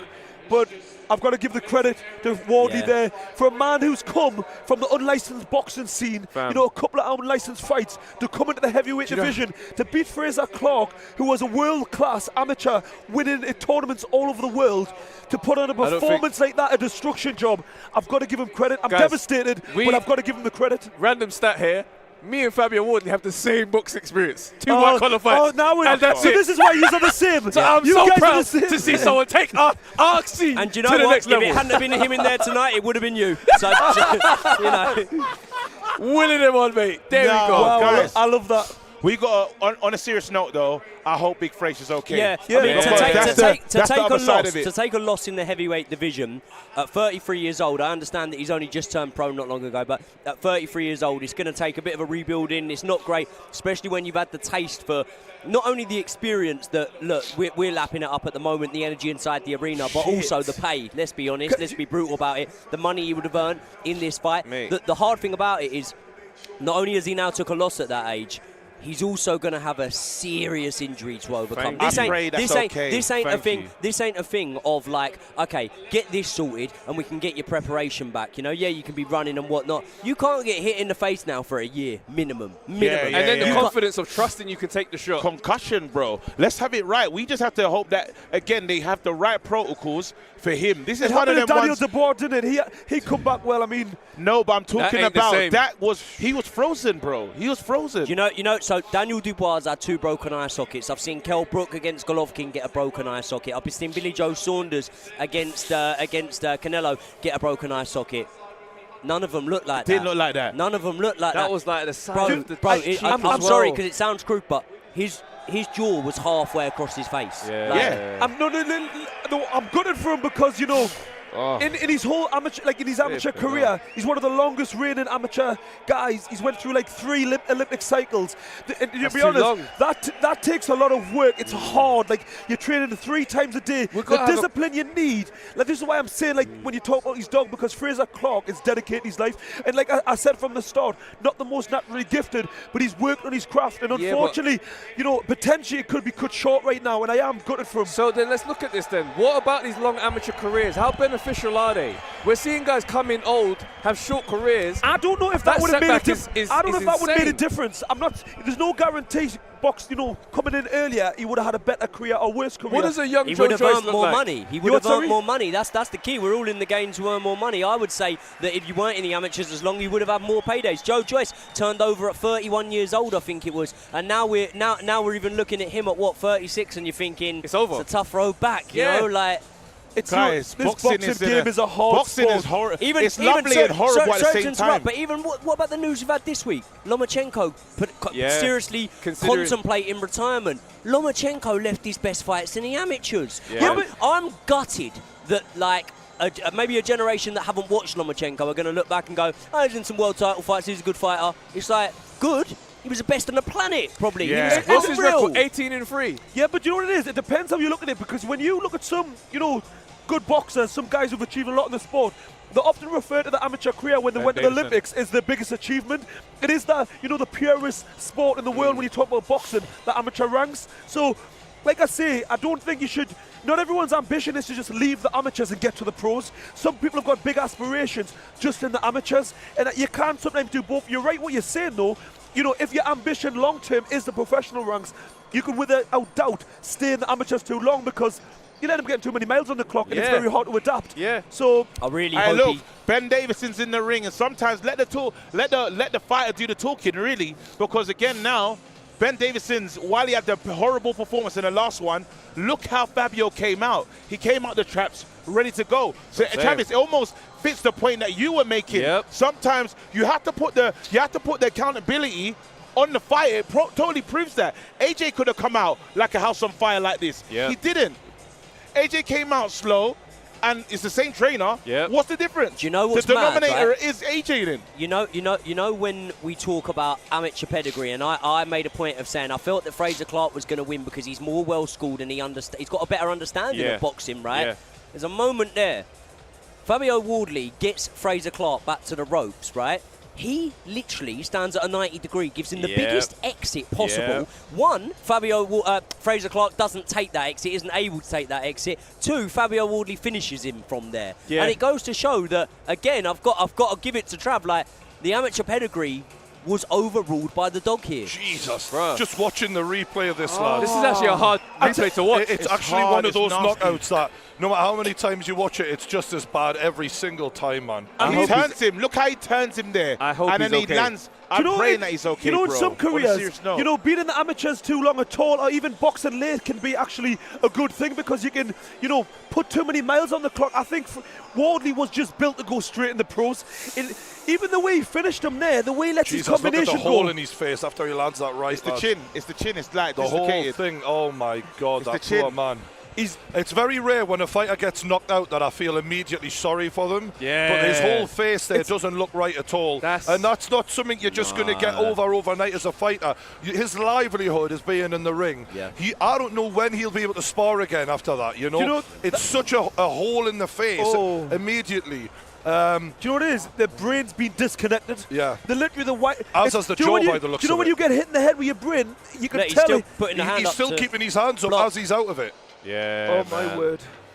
Laddie, you do not play boxing. Ben Shalom, before that fight, was talking about this has to be another level up from Frazer Clarke. This is where he shows his pedigree, his skill. Yeah. That is a massive L for him. Can you imagine? Once again, Frank Warren's walking away from Riyadh with another one, bro. He's got another one. Yo, he's got another heavyweight, bro. Frank is dominating. And a young one at that. Dubois. He's in his 20s. What the hell are we talking about? Frank is dominating. What we're going to do is, if he rolls it back here and then, Fury wins, what are we talking about now? So he's going to have 3 of them? Is that what we're saying? Is that what? Because it's, bro, I'm rattled, bro. Frank Warren's got Joseph Parker as well. Oh, pissed off, bro. What's going on? You're supposed to have one heavyweight and you roll boxing. This is crazy. You're telling me he's just got a list. What, Eddie? Yeah, Eddie's got AJ and Johnny Fisher. Do we need to talk to Eddie right now? Bro, you're ruining it, bro. Yeah. You're ruining it, bro. You had the game. You owned the game, and now you're second fiddle, bro. Just on Twitter, we've just seen Ben Whittaker, don't know if you can see this, lad, punched a hole in the wall backstage. He landed. He landed that one. He's obviously furious with how his big debut in Riyadh was supposed to go. Yeah. Someone else tweeted that. He hasn't punched that hole and then took a picture and tweeted it himself. See? Anyone could have done this. You're talking about a man who won an Olympic silver medal and was very, very disappointed. No. So he's going to be disappointed in this performance. This was meant to be his come-out performance, and it hasn't went to plan. I understand it. I understand him being that way. He didn't even want the medal on him when he won silver. Right. When he won silver, he was mad. I've never ever seen anyone get a silver medal and react that way. Yeah. He has got that natural winner in him. He wants to win. He wants to win. I've got to give him credit for that. But I just, punching a hole in the backstage is not where you're meant to be doing it. Yeah, you know but getting injured in the ring and that be the reason the fight is over is jarring. That's got to be so frustrating. Oh, yeah, absolutely. Because, what a fighter puts into a training camp, the sparring, the time away from your family, the making the weight. It's like, as we've just witnessed there with Frazer Clarke, it's an extremely dangerous sport. You put your life at risk. So, fighters sacrifice a lot. So when things don't go to plan, it's rough. And it's sometimes even worse when it happens in a way like that. You know what I mean? If you get, knocked out in the ring or whatever, at least you've given your all and, it's happened. You expect that to happen.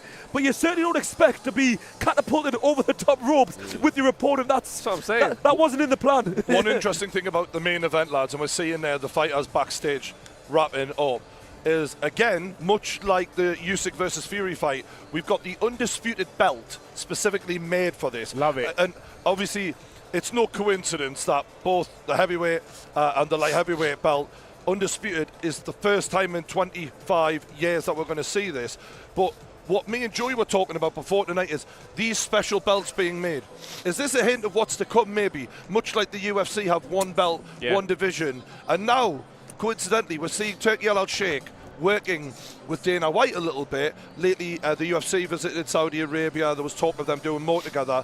Dana White has always said, I want nothing to do with boxing. It's a shit show. I don't want to be involved. And obviously, Dana White can rule MMA in a totally different way than what you can do with boxing. All of a sudden, Dana White's changed his tune and said, I am getting into boxing.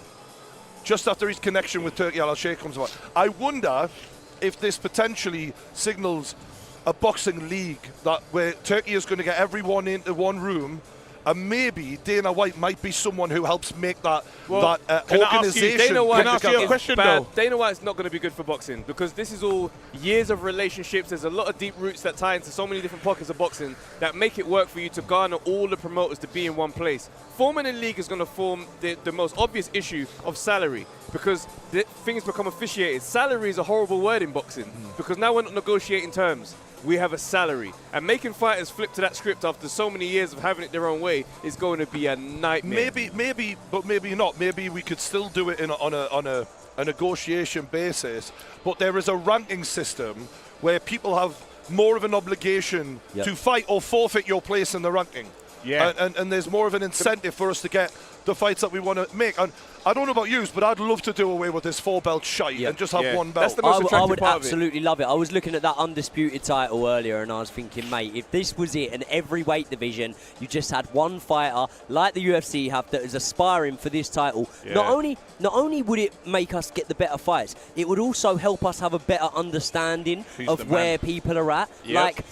What Turkey Al Sheikh, and I've said this before, but what Turkey Al Sheikh and Riyadh season have done has actually made us redefine where we see the landscape of boxing and where we see our favourite fighters, the fighters that we've watched possibly for years. And now we're starting to learn a lot more about where these fighters are at in the division at the moment. And that's something that for so many years it was like, okay, who's your favourite champion? You shouldn't have your favourite champion. You should have one champion per weight. It shouldn't be that. So I think that if this is the route it's going down, it's brilliant. But what I would say is I'd agree with Travis in the way that, okay, yes, you can negotiate in terms of what deals there are, but the negotiation's pretty clear. If you want the fights, you fight on here. And if not, you can go and you can fight someone else. That's fine. But it's not going to warrant the eyeballs or the attention that we can give you on here. But then and I'm going to ask you this because as a UFC fan, hasn't UFC suffered from how it's become the way it is now? I'm not seeing the personalities anymore. I'm not seeing the names. I'm not hearing how it used to be before. There was these guys that will pop up. Your Conor McGregor's, your, Holly Holmes, all these characters. And I feel like they've evaporated. For Ngannou to leave that game and come over here says, well, something's not right about that model. I'll tell you what's not right. It's the percentage split. The UFC take 80% and they pay their fighters 20%. Get Dana away from boxing. But that would never happen, in my opinion, if the boss of it all was Turkey Al Sheikh, because he actually does care about the fighters. That's right. And as all of the fighters have said, this isn't my words, this is them themselves. Like Chris Eubank, even, who hates every promoter, said, no, Turkey is the man. Like he couldn't sing his praises enough. So I don't think that would be the case. I just think more of the organisationally having a big system in place, because that's what Matchroom, Queensbury and all the like have not managed to do. That's right. I mean, I'm hopeful personally. One other topic we've been asked to talk about, and shout out to everyone watching, you can't send us topics in, we will be told about what you want us to talk about, but Ryan Garcia being sued by Devin Haney for battery, for loss of earnings as well. Because obviously Devin was undefeated at that point, and now he officially is still undefeated. But we all seen him get battered, which is why he's being sued for battery apparently. Now, what do we make about this as a credibility thing? Because Bill Haney, obviously his dad and manager, was giving it the big one of we're coming to kill you and all of that shit. And then eventually, when you get sparkled, he's now saying, well, not my baby, don't do that. Do you know what I think? And this is a warped take on this. I think this could accidentally clean up boxing. Because if you get found on drugs and you can get taken to court and be charged in like normal society, on a legal sense, mate, you're not going to chance it in the same way. Now you get a slap on the wrist, 6 months quiet ban, and then whatever, you're back in the game. If someone can sue you and now you're shelling out, mate. But then you look at fights in the past. There must be so many fighters that are looking at that. David Price jumps to mind. He got knocked spark out by Erkan Tepe. Erkan Tepe fails a drug test straight away. He's juiced to the nines, right? There's so many fights where fighters have been in there with guys that have been found to be juicing after. It could have that ripple effect now, and whether you can go back and go through that. No win, no fee basis, bro. You seen them legal charts. You see them legal things. End of the day, you got a case now. Most people have a case to say, I thought someone else juiced up to the nines. If this battery thing goes through, Trav, you're right. You're really opening up Pandora's box in a legal Bivol format. I don't think this is. I think boxing doesn't want this to happen because it gets crazy. Because there's so much. Because how far can you say I had earnings that I could have got? And the prospective earnings is, just imagine for David Price, where he was going and what that knockout meant to him. You can say he could have made millions. And you cheated. It's not like it wasn't cheat. You cheated. But does it? Wait, hold on. Now we got to look at it from the fan perspective, because how does Devin Haney has not been on the best PR program, because it's actually the very worst. It's the worst. It's terrible. We had him in the streets. He had a street fight and won that on points decision with everyone else involved as well. He didn't even hurt what do you call him? Ryan said you couldn't even hurt a civilian. A civilian. Fighting a civilian and getting to a points decision with all your friends is disgusting work with no judges. The next time we saw him is he's saying this battery claim. The other time is he beat Lomachenko, which people feel a certain way about. Bro, nothing has gone his way. I don't know if this is the move. And I just don't know if this is how you want to see it. When we're saying about the PR around it as well, like, it's funny because I'd agree, right? Like, it is bad. If you've cheated, but the public perception of Devin Haney now ain't great. Like, he's almost becoming a bit of a meme, suing him for battery, as you say, after his father had been saying, you know, we're looking to take this boy's life and whatnot. It's an awful look, and it's going to be something that opponents are going to have over Devin Haney going forward now. Like, if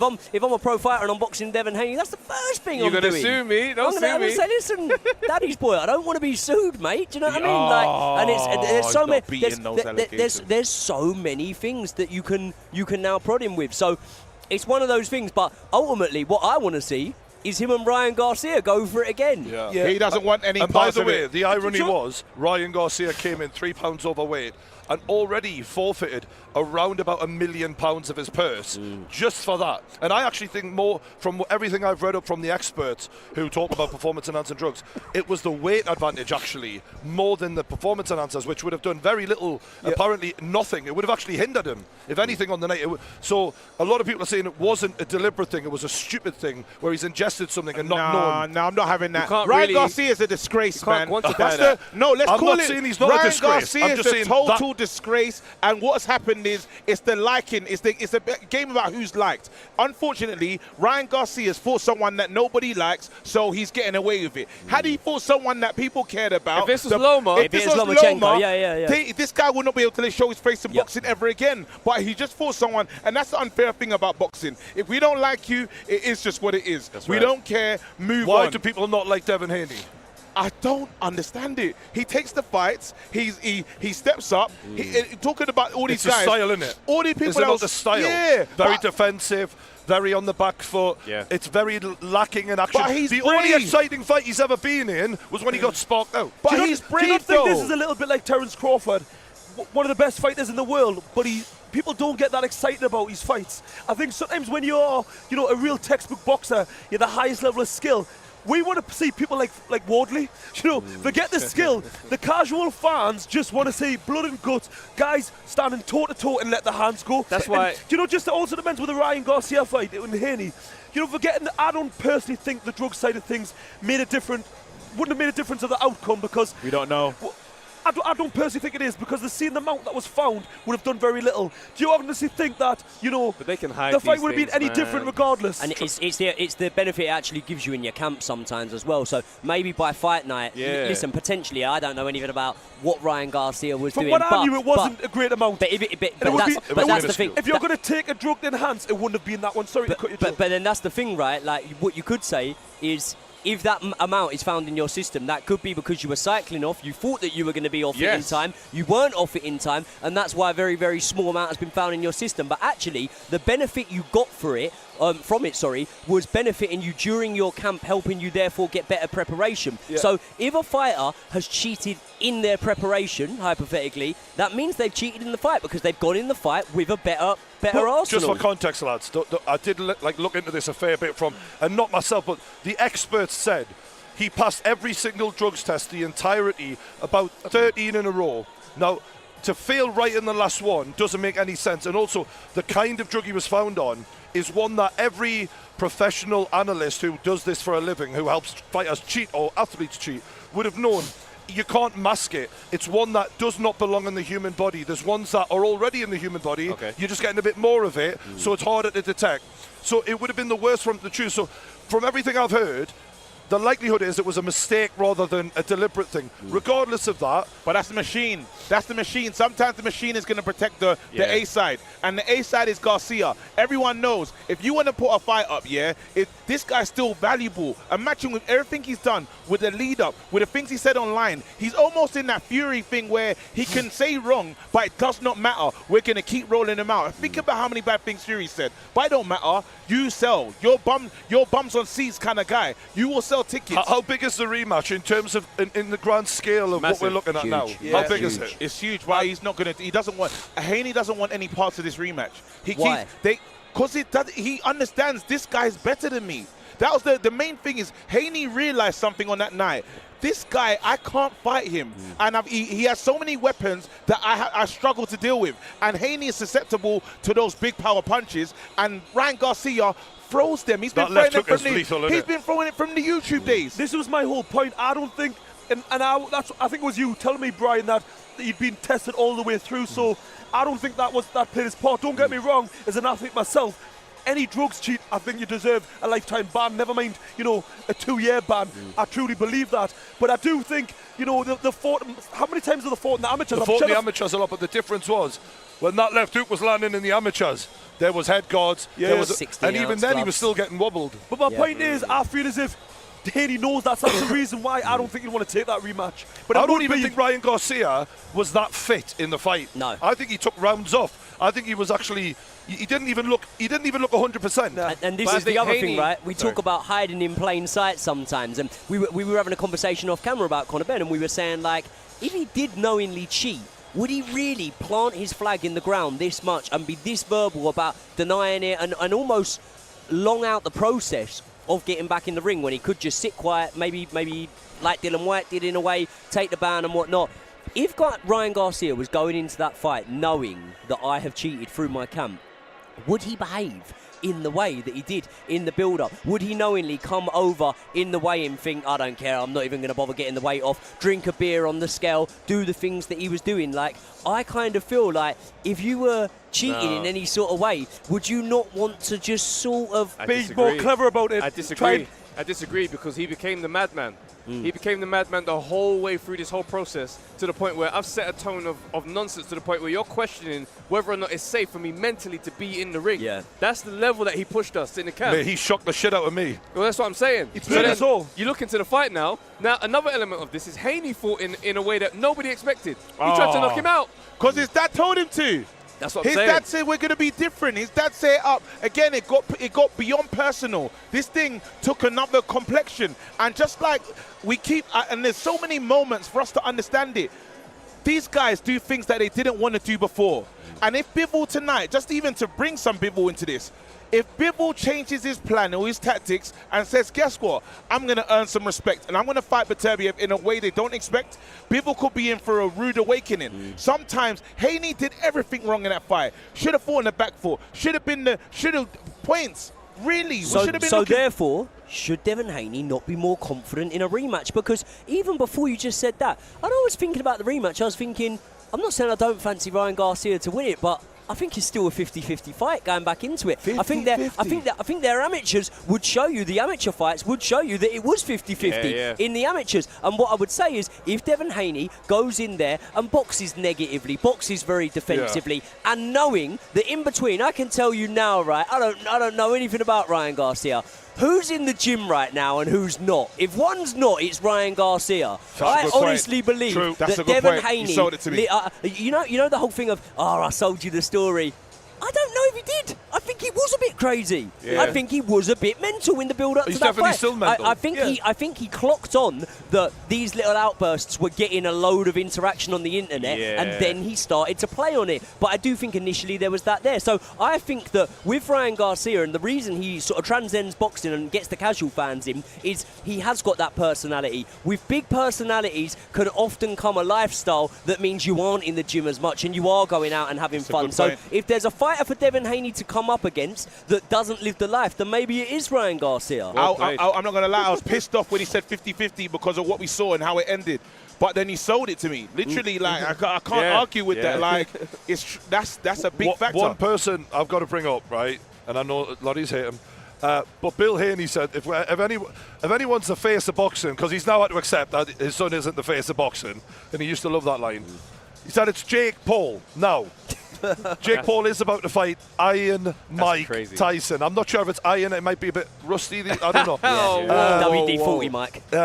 You know, don't disrespect Mike Tyson. 58-year-old Mike Tyson. Even Eddie Hearn is promoting the co-main event with Serrano versus Katie Taylor, and I'm looking forward to that fight. I can't lie. I'm looking forward to Serrano Taylor. However, Eddie Hearn said, I am leaving the minute my fight ends. I am not staying for Mike Tyson because this ain't Mike Tyson anymore, right? And I'm appalled by it. Now, there's some footage just come out of Jake Paul sparring. I think I sent you it. What do you make of the fight, and what do you make of Jake Paul sparring? Is he improving, and is this worth watching? Jake Paul is thoroughly overlooking Mike Tyson. He's sending offers to KSI right now about a weight clause that they can meet at to fight. Yep. He's already looking past Mike Tyson, and I think that, listen, I pray to God that Mike Tyson can go in there, can give it hell for leather for 2 rounds, and in those 2 rounds find something. Do what Fabio Wardley did. Do what Fabio Wardley did. Man. Do what Fabio Wardley did. I think the world would absolutely love Mike Tyson to do that. Oh my goodness. If he nailed him, it would be good. The reality is, we say in boxing time in, time out, Father Time's undefeated. Yep. Well, the Father Time Mike Tyson needs to be looking out for is just the Father Time of life, not of boxing. Do you know what I mean? He's at that. No. But I mean, in age-wise, like he's at that age. We saw. No, listen. We're not talking about your boxing career. We're talking about your life. I love Mike Tyson. Yeah. So when you see him being wheeled through the airport in a wheelchair, when you see him at an event walking with a cane, things like that, that is not the look of a man who should be getting in a boxing ring. So ultimately, I think Jake Paul's overlooking him because he pretty much knows that it's not about me against a fighter that was one of the most feared men on the planet at all time. You've got to simplify it. It's me against a 60-year-old. And do you know what will really fuck you off even more? I don't know if you know this, lads, but it's a pro fight, so this will go on the record of Mike Tyson. Jake Paul's made sure that on my pro record, Mike Tyson. It's not an exhibition. I mean, do you know what? He already had losses that should have never been on his record. Kevin McBride, man. If it was Rocky Marciano or someone or whatever, but he's already got them losses on his record. I don't really care all that much. What I do care about in it being a pro contest is the fact that it will probably be boxed in 10-ounce gloves. And do you know what? I don't see them having a bit of a dance around together. There was the clip that went viral of Anderson Silva and I think it was Chael Sonnen when they're fighting but they're just tapping each other. I just don't see that, and I don't see it because I see Mike Tyson turning up with ambition. Jake Paul, you can't have a play around with someone and tap and move and whatever if that guy's trying to knock you out. Then you've got to fight fire with fire. Mike Tyson is always, the animalistic instinct is always going to be there, right? He has to. He thinks he's going to knock him out. He's going to go for it. He's going to go for it. He's going to believe that. I don't think that ever leaves a fighter. You saw even when, who's the guy that threw his belt in the bin when Lennox wanted to fight him? Riddick Bowe. Even when Riddick Bowe sees Lennox now, he still's got something about him. He's like, I want to. But he knows. He knows what it's going to look like. So this guy is saying, I have a licensed chance to knock out this YouTuber. I'm going to throw it at him, but guess what? That YouTuber is going to have no respect for my legacy, no respect for who I am, and he's going to go for it too. And it could be... You know, out of all these YouTube boxers, he's the most ruthless, by the way. Yeah, Jake Paul is the more... Like, he won't give a fuck who's standing in front of him. If anything, it's going to get him up for it even more. The fact that it's the legend. He wants the legend on his resume, right? That's why he brought all these MMA legends in. Is it just me or does anyone else just hate Jake Paul? I mean, I'm sorry. I'm listening to you all here and I'm just thinking to myself, I don't want to talk about this guy. He's an absolute, I don't want to use the word that I'm thinking in my head, but I mean, he's an absolute. Nah, you can't say that word. He's an absolute legend. And you know what frustrates me even more with Tyson is I haven't seen any more than a 1.5-second clip of him in training. And it's sped up. I want a little bit more to see of him just to make sure that he can walk, never mind through a punch. You know what I mean? Do you know what I wonder, right? Preparation-wise. So we saw a clip of Jake Paul that came out. He was sparring the other day. Looked very heavy. Sparring a guy that was heavy. The fat guy he was sparring. Is Mike Tyson sparring? Do you think? Do you remember Rocky 6 or whatever it was when he says your joints are gone, so sparring's out of the question, and we can't whatever. So when you prep a camp for a 58-year-old man, not a 58-year-old by the way, who, let's say for example, someone who's retired from boxing, but they've really kept Roy Jones Jr. for example. Like Roy Jones Jr. sort of stays in the gym, he's training fighters and whatnot. Mike Tyson's gone off and lived a bit of a party life after boxing and whatnot. He's gained weight. A lot of weed. A lot of smoking. A lot of that might have recovered him, to be honest. But a lot of like the life that Mike Tyson's lived. How does he now head into this fight? Can he run? Can he spar? Can he do these essential things? Can he take a punch? Listen, if there's one thing that goes as you get older, it's taking a punch as well. It's damage limitation. I've seen it recently with Evander Holyfield sparring with some young guy, and the guy was just touching him. He was going through the motions because you don't want to be taking punches at that age. And like I say, the amount of health issues that Mike Tyson's had, you know, you got a blood clot in a plane. He doesn't need to take excessive punches in training. So I believe they'll be going through the motions, just trying to get his time in. I can't see him going in there with, you know, live dogs getting proper sparring. I think that would be an absolute disaster. What about the sparring you've seen of Jake Paul? Did you rate it? Did you think it was good or bad? What? Well, you've always got to think, has Jake Paul let that out? Whether it's uploaded by Jake Paul or not, has it been let out by Jake Paul? It's in his gym, so potentially. That's how he fights, though. Yeah. That's exactly how he fights. Yeah. He fights like he's on roller skates. Do you know what it is? He can't plant his feet properly. When I was watching him, when it was on the bag, I was watching him. I thought, oh, his foot movement looks a little bit better. His balance looked better. You could see he was trying to move in with his feet when he was punching. But the minute you see him in sparring, totally different. His weight over his front foot. He does that lean-in jab, and I just thought, you know, I'm not worried though because he's in with Mike Tyson, an old man. That's the difference. So I don't really assess that sparring, like Joey's just said. I don't believe that was, you know, someone just captured that. I believe that's been put out to make people again get excited. He knows what to do with, you know, the social side of things. He knows exactly what he's doing. He's put the best clip. And me and Joey were talking about this earlier. It's a simple fact. Us fighters, when we put, you know, clips of our training, we go, right, get that camera, go, we're going to give the best 30 seconds of our life. You know what I mean? That's not the real, raw, unfiltered footage. You know what I'm saying? The only problem that I have with this all, though, man, is whoever you're talking about, if you talk about if Mike Tyson's getting sparring, who's going to spar Mike Tyson with intensity? You're going to fight someone that's a legend that you look up to. You're never going to give him the correct sparring that he needs. You're not going to prepare him for that because you're like, I don't even agree with this anyway. Are you going to get in there Someone's and now? taking a payday to do that No, training. I get it. Take a payday, but are you going to fight Tyson with the intensity? You know, sometimes you go to spars and you're like, I hurt Mike Tyson. You don't get any, there's no bragging rights to that. You know, no one's going to be, who are you going to tell that story to? Yeah, I knocked him out in sparring. End of the day, the fight, Tyson's going to have 2 minutes of the first round of anything decent and 1 minute of the second, and after that, it's going to be nonsense. I've heard it's 2 minute rounds. I don't know if you know that. Oh, so then, okay, cool. It's a pro fight, but it's 2 minute rounds. I don't know how the fuck that works, but yeah. Well, men do 3 minutes. They don't do 2 minutes. So how the hell's that been sanctioned? I have no idea. This is what the whole thing just stinks to me. See, every last bit of it. So if Jake Paul's to come through and if Jake Paul does win this fight, like, where does he go after this? Do you know what I mean? Because if you get Mike Tyson on your resume, straight away you're the most hated man. I was about to say boxing, possibly in the world. You know what I mean? Like, listen, I just think, you know, he talks about becoming a world champion. This isn't the route, you know what I mean? And he's still doing what he does in his YouTube world because beating Mike Tyson's going to do nothing for his credibility. So it doesn't make sense. He should be focusing on a real fighter. So I really don't know his plan. You may know better what he might be planning, but... One question that came up the other day when we were talking at the press conference, lads, I need to bring you on to Riyadh season. The star of Riyadh season. Who's been the biggest player so far? Who's gained the most? Some would say Hamza Shiraz, some would say Daniel Dubois. Is there any standouts who you'd put as the number one? I'll give an honourable mention because I think we'll get to the number one, and I don't think this guy is number one, but I think I think the honourable mention needs his praises. Ajit Caballero. Right? Yeah. Ajit Caballero. I remember years ago, it was on a Monte Carlo matchroom show, right?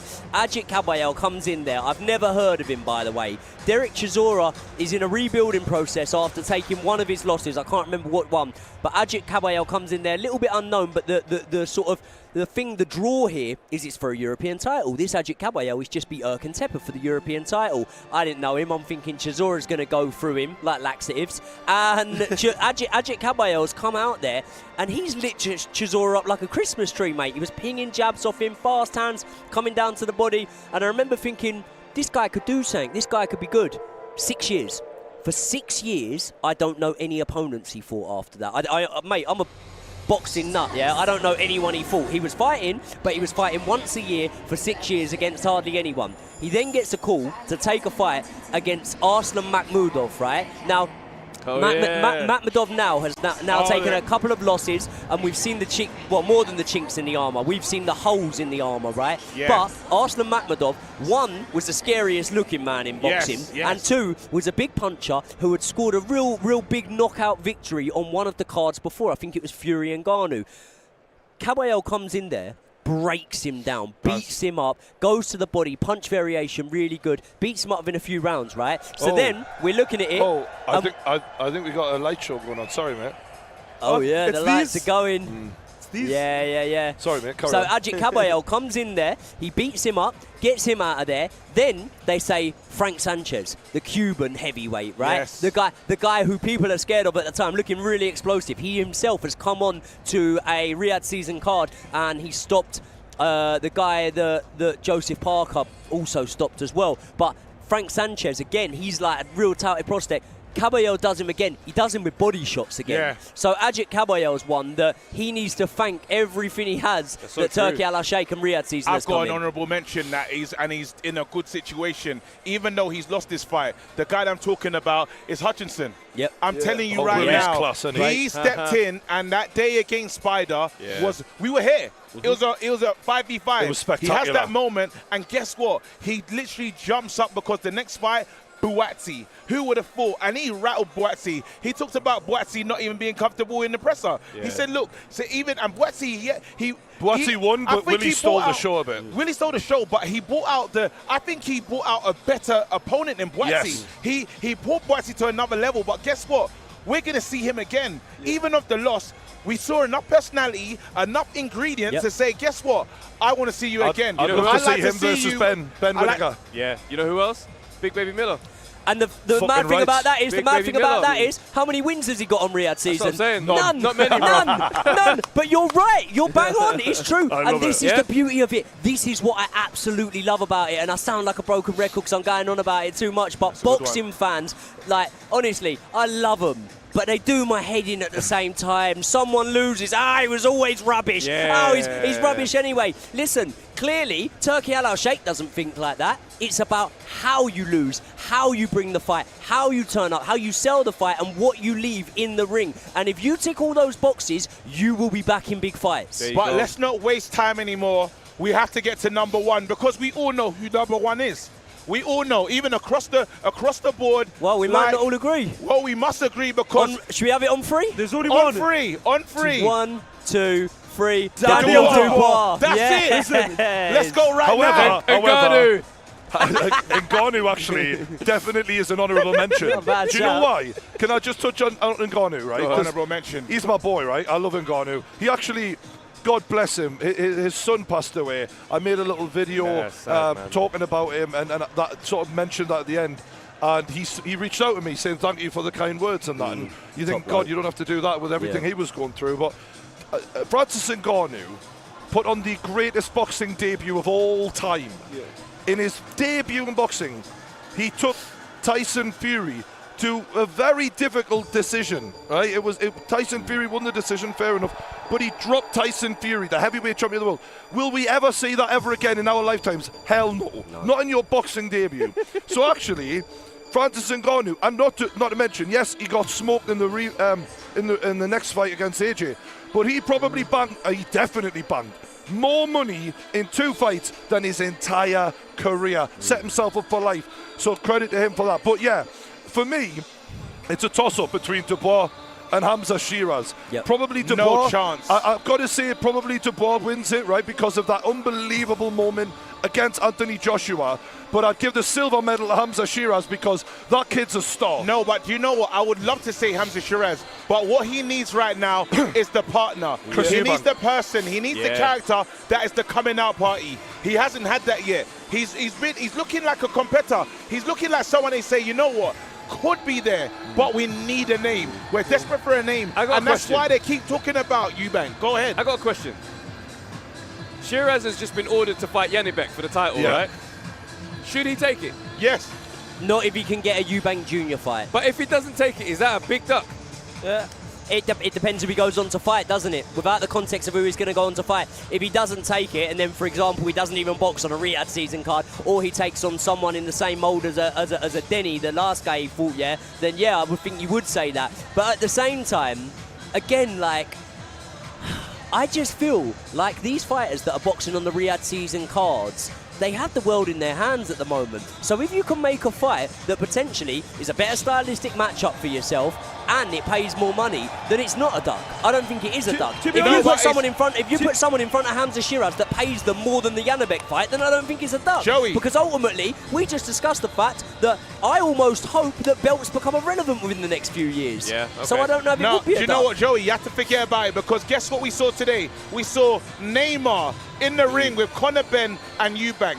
That Eubank thing, as Hamza's thinking about, forget about it, it's over. We've been selling it. While we're watching the fight, you got Conor Benn in the little small box giving us his reaction to the fight. Bro, they've been selling this fight from the beginning. They're invested. Super invested. This whole thing has been about these guys. It's been a rollout, pretty much. So that one's done. So the right answer is Hamza Shiraz should fight Janibek. Should fight him. And he becomes, now he's got the belt.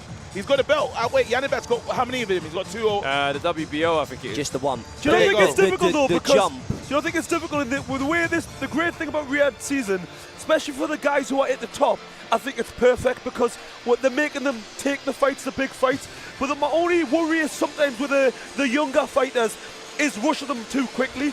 Yes, it's great for the fans, but for the fighters who are young, and I think Hamza could really go all the way, and I just personally don't want to push him too quickly because I don't class it as a duck if it's a bit like the Frazer Clarke with, Ben Shalom said we'll wait a year. I think sometimes, a good manager will make the right decision. I don't want to just push him into these big fights just because we want to see him with the big names. Do you know how I see it? To simplify it, this is how we've all got to see it, right? The money's better, but the career's shorter. Exactly. That's how we've got to see it. The money's better, but the career's shorter. Because you are not going to have the longevity to your career if you go into 50-50 fights constantly. And what I would say is when we were talking about the winner of Riyadh season, the king of Riyadh season so far, right? What makes winning even better, and this might sound mad, but it's true, losing. So Hamza Shiraz has never lost. Daniel Dubois has suffered 2 defeats. He's been written off by a lot of people. And I think that Riyadh season came at the perfect time for him because I think that as much as I've spoke about some people being motivated and inspired by the opportunity they've got, I think that Daniel Dubois' time was probably coming either way. Do you know what I mean? Yes. I think that he was about to go on this run either way. What's helped him is the matchups, but I think the fact he's tasted defeat makes him almost the undisputed champion of Riyadh season so far. Well, he over-legitimized himself. He didn't want to be anywhere near that belt. The belt was in front of him on the table. He goes, I felt like a disconnection with that belt, right? Because it's like it was given to him by Usyk. And yes, Usyk is still the lineal champion. As far as we're concerned, Usyk still is the lineal guy. But guess what? That scalp against AJ and who it was, where it was, it sent a strong message. We haven't seen something like that in Wembley for a long, long time. And that was we talked about his mentality. We said that this moment, it came too quick, me especially. We said all these things, only for him to go through there, look comfortable. He made that place, he made Wembley his home. That was incredible, what a night. And again, the first one was, who was it? That Big Baby Miller. Big Baby Miller, Filip Hrgovic, Anthony Joshua. Bloody hell. This is where the timing thing, like you were saying earlier on, timing in boxing, everything, getting the right fight at the right time. And I do believe Daniel Dubois, regardless, was going to go on to do them great things. And I think this is going back to the Don Charles thing. How do you think, do you really think that, Dubois wouldn't have achieved what he achieved without Daniel Dubois? Don Charles. I think his dad plays a massive role in it. I was just going to say, because we said that in the Miller fight, he wasn't listening to Don Charles. He was looking for his dad. Frank Warren had to go to ringside, bring his dad in, and that's when, Dubois changed, and he started, he went for broke, and he went for it, and that's when he got his success. I watched the Hrgovic fight back earlier on, right? And in that round when he's got Hrgovic pinned on the ropes, he's got him cut. I would say Dubois' dad threw just as many punches as Dubois in that round. He stood behind him and he's throwing the punches with him. I think that's a massive factor in there. So I don't want to discredit Don Charles, but I think no matter what, Daniel Dubois was probably about to go on this run. Do we see a world where the dad steps in and becomes the head trainer? He better not. I don't like. We spoke about it with Bill Haney as well. Not in terms of training him, but father-son relationships in boxing. I just don't think. I'm not saying there's not exceptions to the rule, but I would say for the most part they don't work. I look at Danny Garcia having his father in there. In the end, that didn't really work. You know, Bill Haney, a lot of stick that Devin Haney comes under, I think, comes from his father. Floyd Mayweather originally. There are so many, and then you look at the way that Conor Benn's done it. Nigel Benz took a backward step in that role, and that's worked out really, really well for him. He's gone above the level that we probably thought he was going to when he made his debut on that show. So. I think they should keep Don Charles around. I think he's done a brilliant job there, so I think they should keep him. I think it depends on what the father's done, because I think when the father's been the fighter, I think it's very hard for them to switch. I think they get too emotional. If the dad hasn't necessarily been a fighter, I think sometimes it can work. But you're right in what you're saying. Generally speaking, it doesn't work. And I think Daniel Dubois' dad would already be his trainer if they thought that was going to be the best option. Yeah. I think he's only there for the psychology side of things, not for the technicality side of things. Otherwise, like I say, I think he would have already been his trainer. I've got one, and this could be a hot take, but the biggest loser in Riyadh season has to be Tyson Fury. Think about the rollout. Oh, wow. I wasn't expecting that. I'm saying Tyson Fury. Do you know why I'm saying that? Look at it. Look at the Ngannou day in front of everyone that was there. There was no final presser. They left. They got out of Saudi. Got in 60 seconds. The next time he came back was again. Got in 60 seconds. You're talking about Big John and Tommy running into the car. Yeah. And by the way, I don't think we've heard of an interview since. Can we hear Joey take on this, please? And then the second time, is it Usyk? Oh my God. God. Was it Usyk? And they had him doing the DVD logo, bro. Rigged side to side. I'm loving this. I'm sorry, Joey. I'm sorry to say I'm loving this, Joey. Joseph, say something, Joseph. The only time he can make it right, the only time he will not be the biggest loser is if he makes it right in December. That's where he will get it done. But Ngannou, he knows in his heart. Look what AJ did to Ngannou. That pissed him off to a super extent. You could say AJ is the biggest loser. No, what you want to say, but then that was AJ getting that win over Ngannou. Made Fury look silly almost. It was a clean one. But Fury took a loss without losing as well. Yes. So you go obviously the performances in the ring, whatever. But when AJ went and done that to Ngannou, Fury almost took a loss there. I'll just remind you of one thing I did say around the table with you guys after Fury drew against Ngannou. I said, do you know what? And it sounded like a mental take at the time. I said, I'm not even sure if Ngannou beats Johnny Fisher. I said, I'm not going to say he's a heavy favourite off the back of that. I said, sometimes stars can make this. And it sounds like I'm sticking up for Tyson Fury. I do think that had it have not been AJ in that ring, I think that a lot of heavyweights would have exposed that. But I can't deny that Tyson Fury struggled massively with the style on the night. I think to call him the biggest loser of Riyadh season, I wouldn't say so. Has he won in Riyadh season? Why is he not? Has he won? AJ's had 3 fights on Riyadh season. Fury's probably earned more money than him in the 2 fights he's had. It doesn't matter though. We're talking about winning, bro. We're talking about losing. Well, Fury's come onto Riyadh season. He's had the fight of Ngannou. He's picked up a points decision. He's lost by a couple of points to Usyk, and now his next fight is an undisputed fight. So hold on. Joey, stop this. His next fight's an undisputed fight. His next fight's an undisputed fight. The last fight was an undisputed fight. Okay. What's Frazer Clarke's next fight? Sorry, Loza, to remind you, but what's Frazer Clarke's next fight? His next fight's getting over an injury. Hey, listen, you're telling me. Tell me what Spiders is. Let's just go on the table. To be fair, everybody's Spider might be losses. up there. We've all took them. Hey, he's only had 1 fight. What are we doing? Why have we done this, guys? That was unnecessary. Why have we done We've turned on each other. Here we go, lads. The lights are going off. We've got a show going on in Buster Riyadh. Rhymes coming to the stage. Buster Rhymes now. I get to see Buster Rhymes. Buster Rhymes, bro. Yeah, how mad this is. Yeah. I'm a bit of a fan. Mate, I'm Missy Elliott. I'm quite happy. I'm a big fan of the Busta Rhymes and Diddy song. I can do the Diddy bit because he's a bit busy right now. Yeah. So if they need a hand, I can jump in. I don't think you should do the Diddy bit. I don't think anyone needs to do anything. The lights have gone down and Brian's offering to do Diddy stuff. No, definitely not. Definitely not. Let's not get it twisted. Shit. Wow. Don't forget, everybody, as you're watching, if you want to watch the show on DAZN and, of course, the main event, Bivol, Beterbiev, the link is right about there on your screen if you want to use it on your phone, and also the link is on your X account underneath our live show on X and on YouTube. The link is in the description if you want to watch us. Also, we are the alternative commentary on DAZN. So when you buy the pay-per-view, the box will come up on your DAZN app, and next to that will be my ugly face, and you can click on that, and you'll get me and the lads picture-in-picture during the main event.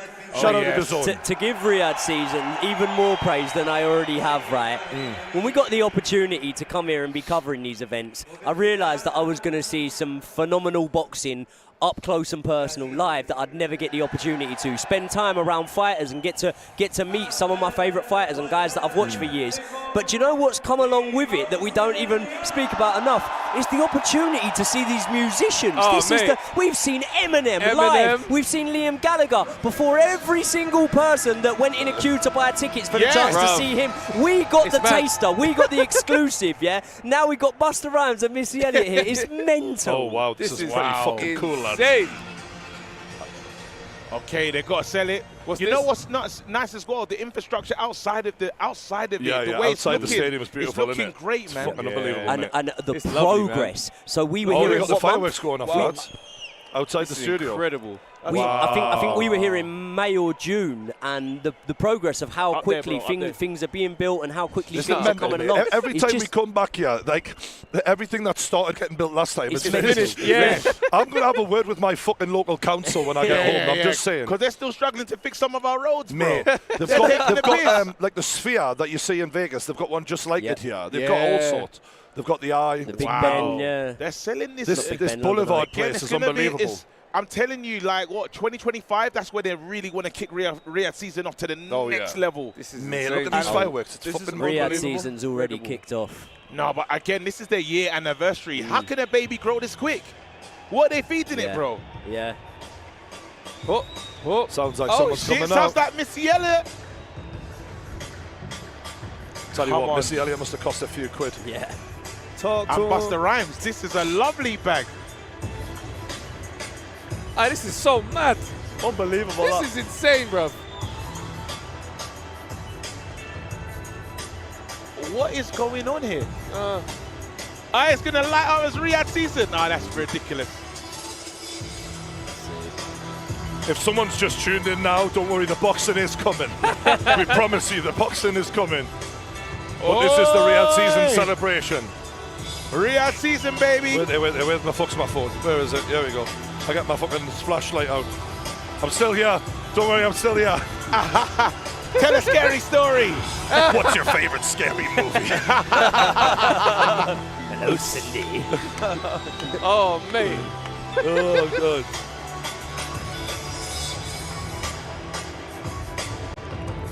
Do you know what the best thing about these cards are as well, right? Like, especially the performances from the musicians, we often hear about them later on. So it's like we get the juice of the cards and the fights we're going to see, and then it'll just be like 3 weeks before, 2 weeks before. Oh, by the way, Busta Rhymes performing. Just casual. Oh, by the way, I've just called in a favour from Eminem. I found out today. Yeah. Madness. Hey, the back dancers on stage. I've never seen fireworks like this in my fucking life. This is unbelievable. He literally said, they asked him how many fireworks. He said all of them. Yeah. Literally.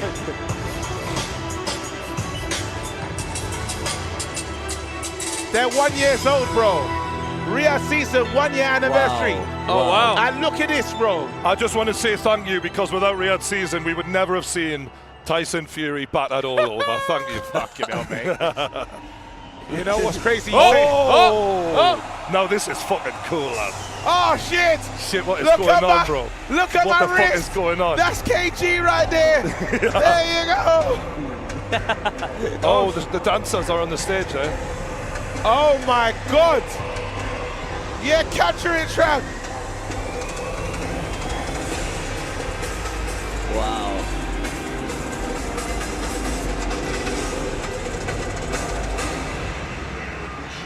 There we go. You know Miss Yella's going to put on a show. Aye. Busta Rhymes ain't going to last down. Yo. Is that Ciara? It looks like her. It's Ciara! It's Ciara, Oh, bro. shit! KJ's loving it. What? How can they just have Ciara there this casually? We didn't even know she was That's coming. insane. No way. What? How? Shit. This is mad. Go on, Ciara. Sick, bro. No way. Unreal. This is mad. How many dances, Travis? There's like 40 easily. Yeah.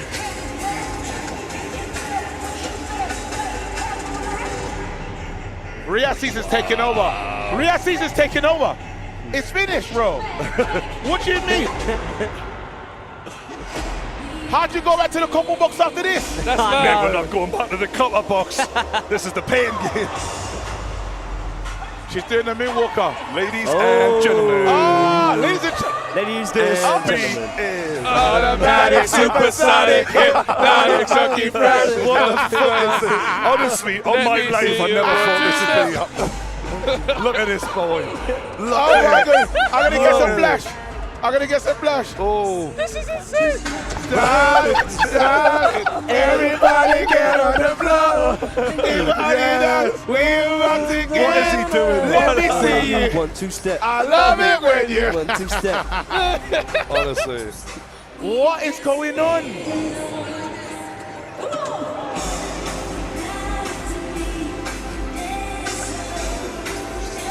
Well, ladies and gentlemen, this is just next level, isn't it? This have is to say next it. level.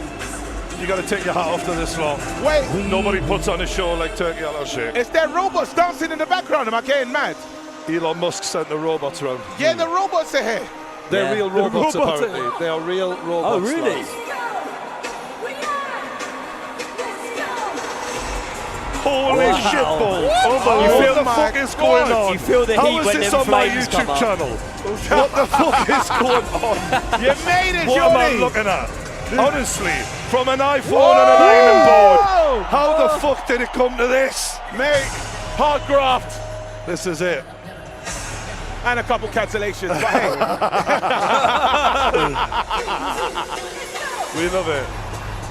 Shit, man. Oh shit, level up. Unreal. That's literally what we did. This is all the way up, lads.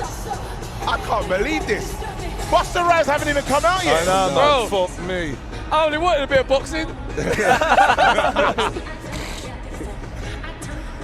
Sierra's killing it, isn't she? She's smashing it. She looks good as well, like fucking hell. Amazing. Can't complain. Again, it's one of them ones. Raw. I'm just kind of waiting for Busta Rhymes. Busta Rhymes now. I feel like we've forgotten the whole point of what we were here for. Like, this is mental.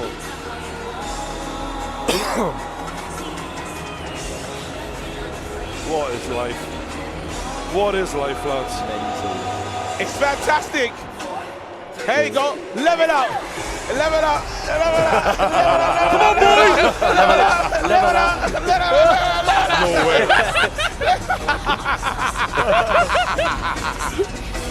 Yes. What a geezer. What? Look at her. Look at her. She's sick, man.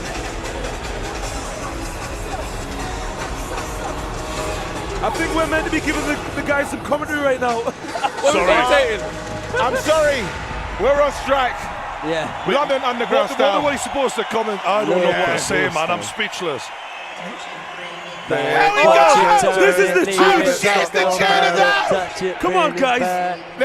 Turn it, leave it. This is stop, too much. format it. Touch it, bring it down. I used to Oh love my this. God. Leave it.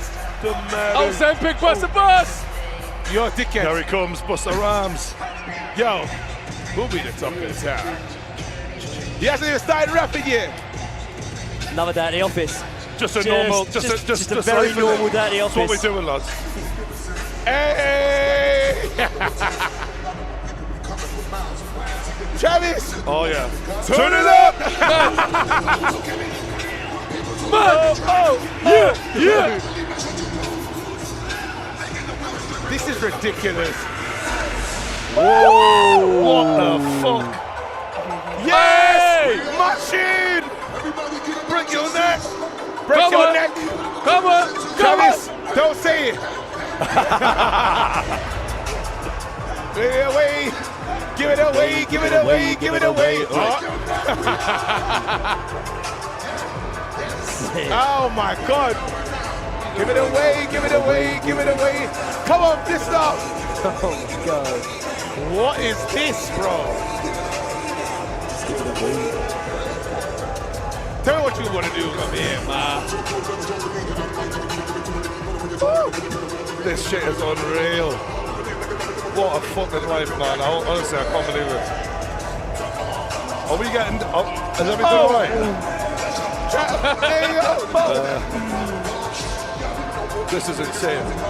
This is mental. This is mad. I don't know what the hell's going on. Throw your hands, huh?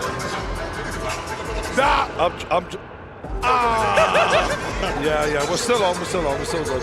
Yeah, we're still live. Wild.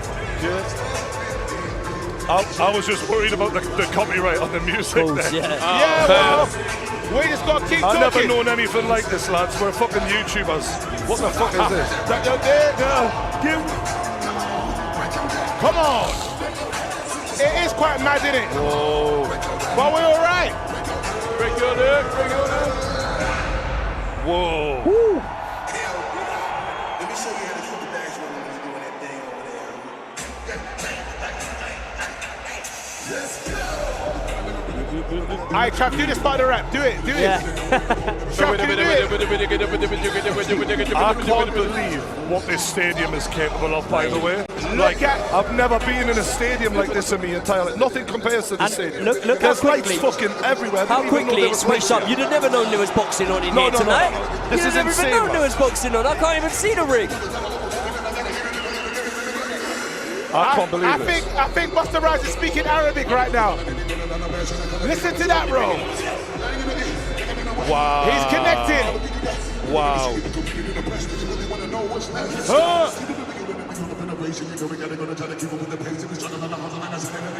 How is he doing that? Oh my God.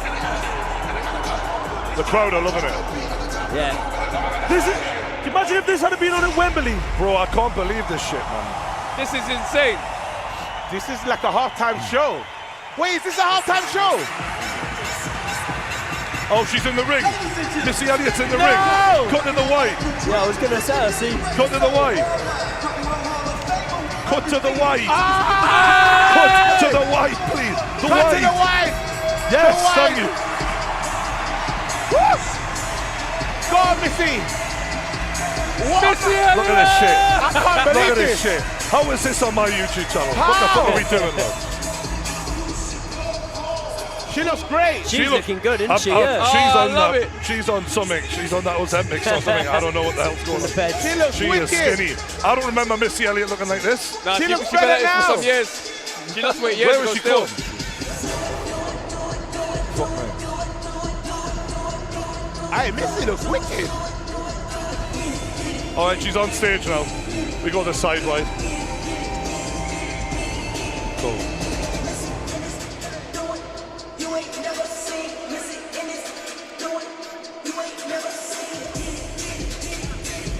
She's moving well for her age as well, bro. I love it, man. Bro, this is absolutely fucking mental.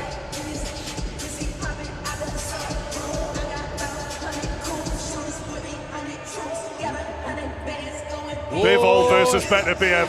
Coming next. Will be next. But Missy Elliott is killing the game, shutting it down right before the main event. This is the last performer they've got coming up. So Bivol Beterbiev will be literally warming up backstage right now, ready to take each other's fucking heads off. Mate, I love the way you said imagine that. mate. You're warming up, hitting your pads, listening to this. Come on! Oh, we got to record a little bit of this shit. Come on, man. Yes. Oh, my niggas! Where's the dude? Legend. Legend. I can't believe this. Missy in the town, on the hottest ground. I tell you. Y'all can stop me now. Look at And this, if you man. want it, then Come and give it now. Superstar. Hello.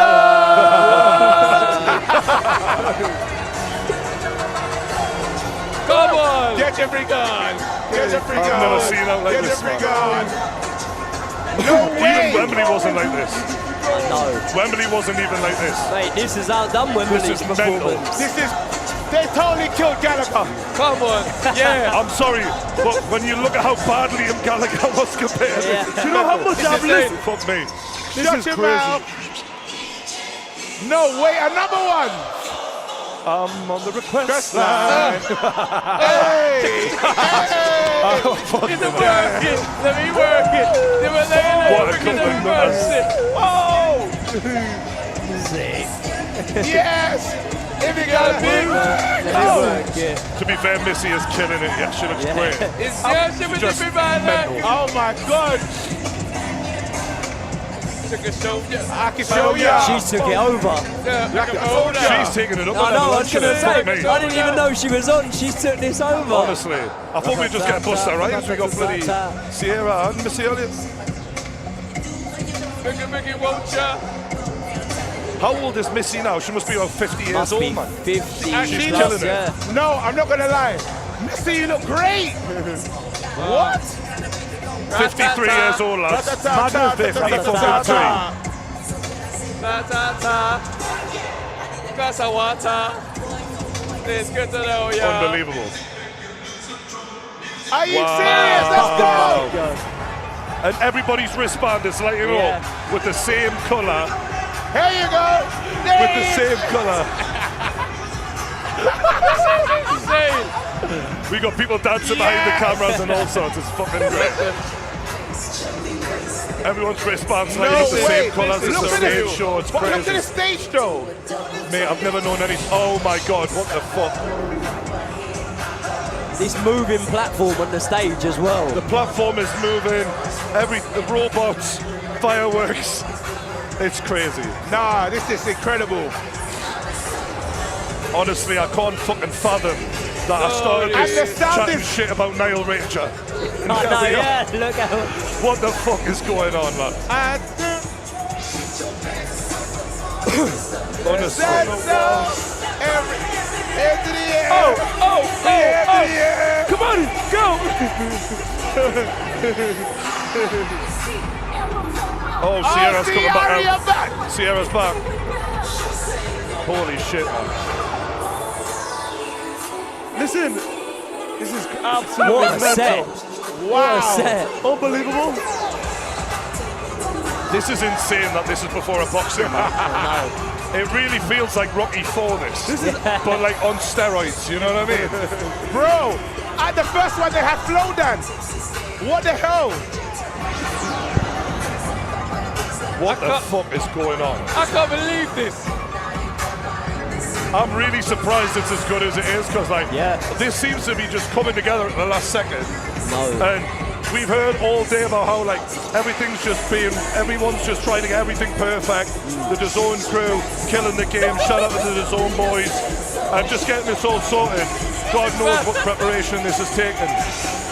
What an operation this is. You'd think, right, you make an undisputed fight. You make a fight that's been so hard to make 25 years. because of the financial side of things, especially, They make that fight and then they put this on it. You'd think everyone would be squeezing every last penny once I can't making an believe it. undisputed fight. Can't fucking believe it.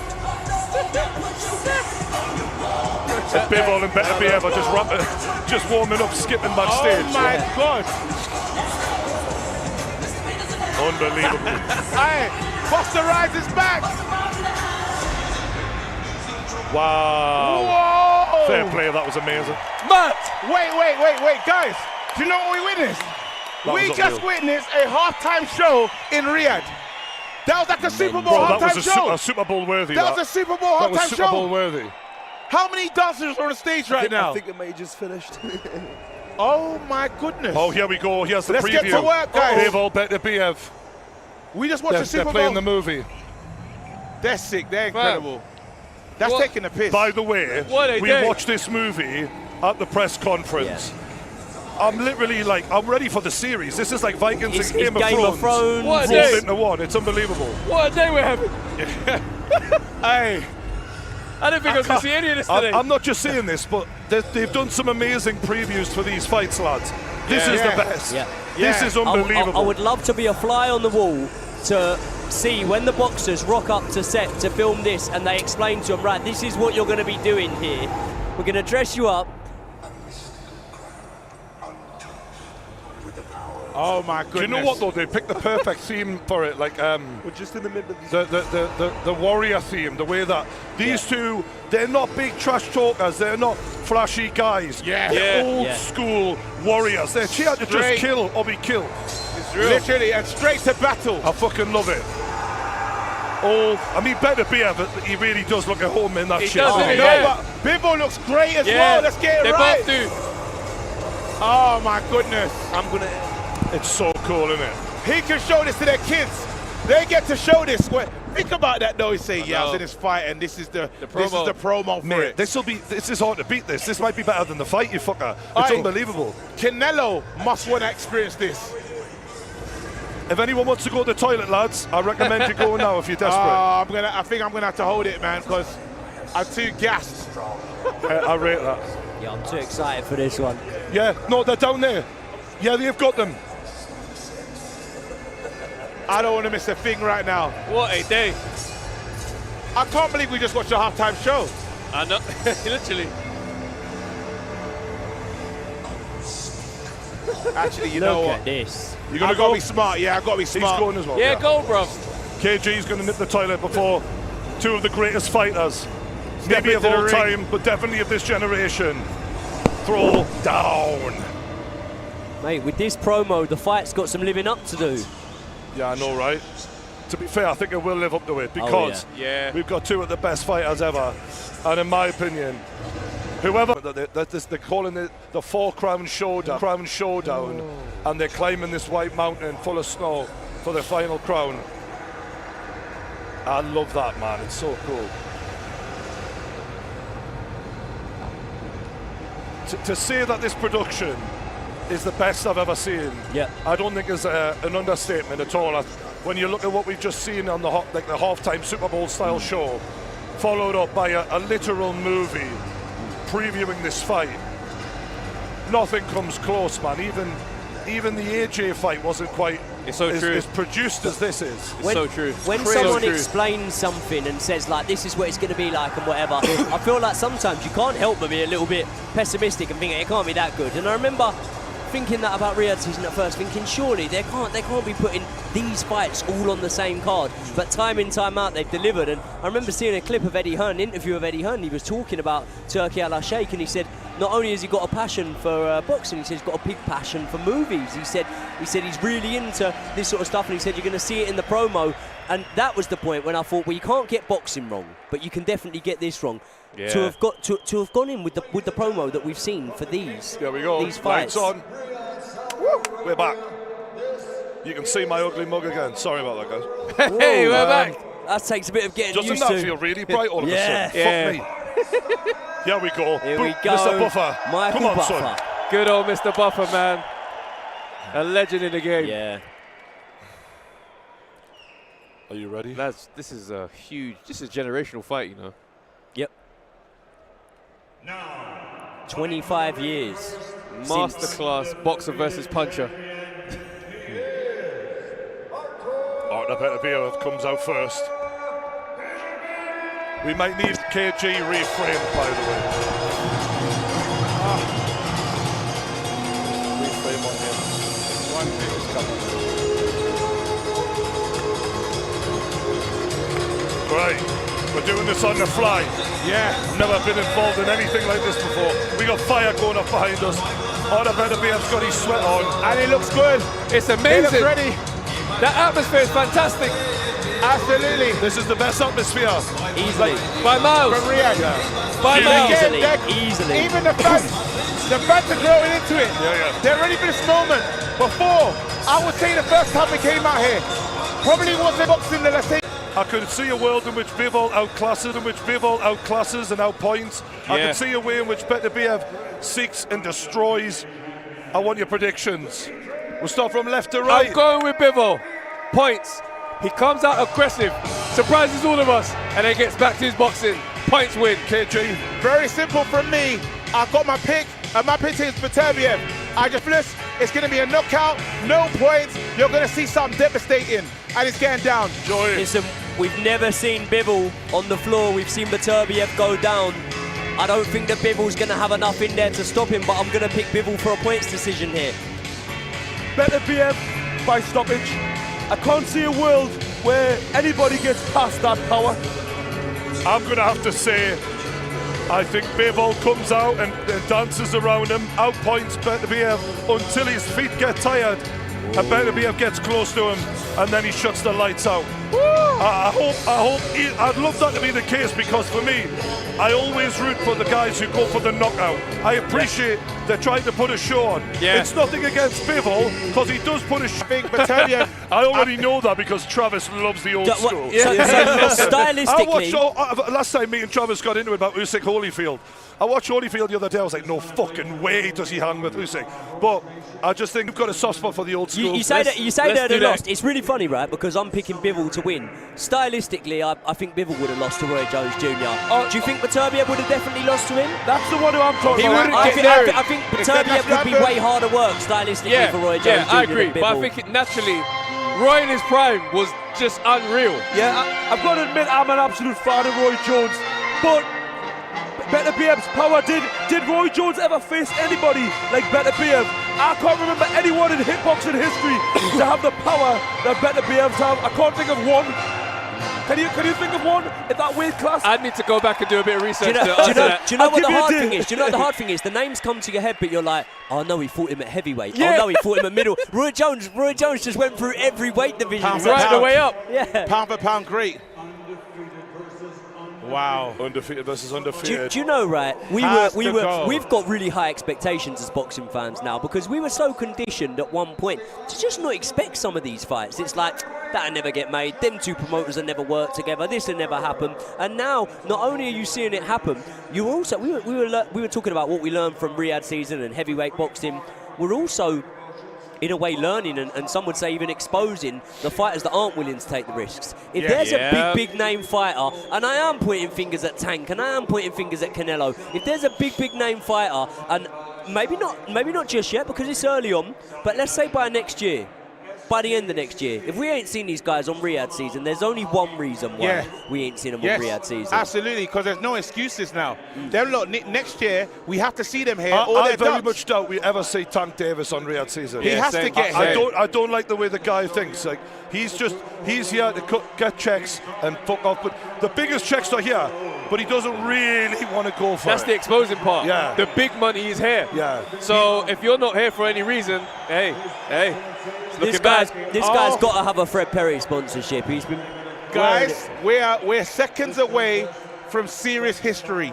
These two, they've had their eyes on each other. Again, Bivol said that we wanted to have this fight, but Beterbiev said, listen, you're a liar. There was no contract signed. You weren't interested in this one. And now they're meeting. Before, when they're saying they couldn't fight because of nationality or something, they said something stupid. Bivol wasn't going to be allowed because him being Russian or something like that. Yeah, something silly. The WBC said that. We've got past that now. We are here, seconds away from the realest moment. And I really hope, it lives up to expectation, because they haven't sold it. These two have been quiet.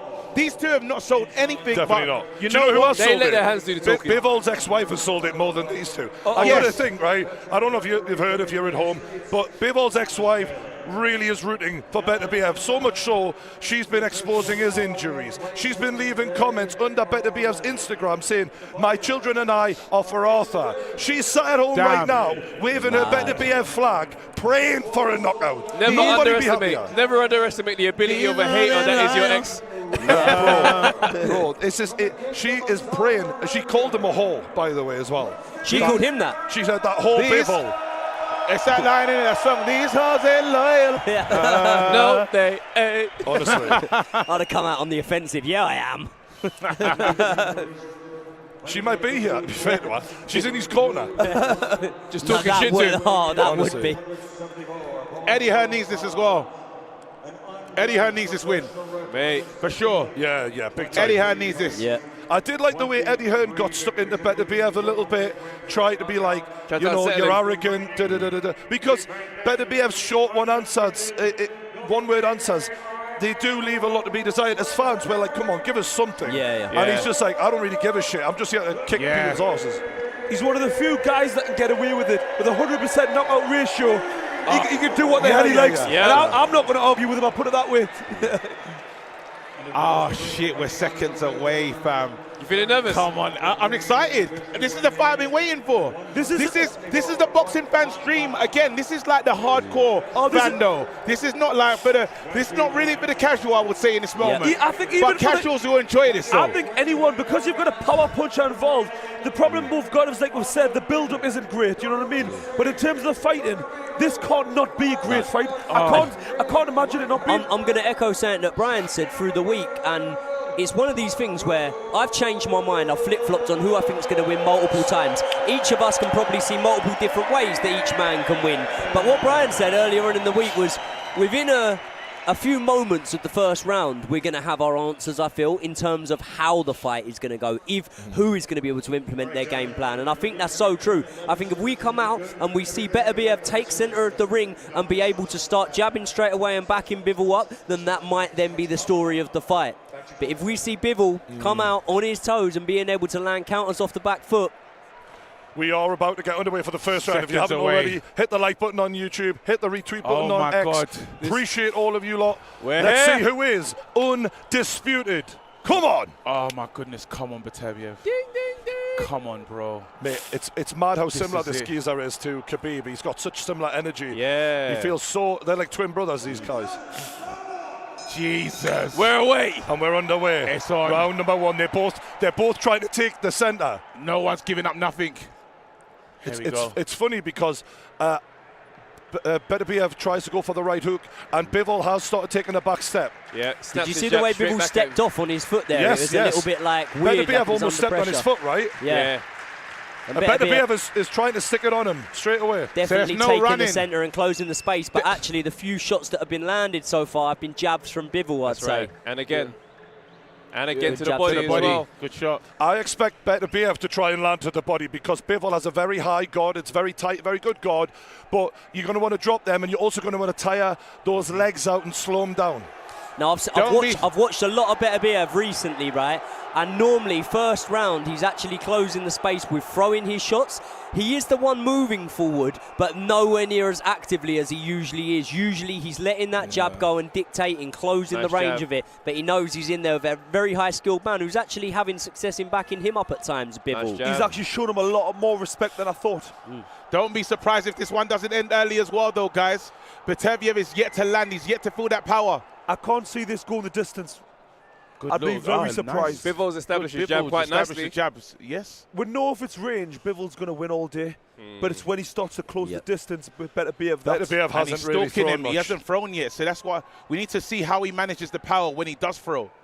It's good though. I think if everyone's expecting you to come and show your biggest weapon, to not show it too early and to just sort of play around Feel your way into it. Yeah. Bivol's feet are way more planted than I've seen him in a fair few recent fights. He's not Bivol's taking jab risks. has been fantastic. Isn't that how Bivol fought in his last fight? Obviously with a much lesser opponent. But he's got a man that's not really rushing him, so he doesn't really need to. Yeah. And also he knows if he starts too fast, he's probably not 100% on getting him out early. So he knows that's going to go the distance. So he needs to be conservative with his energy. He's got to be very measured. Very measured. The first right hand of the fight comes into play. Nice right hand of Bivol. Nice. I don't know if Bivol landed there. Hey, nice. This is very It's intelligent not going. work right now. It's not going the way Beterbiev wants. But you know what it is? Let's have it right. It's just one round, maybe this knee injury is playing a part why Beterbiev isn't as up on his toe. No, it's just been more fantastic boxing from the man Bivol there. So far, it's going his way. The jab's established. Even on a step back, Bivol steps forward and he lands. The crowd are getting involved. Bivol so far this round easily outlanding Beterbiev. Beterbiev's had a few shots in there, mostly straights to the body, but so far I'd say Bivol's outlanding him 4-1, 5-1. If I'm Beterbiev, though, this is exactly how I want Bivol to fight. I want him to feel a bit more aggressive. And maybe there's a reason he's letting him sort of... You don't exactly know. Beterbiev is pouring on a little bit more. Right hand from Beterbiev. And it goes off. Look, see? Look. Oh, and it's exploded the action at the end of the first round. Bivol landed, yeah, but he said Bivol saying, I'm willing to mix it up with you. Yeah. And in that moment, What though, I say? it was good, but it was dangerous. That could be the chin was out.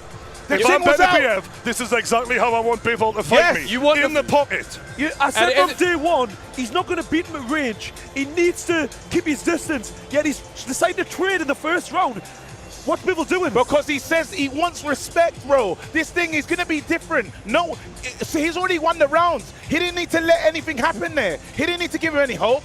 Look at that. Look at that. There was a right hand that landed from Beterbiev. But look how it ends. Look how it ends. That right hand he lands the right hand, but then watch what Bivol does. Bivol comes back with a 1-2 Bivol here. lands, but then Beterbiev gets a final hit. Check this out. Show me. Bang, Look, bang. Yeah, he does. Hold on. Bivol landed a right hand of his own at the end of the combination. But can we just say he landed a right hand and it hardly moved him. It did nothing. He continued. Early on, let's see how they carry on. Bivol ain't no pushover. So that'll be the difference. he knows it's going to be a rough fight. Beterbiev now starting to get on the front foot in the second round here. That last round's woken right up. Yep. And he'll have definitely grown a little bit in confidence, not that he needs it from the back of that. It's not how I expected Bivol to fight. He's really fighting quite in close range here. And he's now felt Bivol's power, so he's thinking, He's pinging Beterbiev's head back with jabs here. I love how Bivol boxes. Bivol's jab looked great here so far. I definitely expect, even if Beterbiev wins, for him to lose the majority of the rounds up until that point. That's quite normal in a lot of his fights, but then you've got 12 rounds to stay away from. He's got to worry. That's the hard task that no one's achieved. Establishing that jab the way he has, though, is brilliant because he's got the right rhythm as well. There you go. Then he throws the big shot, doesn't really land. It was on the gloves. On the gloves. He sort of pulled it at the end, didn't he? Yeah.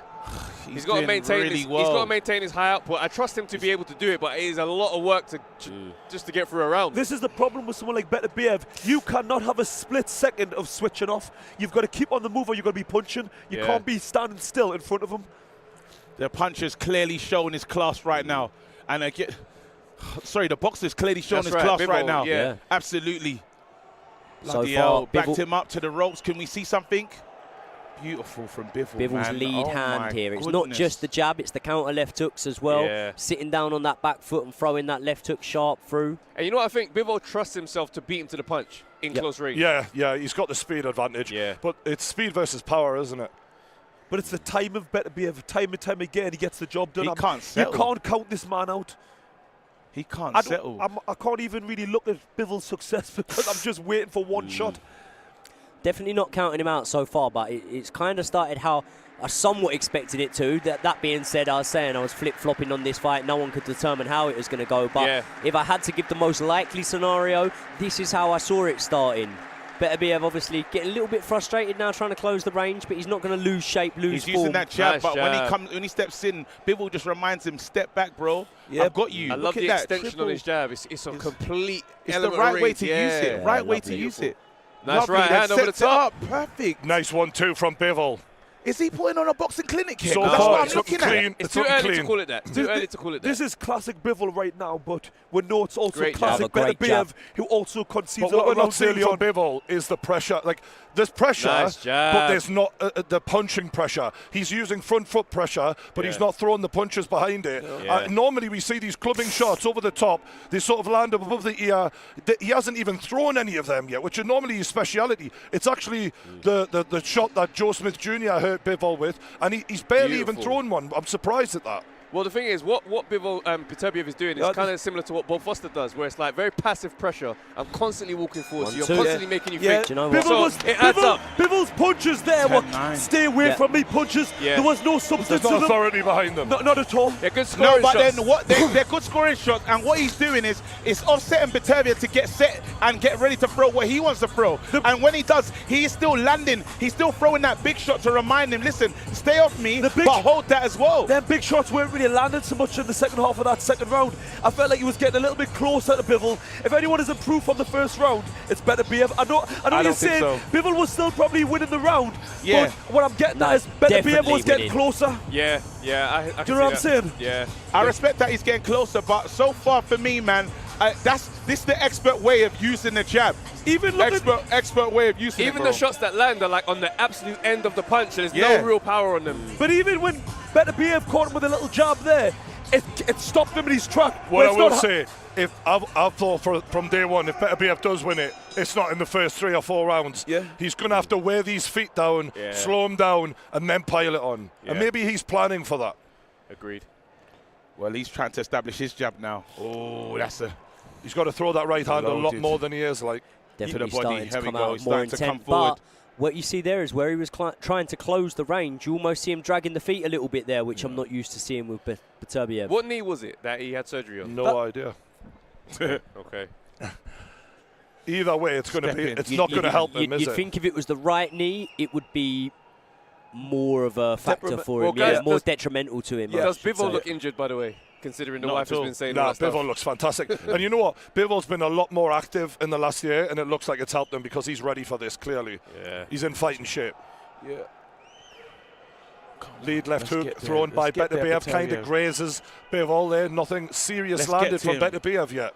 And that's when we're going to know what's going on. We need to know, can he manage the power? I would say this is the slowest I've seen Beterbiev's feet. Million %. So that knee is definitely playing its part. And that's what I was very worried about coming into this fight. We can't guarantee it is the knee because we say it's the slowest we've seen his feet. Well, it's the fastest set of feet we've seen him in with. That's right. He's also 39. Nice right hand. Bivol is getting busy. Yeah. Bivol, this is an impressive performance. Lovely one too. Oh, it's Canelo in him. He is a little bit Canelo style when he sort of bashed Canelo up with those 3 and 4 combinations. 1, 2, 1. Okay, a response there. It's competitive. Come on, Beterbiev, show me something. This is looking like boxer versus puncher almost entirely. Yeah. Like, we've been saying that, Beterbiev is a much better boxer. He doesn't look like he's got any of that available today. Yeah, but the thing is, it's the subtle things he's doing which the casual fan won't pick him on. The way he's manoeuvring him, even though he's not doing a lot, the pressure, the distance, he's constantly in his range, making another guy work. And even when he is throwing punches, he pulls a little bit, slips his head slightly off the centre. What that is an investment. What you're doing is you're investing here. Okay. Now, sometimes you'll invest and that investment won't pay off for you. So, in the meantime of doing this, he's definitely forfeiting the rounds almost. They both land. Here we go. That's what you want. Oh! Big right hand from Bivol. This is not the fight that you want, Bivol. You need to... There you go. Come That's what you're talking about. Come on, Beterbiev. Beterbiev's got him against the ropes and he's starting to unload. He's there, Beterbiev. Step in. Normally, we see Beterbiev in these spots. He normally follows up a bit more. Not quite as energetic as we normally see him. And it just looks more forced. That's got to rock up his body, though. That's got to rock his body, though. I think it's... good shot from Bivol there. There we go, Bivol. Show him what work, fam. We got a dogfight coming in. Hey. Bivol showing him that I'm not just a boxer. Beterbiev likes He's ready this, for though. war. This is what Beterbiev's looking for, though. You want to war? Straight right hand from Beterbiev. And he responds. There we go. Bro, this is what... Oh, my goodness. Good round. We're getting there. Yeah. We're getting into what we're looking for. High-level boxing. I like that Bivol ain't scared of the fight, though. Yeah. It's not negative. No, look at that, man. Busta Rhymes is in approval. Remember when we said that Malik fight, and we got a different level of Bivol? He's the one that's just a bit spiteful, said, I'm happy to come forward, and we're seeing shades of that again. I think I'm ready to fight. So they were beautiful counters. But the difference is, he has no choice but to fight this way against Beterbiev. He needed to get in that mindset. He cannot box the way he normally does. Yeah. If he doesn't gain that respect, it's going to be a horrible night for him. He's doing the right thing, but he's also taking risks at the same time, but he's got no choice. He's still looking like the better fighter, though.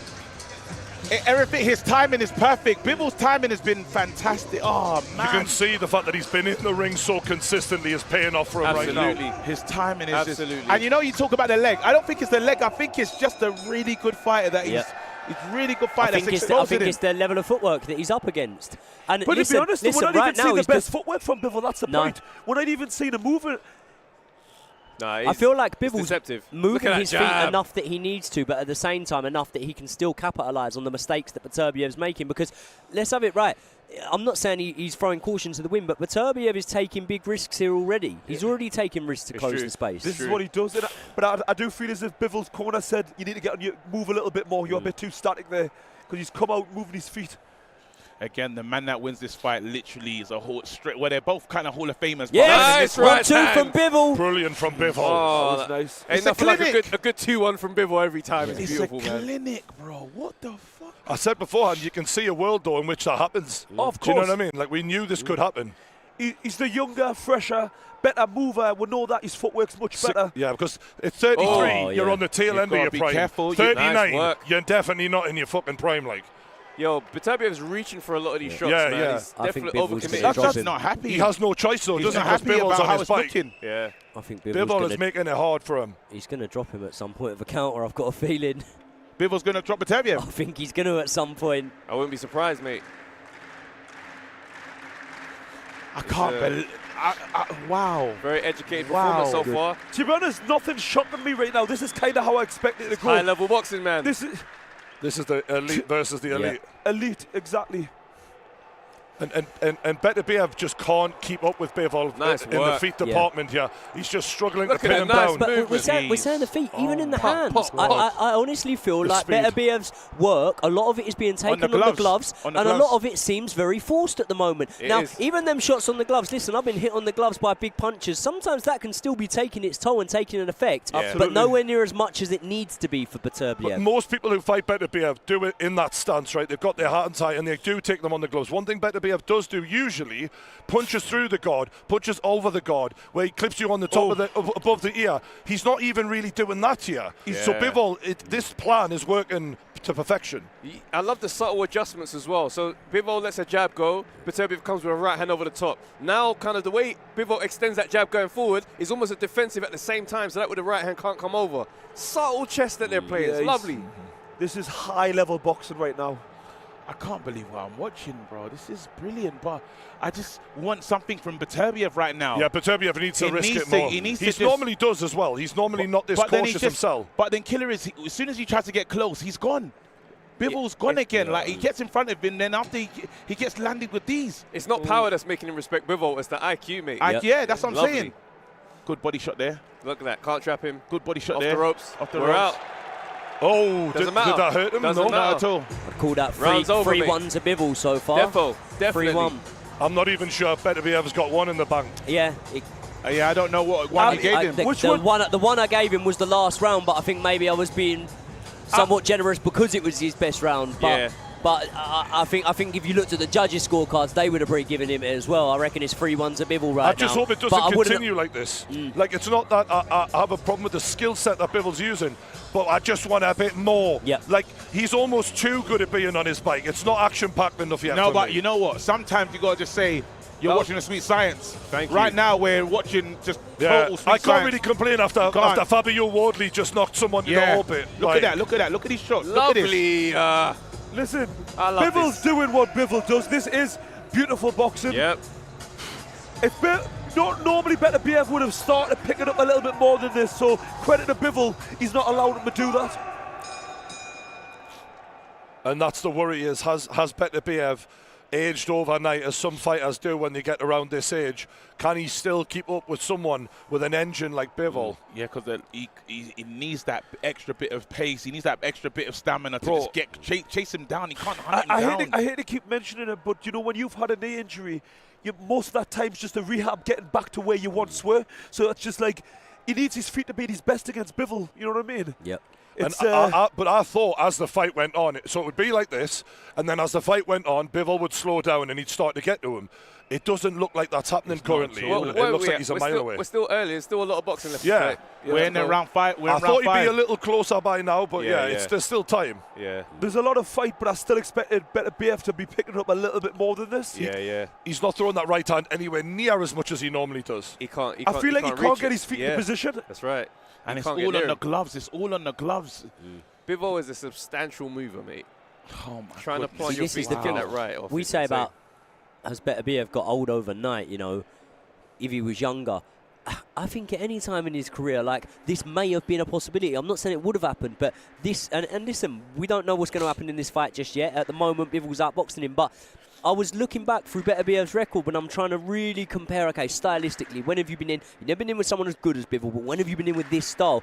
And there's not those styles on his record. So it would favour the man who's dealt with a similar style more often, and I would say that Bivol's dealt with guys trying to come at him a little bit more than Beterbiev has dealt with a guy with an elite footwork. Yeah, that's a really good point. And Bivol does have power. He just doesn't have Beterbiev power. But you're getting hit that many times, it's adding up. Oh, right hand lovely. And it's the fact he's planting his feet more than normal, so there's going to be a little bit more substance in his punches. And he's actually backing Beterbiev up right now. Yeah, that's what I was going to touch on. Like, we speak about the footwork. So far in this round, I would say that for the most part, Bivol's sort of either been holding his ground or maybe subtle steps back here and there. I feel Beterbiev's on top on this round 100%. I think he's thrown them more punches, and I think this is the first round where he's been a lot more like his old self. Active. Still not as quick, still not connecting the way I want him to, but he's 100%. He's dominating. Oh! Good shot. That was a good shot against Bivol, and he looks like he might have hurt Bivol a little bit. Come on, my bro. That jab was... It was a piston jab. That jab good shot down to the body of Bivol. Beautiful. That's what I want, baby. He didn't Bring like it it. on, Bivol. There you go. Oh, Bivol's meat jumps in with the left hand. Beterbiev with the right hand, and now we're seeing a lot more of the usual Beterbiev as Bivol does. Oh! Bivol with the right hand left hook. Lovely response. Beterbiev eats it up. Come on. And just straight forward. Stand and fight, bro. Sometimes you got to stand and fight. You can't I don't run all know if night. he wants to go into one of those dog fights with him, no, bro. but he knows it's going to be required sometimes. Yes. Great balance. This is exactly what Beterbiev wants after that fight. Did you see that? Yes! Did you see that? Way better. The way he just manoeuvred him with his left hand, and he lifted him off his feet. I've got to say, way better. That was what I was expecting a couple of rounds ago, but that was fucking many brilliant. rounds ago. That jab rocked him to his boots, mate. Wow. Beterbiev went for his whole body. Yeah. Through the whole body, bro. Do you know what? With Beterbiev, once he starts cranking that pressure up, he doesn't turn it off. It goes more and more He just and more. suffocates you. Yeah. Suffocates He's like a fucking blanket. Wow. Well, this is what I was looking for. I was waiting for it. Here you go. Has a little opening. Does Bivol get greedy or something? What's going on in his mind? He almost I think switches up Bivol for a was second. dominated in that round, lads. I think Bow, he was that was the absolutely one there. dominated. Was it that one? That was the one there. That was the jab. That was the Head one. goes down. Here you go. Straight through. Oh, that was it. Oh, no, just want to start chasing him after. That was the reply. That was the reply. That was. They're not showing anywhere near Beterbiev's best bits. They're not. Fuck me. But anytime, but you notice that Bivol replies to everything, though. Absolutely, usually, but in that round, I don't know if he did. I think he got caught a few. I think he did in the end a little bit. At the end, he did. Earlier on in the fight, that was domination. That round. That's going to give Beterbiev a lot of confidence, though. And if Beterbiev wins this round, he draws it level on my scorecard. I'd have it 3 apiece. I mean, personally, I think Bivol's probably won most of the rounds, if not all of them, up till that last one. Absolutely. I'd probably only give him that last round was definitely his. 1 or 2 rounds maximum. I'd give Beterbiev. That's what I've given 2. So I'm saying if he wins this, it'd be 3 apiece because this is the 6th. Okay. That body shot again. He's throwing that right hand like he fucking means it now, Beterbiev. Hey, look at that's what I'm talking about, baby. A lot on the gloves here, remember. Them body shots are starting to count, bro. Come on, Bivol. We got to get active again, man. And he's got to get on his toes the way he was moving before, but he's finding that body. Yeah, his legs. Bivol trying to respond, trying to get that respect back. Trying to take the legs away from him. Yeah, you've got to. And he knows that body shot. You've got to get that guard down as well, because that guard, a lot of those shots, as you've said, lads, have been bouncing off the guard of Bivol. So if he slams that fucking body shot in, he's going to have to drop them. And look, he's giving him the real estate now. He's backed up. He said, listen. Yeah, their body shots. And you know you're going to cover up the body, but then he's dangerous to the head as well. So what do you do? Fuck. That's what's so difficult. That's what I'd be thinking in that ring, you know. Yeah. You can tell nobody likes fighting Beterbiev. And it's the punching power. It's just not normal for the division. That was slick from Beterbiev. Bivol throws the 1-2. He leans back. Educated move by Bivol, slowing it down though. He slowed the pace down dramatically in this round. He threw a lovely right hand over the top on Bivol there as well. Hey, listen, I'm seeing a lot more punches from Beterbiev now, guys. Beterbiev's excited, boy. Beterbiev seen something. Backed him up. This is looking a lot more like Beterbiev usual this style. is the one I know. This is the guy that I know. Come on, this is the Beterbiev I recognize. Yeah. I don't Get like closer. Come on, to the Bivol. body. Wet the body again. Wet that body again. Needs to come downstairs. Downstairs, innit? Even the jabs just don't look the same. Even them punches in the arms slow you down. Wet that body again. Yeah. When you've got them little gloves on. Callum Smith against Canelo. Yeah. I think he completely busted up his arm through taking those that shots. meant nothing. It meant nothing. Yeah. Oh, shit. There's still There we still go. nothing Let's go, meaning- Bivol. Trav. On the gloves, a lot of this is on the gloves from Bivol, to be fair. He's trying to get that respect back. The shot that he's had the most successful, Bivol, is the straight right hand. The left hook's not really been landed. Nice.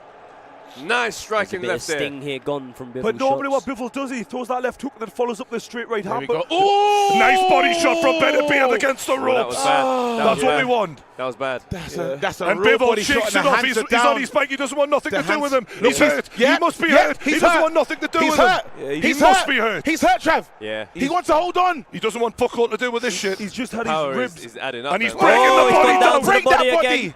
Break that body, bro. He And shoots Bivol back. is trying to trade with him to try Come and get some on. respect back. It's getting better, Trav. It's getting better. Ah, love it. I'm loving this fight, by the Come way. on. This What is is- what whoever wins, and I know we've all got the lad who we want to win, but it's a fucking great It's fight. a Such great a one. tactical battle. Yeah. Shit. It's literally been a chess match. Nip and tuck, man. You saw what happened in the first round. But then once again, that's a Beterbiev round for me. And the rhythm, though. But Massive. remember, It's a potential 3-3. I'm not sure on one of the rounds, but Yeah, there was Look, one it of the may rounds have that just- I gave him that I don't think you lot thought he won. So it could well be could be sort a of split. 4-2, but I would probably say it's around 3-3 now. the point I need to make is, you know what happened? The momentum What is no question. No, What is it? Beterbiev it's was shifting. looking for. Beterbiev was looking for rhythm, but Bivol offset him with those jabs. Them early jabs, he couldn't get planted, he couldn't get set. And now what he's getting is Beterbiev's in his rhythm, it's at his pace, it's going his way. do you know why? Because he's got that right hand he throws up the top. It doesn't look much. He stops you from wanting to throw the jab. If you look at Bivol now when he's throwing the jab, he's trying to get that left hand back as quick as he can. Yeah. But you know, I think it's the body shots, the investment in the body that he took in that that last body round. shot at the end of and that it's last giving him one. something to think Dangerous. about. Yeah. It's everything. Bivol's got to get back on that jab, man. He stopped jabbing. It's and giving him something to think about. And you know what? Beterbiev doesn't give a fuck now. Oh, he doesn't want He none doesn't of give a those fuck, body shots. Beterbiev. He nearly split him in two with that right hand to the body. It's starting to feel like it's a matter of time now. Yeah, he's going to. These two have sparred so many rounds together as well that. Oh, that was a lovely. Oh, sort that of was No, a he just said I liked it. No, but He- Biv said I felt that. No, he just gave him a nod. He respected Remember, that. this is the same guy Yeah. that went. You Nice, Bivol, nice. Beterbiev stepped back a little bit. He felt that shot. I'm telling you, Okay, this is okay. this guy shared rounds with Yard, bro, and Yard's a heavy hitter as well, and he still came forward. Yeah, but Does Bivol was Bivol hit landing harder than Yard? Bivol Yeah, was but he- landing precise shots all night, though. Hear you? Beterbiev slowed down from that one right hand, so it's definitely done something. And what you said about there, like I understand the power, but much Nice. like Travis said, it's the IQ more than anything. Yard doesn't have that same sort of IQ as Bivol, and that's the main thing that he's The got to jab is navigate landing. here. He's got back That's a to few jabs back establishing in a that row. jab. Yeah, He has to. The jab is the only way he's going to get through it's this. his biggest weapon. But he's just thinking he's so aware of the body shot, though. He's like, it's going to crumble me. But Beterbiev slowed down considerably since that one right hand. Nice. There we go. Do you know Bivol what? letting his though? hands That was go. a lot There of we energy go. for not a lot of payoff from Bivol. Yeah. Hey, there's a clean scoring shots, man. Clean scoring shot, absolutely. Bivol's not a knockout Do you artist. think all of those Nah, landed? I'd say 2 landed out of 5. Every Well, the shot, ones that tilted his head back landed. every shot that Bivol throws is got to be so well calculated. Energy, the shots he throws, the power he puts into it. This is one of them fights you watch again and again. I'm not going to Oh lie yeah, to you. we could rescore this and get different But results. you got to remember, Bivol goes 12 rounds all the time. Yeah. This is, he knows he doesn't expect to get KOs. So I don't question his engine. Yeah. Still a minute and 10 left. A lot of danger in So this far, one. so far it's a Bivol So far, round. it's a Bivol round. Absolutely, Trev. I feel like Beterbiev's had a bit of a round up. Nice. Big Big shot left from hand. Bivol. Left Big hook from left Bivol. shot. There we Bivol go. thinks he's got him hurt. Nice. And he's going in for Nice, more. got him. Oh, and and now Beterbiev Beterbiev's lands one of landed his the own. left hook. And he's backed up Bivol. I love that. That's Oh, what this he is is. back and forward. Remember the last- This Oh, is brilliant. shit. And Bivol's What hurt. does this mean? Bivol is definitely What does this running mean? away. Nice. Oh, he just played Nice, possum. Bivol. Who the fuck is getting beat up? I don't know. They're both playing possum with each other. It's What mad. a fucking fight Oh, this great is, body lads. shot, great body this shot. is beautiful. Oh, It's bloody beautiful. oh, lovely uppercut.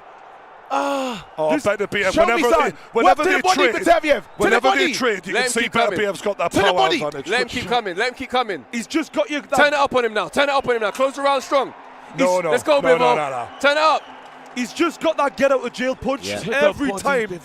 Beterbiev, there you go. And you know what? We were talking about this before the fight, lads. We said fighting Beterbiev is such a horrible experience. Shit! Oh shit! Oh! Beterbiev is He's really okay. hurting Bivol. He's okay. Look at this. There we go. He's turned him. Let's go, Yeah, Bivol. but- Finish Nah, it strong. Yeah, but you see, Beterbiev round. that also took a lot out Damn. of Beterbiev. Beterbiev He round. slowed down a little bit because he hasn't been that active. He's had a knee operation. But can we just say, Beterbiev round. before the fight, we were talking, and we said when a fighter hurts Beterbiev, they think, thank fuck, I know. I've got to get him out of there because this is a miserable experience. So they overcommit, they get into a war, and he hurts them back, and then they're fucked. But when a fighter hurts Beterbiev, it feels like it wakes something up in him, and he goes for it. He just says, no, and then just imagine he just goes straight forward, bro. Yeah, well, let's see. He's got that dog in him. Look at this. That was the left hook that did the damage. Great shots, and you think, oh, it's time now. Tenderize, let's go, on the gloves. See ya. Oh, see ya. You see that? He should have backed up already. One shot from Beterbiev with the left hand gets more of a reaction than 5 from Bivol. I think it was only a straight They're not showing jab as well. Beterbiev's highlights, though. They're not showing... No. They're not showing anything that he's doing good. I think Bivol is the definite favourite in this fight. He's the boy that the hoping wins. They're not showing any of his highlights. They're not showing any of his best punches. They probably look at, well, I'm not saying they would, but the age of Beterbiev, there's more longevity. It makes more business sense, right? Yeah. They should do the right thing, though. Bivol Show his highlights, man. Disciplined. He needs to stay disciplined in this fight. He's getting too excited in his own success, which is one thing I've noticed he doesn't normally do. What I love about this fight is it's gone back and forth, man. It's fucking brilliant. Early doors, Bivol was constantly looking for those counters as well. Whenever Beterbiev gave him the chance like that there, he'd be countering in. Whereas now, I feel like he's throwing the counters off the lead hand, but he's so much more reluctant to throw that right hand. And I think you guys are right. He doesn't want to take it away from his body. I'd say the most Bivol's been hurt in this fight is to his body. Yes. Yeah. And those Beterbiev got away from that in that last round. He needs to go back to that. He's got to go back to the body, invest in that. Because I think he crumbles him over. He topples him over with that one. I think Beterbiev almost lets him gain confidence, slows down, and kind of lets Bivol get a little bit of success. Listen, they said it wouldn't happen in Saudi, bro. They said that they wouldn't be loud enough. Yeah. I'm hearing them, bro. Yeah, this crowd's been good tonight. The atmosphere all night, it's been... Especially for the young Saudi lad. He got unbelievable I reception. think that's why they've really showed out tonight. Yeah. He's obviously got a big following. Nice Bivol, body shot. nice work from Bivol to the Wonderful work from Bivol. Body shot might be God, this is on a knife edge, I don't know which way the fuck it's going to go now, lads, because it felt like Beterbiev was in the ascendancy. Bivol seems to be getting a bit of credit back. And it's gone each way. This is when you set up these 50-50 fights. This is what you're going to get. It's fucking brilliant. It's a subtle stuff that... That's right. Right hand from Beterbiev. Beterbiev, did he rock him with that one? It's the subtle stuff that Beterbiev does. You see, he just pulls away slightly. Everything he does is so subtle. I think that's why he doesn't get the credit with his boxing skill. He also doesn't show the pain from the opposition. I think Bivol shows it more. You can see when he's like, fuck this, I'm getting out of here. Yeah. But there's no telling, there's no grimace in the body and stuff. He just, obviously he backs up, but he still looks like he's in there ready to go. He's emotionless. He's like a robot, isn't he? Look, body. Get off them ropes, mate. Body, bro. He hasn't committed to the body like he was before. Yeah, he's so strange. He's headhunting a little bit at the moment. Yeah, he needs to go back to the Bivol's body. definitely taking this round off. I think both guys have slowed down a little bit. I don't know but if it's it suits Beterbiev, though. This suits Beterbiev. Oh! Jeez, and bread. Jeez. That right hand landed, boy. I feel Bivol needs to get back on that jab, man. I feel like Beterbiev is the one winning this round at the moment. Yeah, lads. I agree. I can't remember seeing such a high-level skill. Did the leg just another wobble? left hand. Did the leg just wobble a second ago? Did you see the leg on the back step? I thought I saw a little... That's the clubbing right hand from Beterbiev. Bivol trying to make a stamp on the edge of the round. But you want to box? On the gloves. Bivol, I respect you though, because I love that. Yeah. I love that. He says, "Look, I know you can fight. I know you're strong, but I'm gonna be in here with you, bro." Yeah. Wow. Who the fuck is winning, lads? Who's winning? Beterbiev, one round up, maybe. One round up. Yeah, just 1 round. Beterbiev up on our cards. Beterbiev by a round, I'd say, at the moment. I think it's because, you know what, he's so different to how he started. If he was still popping that jab and still looking in total control, as the judges will say, yep, all Bivol, but it's changed. It's the speed, everything's changed in his fight. And it's not just the punches being thrown, it's the effects from the punches that Beterbiev throws. You can see them a lot more damaging. Bivol shows it more, doesn't he? I don't think you cannot when Beterbiev's hitting you, you know what I mean? Are those shots that are landing on the gloves and on the forearm starting to have an effect on Bivol, do you reckon? On Bivol, absolutely. I think every shot's having an effect. It doesn't matter where it hits. All right, guys, be ready for a judging crisis, because I'm telling you right now, the way they're showing the highlights, you'll never think Beterbiev landed in this fight at all. Yeah. It is so true. They haven't shown anything from Beterbiev in any of the highlights.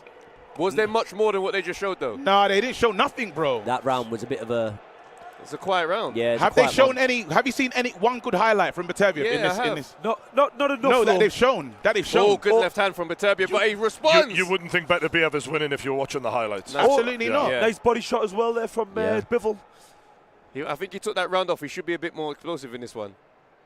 Even with taking that round off, the highlight package looked like Bivol done all the work, and everything that Beterbiev's frame was just hitting open air. I feel like the success rate of Bivol's punches early on was a lot That's nice. higher. That's He was nice, throwing Bivol. and landing. Yeah. Whereas now, so much of what he's throwing just isn't really phasing Beterbiev, and it's not landing as It's much. on the gloves as well. Whereas he was landing quite precise early on. But this is what Beterbiev does. It takes him a while to adjust to the fighters, and then he starts to get on top.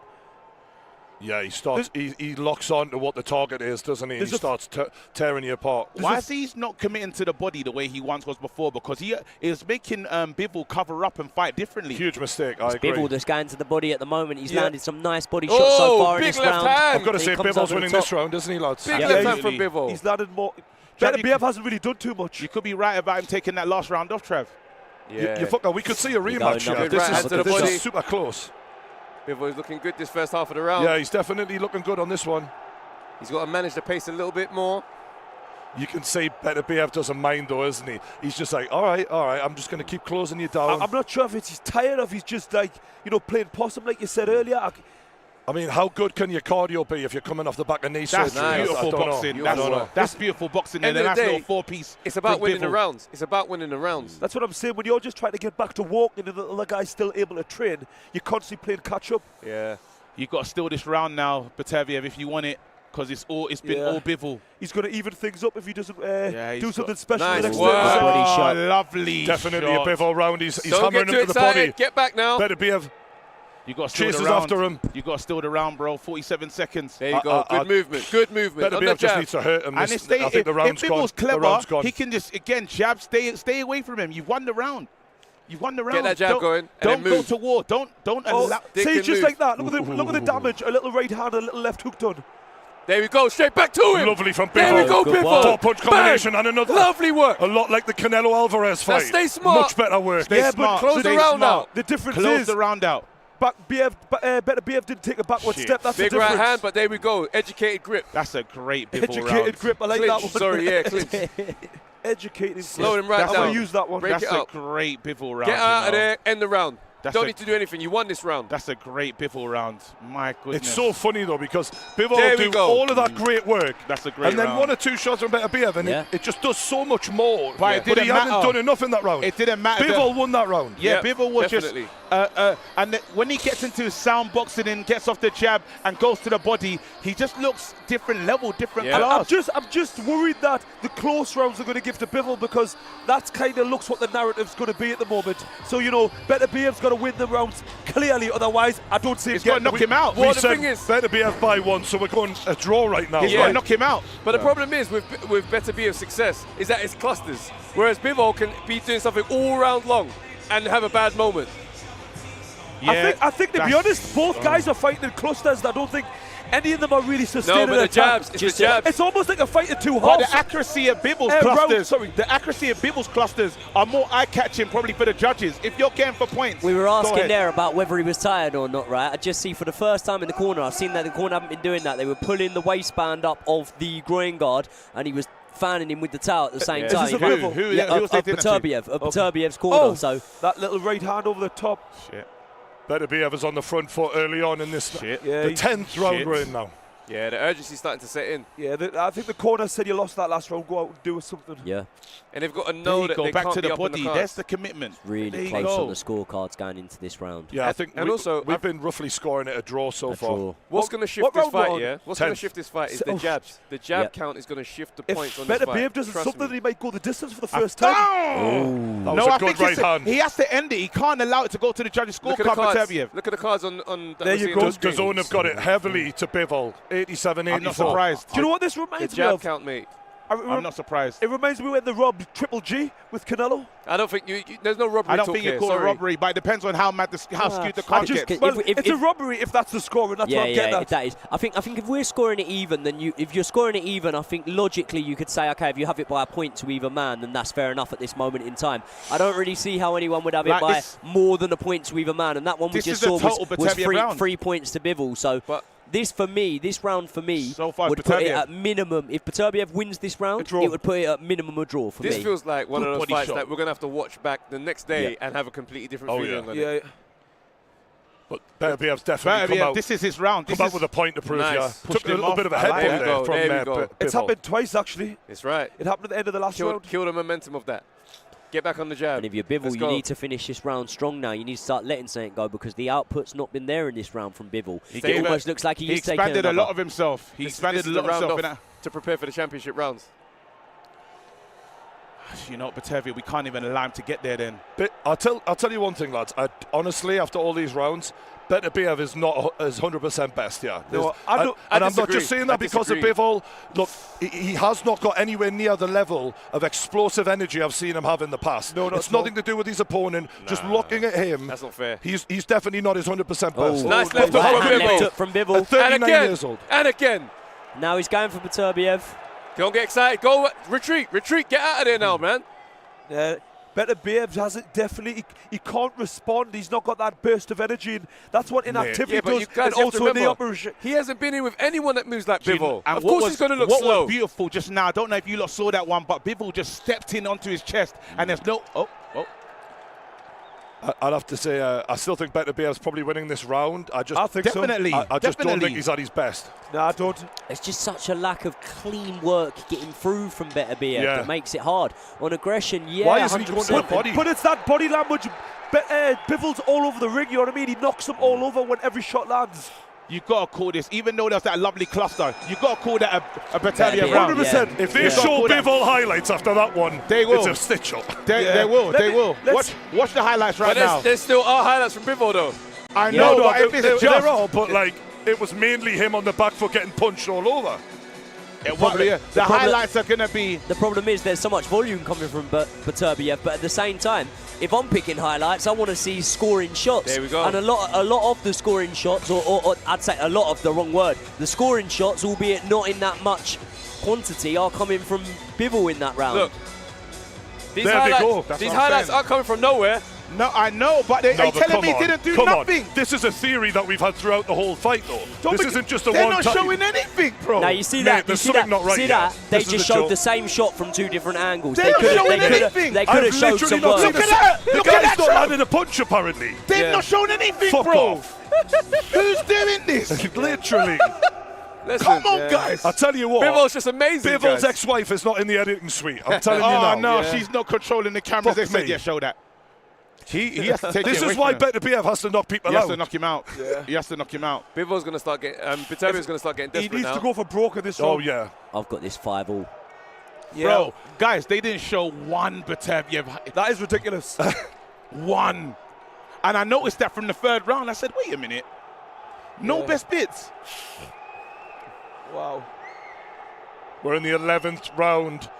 I wonder what people are saying at home about that.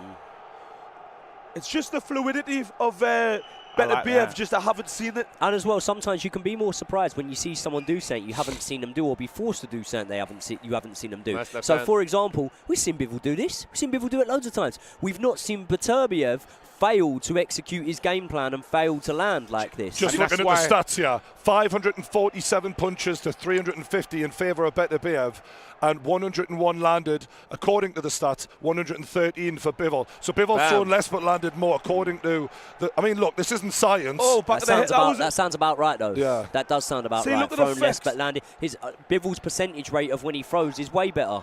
Look, Beterbiev is doing what he did in the last round here. He's putting it right on Bivol. There was a shot that he caught Bivol with from the back of the head. Come on, go to the body. Go to the body, big man. One body shot will set this up. Honestly, there's a lot of shots that aren't landing here, by the way. I've just counted 6 that didn't. Yeah, I've just counted 6 shots in a row there that didn't land. He's just throwing. There you go. There's 2 that have. He landed two body shots. When he is throwing to the body, he's landing consistently every time. I don't get why he's not more. Bivol just covering up, doing fuck all here. Beterbiev is all over him. Come on, Beterbiev. I've never seen Bivol look like this before, That's when you're uncomfortable when you pull him down, trying to give yourself some breathing time. It's aggression, but it's not success. I disagree. He's definitely not losing this round, is he? I'm sorry, but when you're taking the shots like that, even if they hit your guard, they still go through, they're still doing damage. And I know we want to see clean shots. Yeah. And if we're only scored, you know, well, how can you get clean shots if one guy's running away with his hands up, though? It's exactly. Like, it's very hard. You know what it is? You can see by the result it's having. It's Bivol who's on the back foot looking very uncomfortable. Come on. Let's go. Get close. Good body shot. More work from Beterbiev here. And again, he's just throwing the combinations. A lot of them are bouncing off the gloves. But is Bivol doing anything in return? Not really. Oh, lovely work. Good body shot from Beterbiev there. That's a free piece. This is all Beterbiev. This is the most dominant round yet. This is the most dominant round yet. Bivol looks like he could go. He's in all kinds of trouble here. Bivol's in trouble. Come on. Beterbiev pouring it on. Wake up, Bivol. Let's go. The left hook from Beterbiev to the body working really well here. Bivol's trying to respond. Beterbiev threw a lot of punches there. He did. It was non-stop punching. Hey, how many highlights do you reckon we'll get in that one? Let's see. I feel like Bivol took that round off to get ready for round 12. It's the 11th round, you fucker. Wow. You're going to be my defence lawyer, you. I'll tell you what, this guy is someone you need in court. I'll fight anything. You know what it is? On this trip, he's had me fooled a few times. Fuck me. He's so convincing. There might be a chance that Beterbiev's record of 100% could get broken here. Boys, for me, the way I'm scoring this, if Bivol wins the last round, I think it's a draw. Yeah. If Beterbiev wins the last round, he's definitely won it for me. I'm calling it now. It's going to be a draw if there's not a stoppage here. I wouldn't be surprised if they're making a draw. Watch this. Bivol's going to come out on his toes like nothing happened last round. Pop, pop, pop. I wouldn't be surprised. Beterbiev knockout. Beterbiev knocks him out in this round. That Let's go. would be epic, wouldn't it? Let's go. Well done, lads. They did give him a little reel there, a little left hook. Remember what I said. Beterbiev knockout. Come on, Beterbiev. Come on. And if Bivol does fight like this in this round, then it's clear he's hurt. Come on, Beterbiev. Beterbiev needs to empty the tank, just throw through. This is when he say roll the dice. Yeah, this is when you roll the fucking dice, man. There you go. Big right hand from Beterbiev. I don't know if it landed flush there. Oh, he jumped into that one Gazelle punch. Get to work, Bivol. Couple minutes, man, and you're champ. Champ. Not on my cards. On the card that came up on the screen. If you win, yeah, but that's double just jab backhand from Beterbiev. There you go. He's boxing him into the ropes once again. He's even showing a bit of head movement. Let him know. Come on, close that distance. Let's go, Bivol. Let's go. Bang, bang, bang, bang. I love that work. Not much landing I love that work. There we go. There you go. That landed. There we go. What I say? There we go. Let's conserve. Conserve.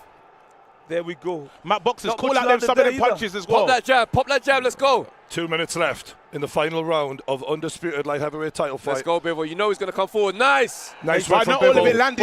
Body work landed. To the body from Bivol. The shot to the body landed. Yep. Watch the left hand. It's coming. Tell you what. Nice. It's so unbelievable for Bivol to even be in the final round with this guy when no one else made it.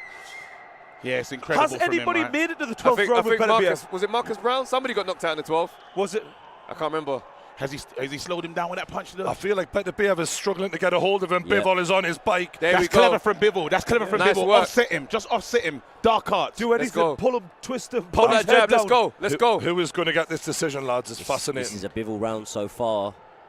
Is it? Good right hand from Beterbiev and Is it? another. Is it? He's trying to pile it on. Shrug him off. There we go. Pop the jab again. You have to end him, bro. You got to stay busy. You have to end him, bro. Get him out of there. Come on, man. Come on, you have to end him. Beterbiev is all over him once again. Body shot. He's landing body shot. He's going upstairs. It was all right. He's okay. And this is Bivol. Now he's getting to him. Beterbiev pouring it on once again. There we go. Answers. There we go, Bivol. Straight back to him. I'm sorry, but Straight back to him. I feel like 49 seconds. Get them. Separate them. Beterbiev deserves to win in my opinion. Let's go, Bivol. Let's go, Bivol. Oh, no. Don't fall through the ropes. There we go. No. We're losing time. We're losing time. Knackered. Let's go, Bivol. 35 seconds left. End strong. And Beterbiev goes back to work. He's just walking piling forward, on punching again like against Bivol. Do it. Let's go, Bivol. Right hand against the ropes. Body shot. Bivol against the ropes. Bivol not offering much. Get out of the clinch. It's another Beterbiev round so far. Come on, man. There's got to be another Beterbiev round. Nice. There we go. Guys, light up. You might put as well. The jab, put the jab. There we go. Nice. Light up. In tight from Beterbiev. Referee, break them on up. Bivol. Let's go, Bivol. Bang. There we go. Shot. Lovely ending to the round. We have to see it again. Undisputed, Bivol. Who's undisputed? Good fight. For me, that's Beterbiev by a point. I'll give the last round a draw. I'd say it's Beterbiev by a point. Look at the camera. Look at the camera. Bivol, show my man. Bivol undisputed. Show my man. Oh, he doesn't. That's not the body language, bro. Bivol is undisputed. That's not the body language. I'll tell you what. That's not the body language. I don't think there was a really clear winner one way or the other. I think if I don't think there's a robbery here. Whatever happens. No. Not a robbery. Well, okay. There's not a robbery, but what would be more of a robbery? Exactly. What would be more unfair? Yeah. I feel. I'm going to be honest. After watching it, I feel that. And listen, I'd like to be sat here right. I predicted Bivol points. I think that a Bivol win would be more unfair than the Beterbiev. I don't think so. I don't think so. 100% Based on what? Based on the punches and the damage landed from the punches. Does the punch count matter? Does the constant landing of shots each round matter? But even if they would hit the guard, they were Can coming I ask from a the question?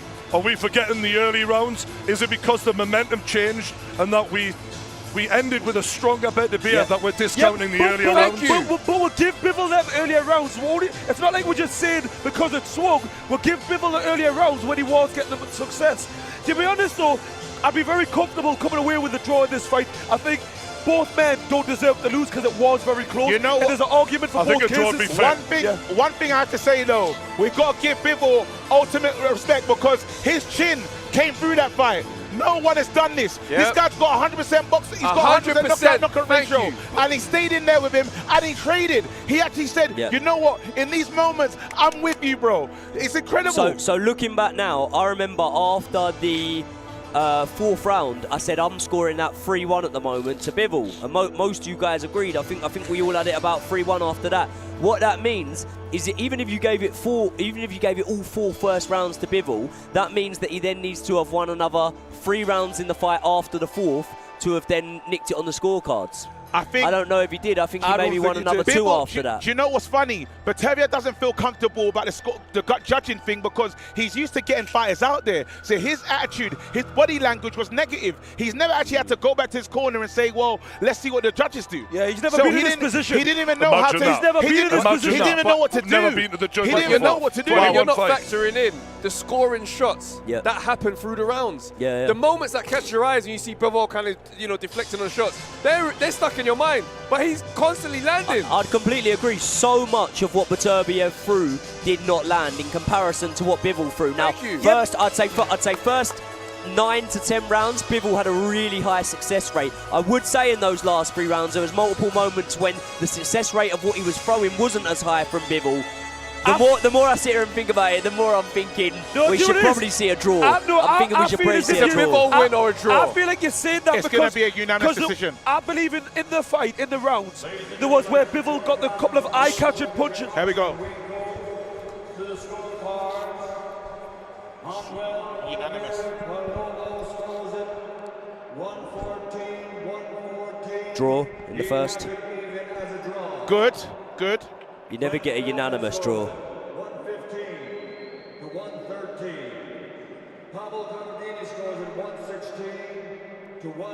They're going to give it Bivol. No, unanimous. Bivol. He was never 116 to 112. That's mental. For anyone. For anyone. Beterbiev. Yes! Come on! I'm sorry, but the right man won. The right man won. We were scoring that as it went. He was winning. Come on! That's what I'm talking about. That's my guy. I'll be honest, I didn't mind who was the winner here. This was the best fight in the best. It was a fantastic fight, lads, but can we all agree? It was never that wide on the scorecard. It was 1 round over. It's not robbery. Either guy. It's not robbery. But I think a draw, a 1 round over for Beterbiev personally. But you know what it is? We did come to that conclusion. I know we're battled with it towards the end, but I did think it would be more harsh if the scores had went to Bivol. I just felt like I just feel as if the eye-catching punches come from Bivol, but there was only maybe 1 or 2 of them in the round. got to jump in. Whereas Beterbiev was landing multiple shots. I got to jump in. Fully landed. I'm sorry, I got to jump in. Let's go. Listen, whoever was editing, whoever was cutting the clips, you're a disgrace. Fuck you. Because you took the piss and you made us think something different. It made us believe. Can I Beterbiev just say did one nothing. thing? Can I just say one thing, lads? In terms of the data, I agree. In terms of how many shots Bivol threw, he did well to land the amount he did. But when you're getting outlanded by 200 punches in a fight, something's not gone right for you. Was he outlanded or outthrown? He was outthrown. Outthrown, Like not he was outlanded. getting outworked so badly. Yeah. Whether he was landing all of them or not, the point was as Beterbiev wanted it more. That's what I'm you saying. wanted it more. But if they're not landing, they don't count. I understand. But here's what we're But he not did outland maybe him here's in the what we're end. not maybe factoring in, right? Bivol, 8 shots in that fight that have knocked people out, I'd say. I'd say some of the body shots that he took would have been sickening, and I think lesser fighters would have gone down from some of those shots. So the fact that we were in here and we saw a man finally make it till the final bell with Beterbiev, and then we had an argument over whether he had won or lost, just shows the quality of Bivol. And I would like to, if he's gonna carry on fighting, I'd like to see a rematch next. Even though I would say the decision is fair, Do you know what I'd like to see the rematch I think next. what makes it so special, one, his career has been amazing, 100% record. Also, he's the age of 39, and he's come off the back of inactivity and a knee operation. So if you look at that, what an achievement. That's incredible. It's absolutely incredible. They're both great fighters. Yeah. Bivol has no disgrace, no shame. not at all. So one of the scorecards were a bit skewed, I'm not going to lie. It went crazy. 116, but 112. Joey, good scoring. Because you did say early, you said, listen, I've given them early rounds to Bivol, but when we saw something, we just saw something from Beterbiev when he changed the rhythm in the fight. Yeah. And I think when the judges are scoring, they're saying, you don't look the same as how you looked in them early fourth. Because he had so much, he was controlling him. And he got the jab. It was triple jab at times. And it managed the rhythm. And something else happened in this one. Brian said it as well. He said, Beterbiev wanted it more because, you know, knee operation, inactivity. If anything, it should have been Bivol throwing more punches, because normally we're seeing him against Canelo, the amount of punches I he's thrown. can't believe Bivol threw 200 less punches in a fight. That's insane. You're the younger man, you're the fitter man, allegedly. Like, how are you letting him throw that many more punches? He was walking forward, just walking and throwing punches as he was moving. You've got to factor in. You've got to factor in that Beterbiev does, right. He closes range with these two sort of like, they're not flick jabs, but they're not like Bivol's jabs. Bivol's jabs are a bit more intense. So when it comes to the punch stats, I think if it was like power punches and he had landed 2 more, something like that. But to have thrown that when you're counting some of these as you move forward, and sometimes he'll move forward and he'll like double up on the right hand just to keep something on you while he closes the range. Those punches do contribute to those stats. So absolutely, and what he does, so this is when I talk about the technicality which people miss. The thing that he does, a lot of the great fighters do, what you call him, he does what's called shifted. He's stepping across with the opposite foot, basically, which is technically classed as the wrong thing. But a lot of guys in history have done that. What's it called? Not Tommy Hearns, that on the Fabulous 3. What do you call him? Hagler. Hagler did it all the time, shifted, crossing his feet as he went, and that's what makes him able to close the distance so quickly while keeping you busy, keeping something in your face. And like I say, it's the subtle things with him. But going back to what Brian said, he wanted it more. He knew he wasn't, going to get an easy win if it went to points. And in my opinion, he just wanted I think it more. what proves that is, I mean, we were joking about it, but when Travis said he took that round off in round 11, obviously no one does that. And that's the time where you step on the gas. As the younger, fitter man, the last thing I expected to see in the last 2 rounds is Beterbiev being the more aggressive, fitter fighter. And I think Bivol will kick himself a little bit because those last few rounds is where he should have came on stronger. The mistakes that Bivol made for me is it wasn't good round management. There was times when he's won the round and then he almost sways it and gives it back to Beterbiev, where he said, let's fight. No, let's not fight right now. Let's not roll the dice in this moment. You've done all the work. You've got 40 seconds. Don't skate around. That You've moment, done well. right? I think it was the 5th round. Do you remember the moment when Bivol, as we were saying, hurt Beterbiev? He felt it hurt him and he thought, I could close the show here. That's when he gets hurt. I think that we didn't actually realise how badly he was hurt in that moment. I think that Bivol survived a crisis in there that we didn't actually realise and acknowledge was a crisis. So to come through that, to be honest, I think there was multiple. He's not taking it well.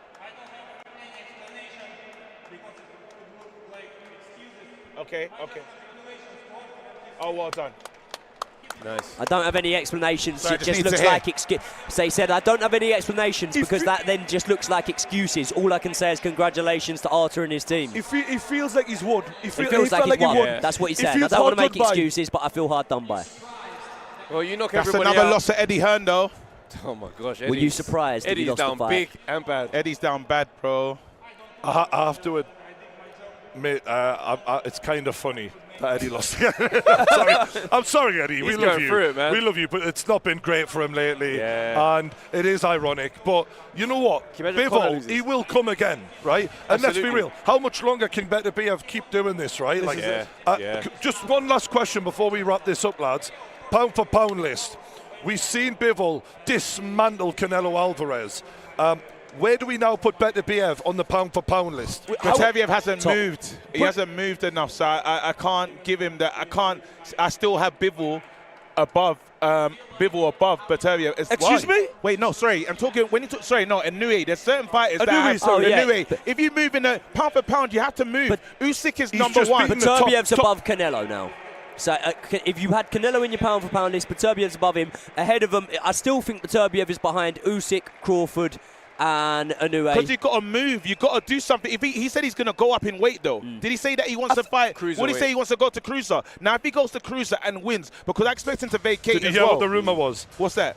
Because they obviously fought in the Olympics. Beterbiev versus Usyk at cruiserweight. But I can't see Usyk. Usyk will be too dangerous for Usyk to come they fought down. Twice. They got one win apiece, I think. I'm just going to say, he should have come down, though. After watching this and seeing where Beterbiev is in his career right now, Usyk's a different animal right now. Are we talking about him fighting Beterbiev? That was a rumoured matchup. I don't think it's going to happen personally. I can't see that happening. Even I when won't put Usyk in that fight. When you look at that fight in the Olympics, Usyk looks massive then compared to Beterbiev. I think Cutting down now at his age. And Usyk can't do that. Usyk's comfortable at his weight, so. Okay, we got our answer, ladies and gentlemen. The undisputed light heavyweight king is Artur Beterbiev. Big shout out to the lads. Well done, What are they lads. going to We did a fucking hell of a stream. We're out here enjoying ourselves. I mean, absolutely. Guys, just to let you know, I took a pause on my tour to be here. Catch me on tour. Yes. The big day is London, November 23rd. Let's That's when go. it's going to go crazy. Let's Get go. your tickets. TravisJ.co.uk. Travesty Tour.